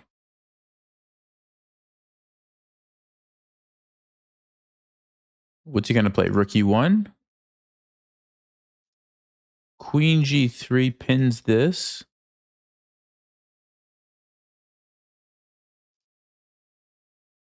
Threatens checkmate. You can also trade first and then go there. Check, takes, check there.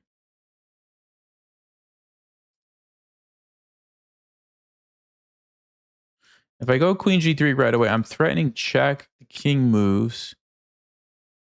Wow, that's a nice looking checkmate. Look at that. So queen g3 is the move that's winning in my mind. He tries to play king h1.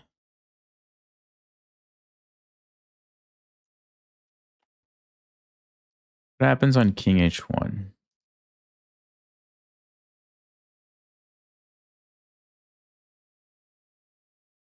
Queen g3, king h1. Takes. Oh, wow. We could play e2 maybe. Either way, I'm going to win a rook. Wow. What a move. I think we're going to go queen g3, guys.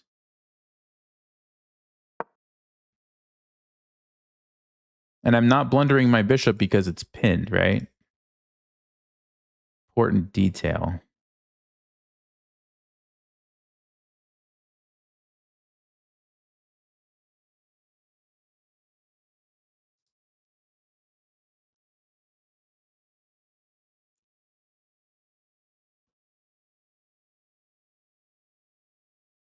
King h1 takes, rook takes. I'm really thinking e2.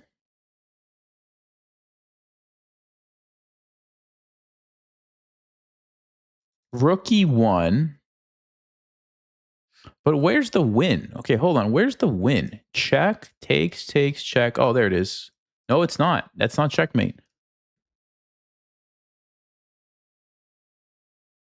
This is amazing. How is this guy surviving? Okay, we got to find it, guys. We have to find it. There's also this queen sacrifice, which might be... Yeah, he does play it. This queen sacrifice might be what we need. If we go here, we're going to win the bishop if white doesn't do something right away. You can't defend here, so you could defend with your rook. But then I'm going to play e2 and get a queen, unless you play queen e1. Oh, you have queen e1.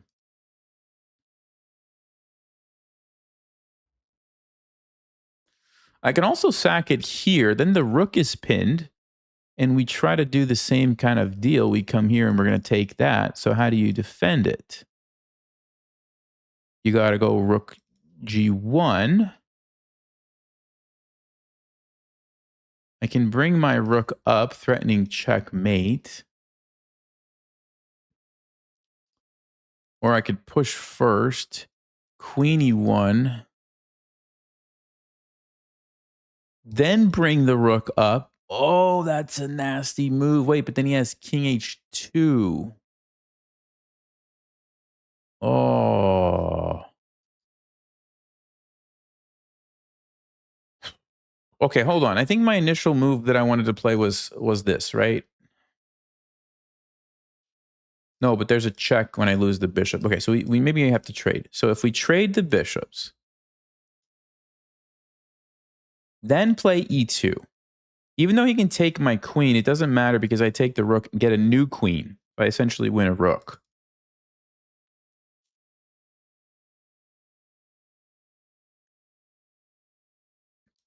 If you play rook there, can I just take it? Queen takes rook f1, rook g1.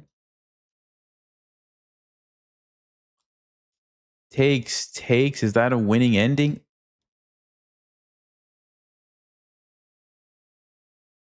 There's got to be a better way to do this. There's got to be a better way to do this. Takes.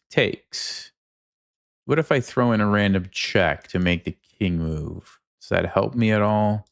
Then we go with e2.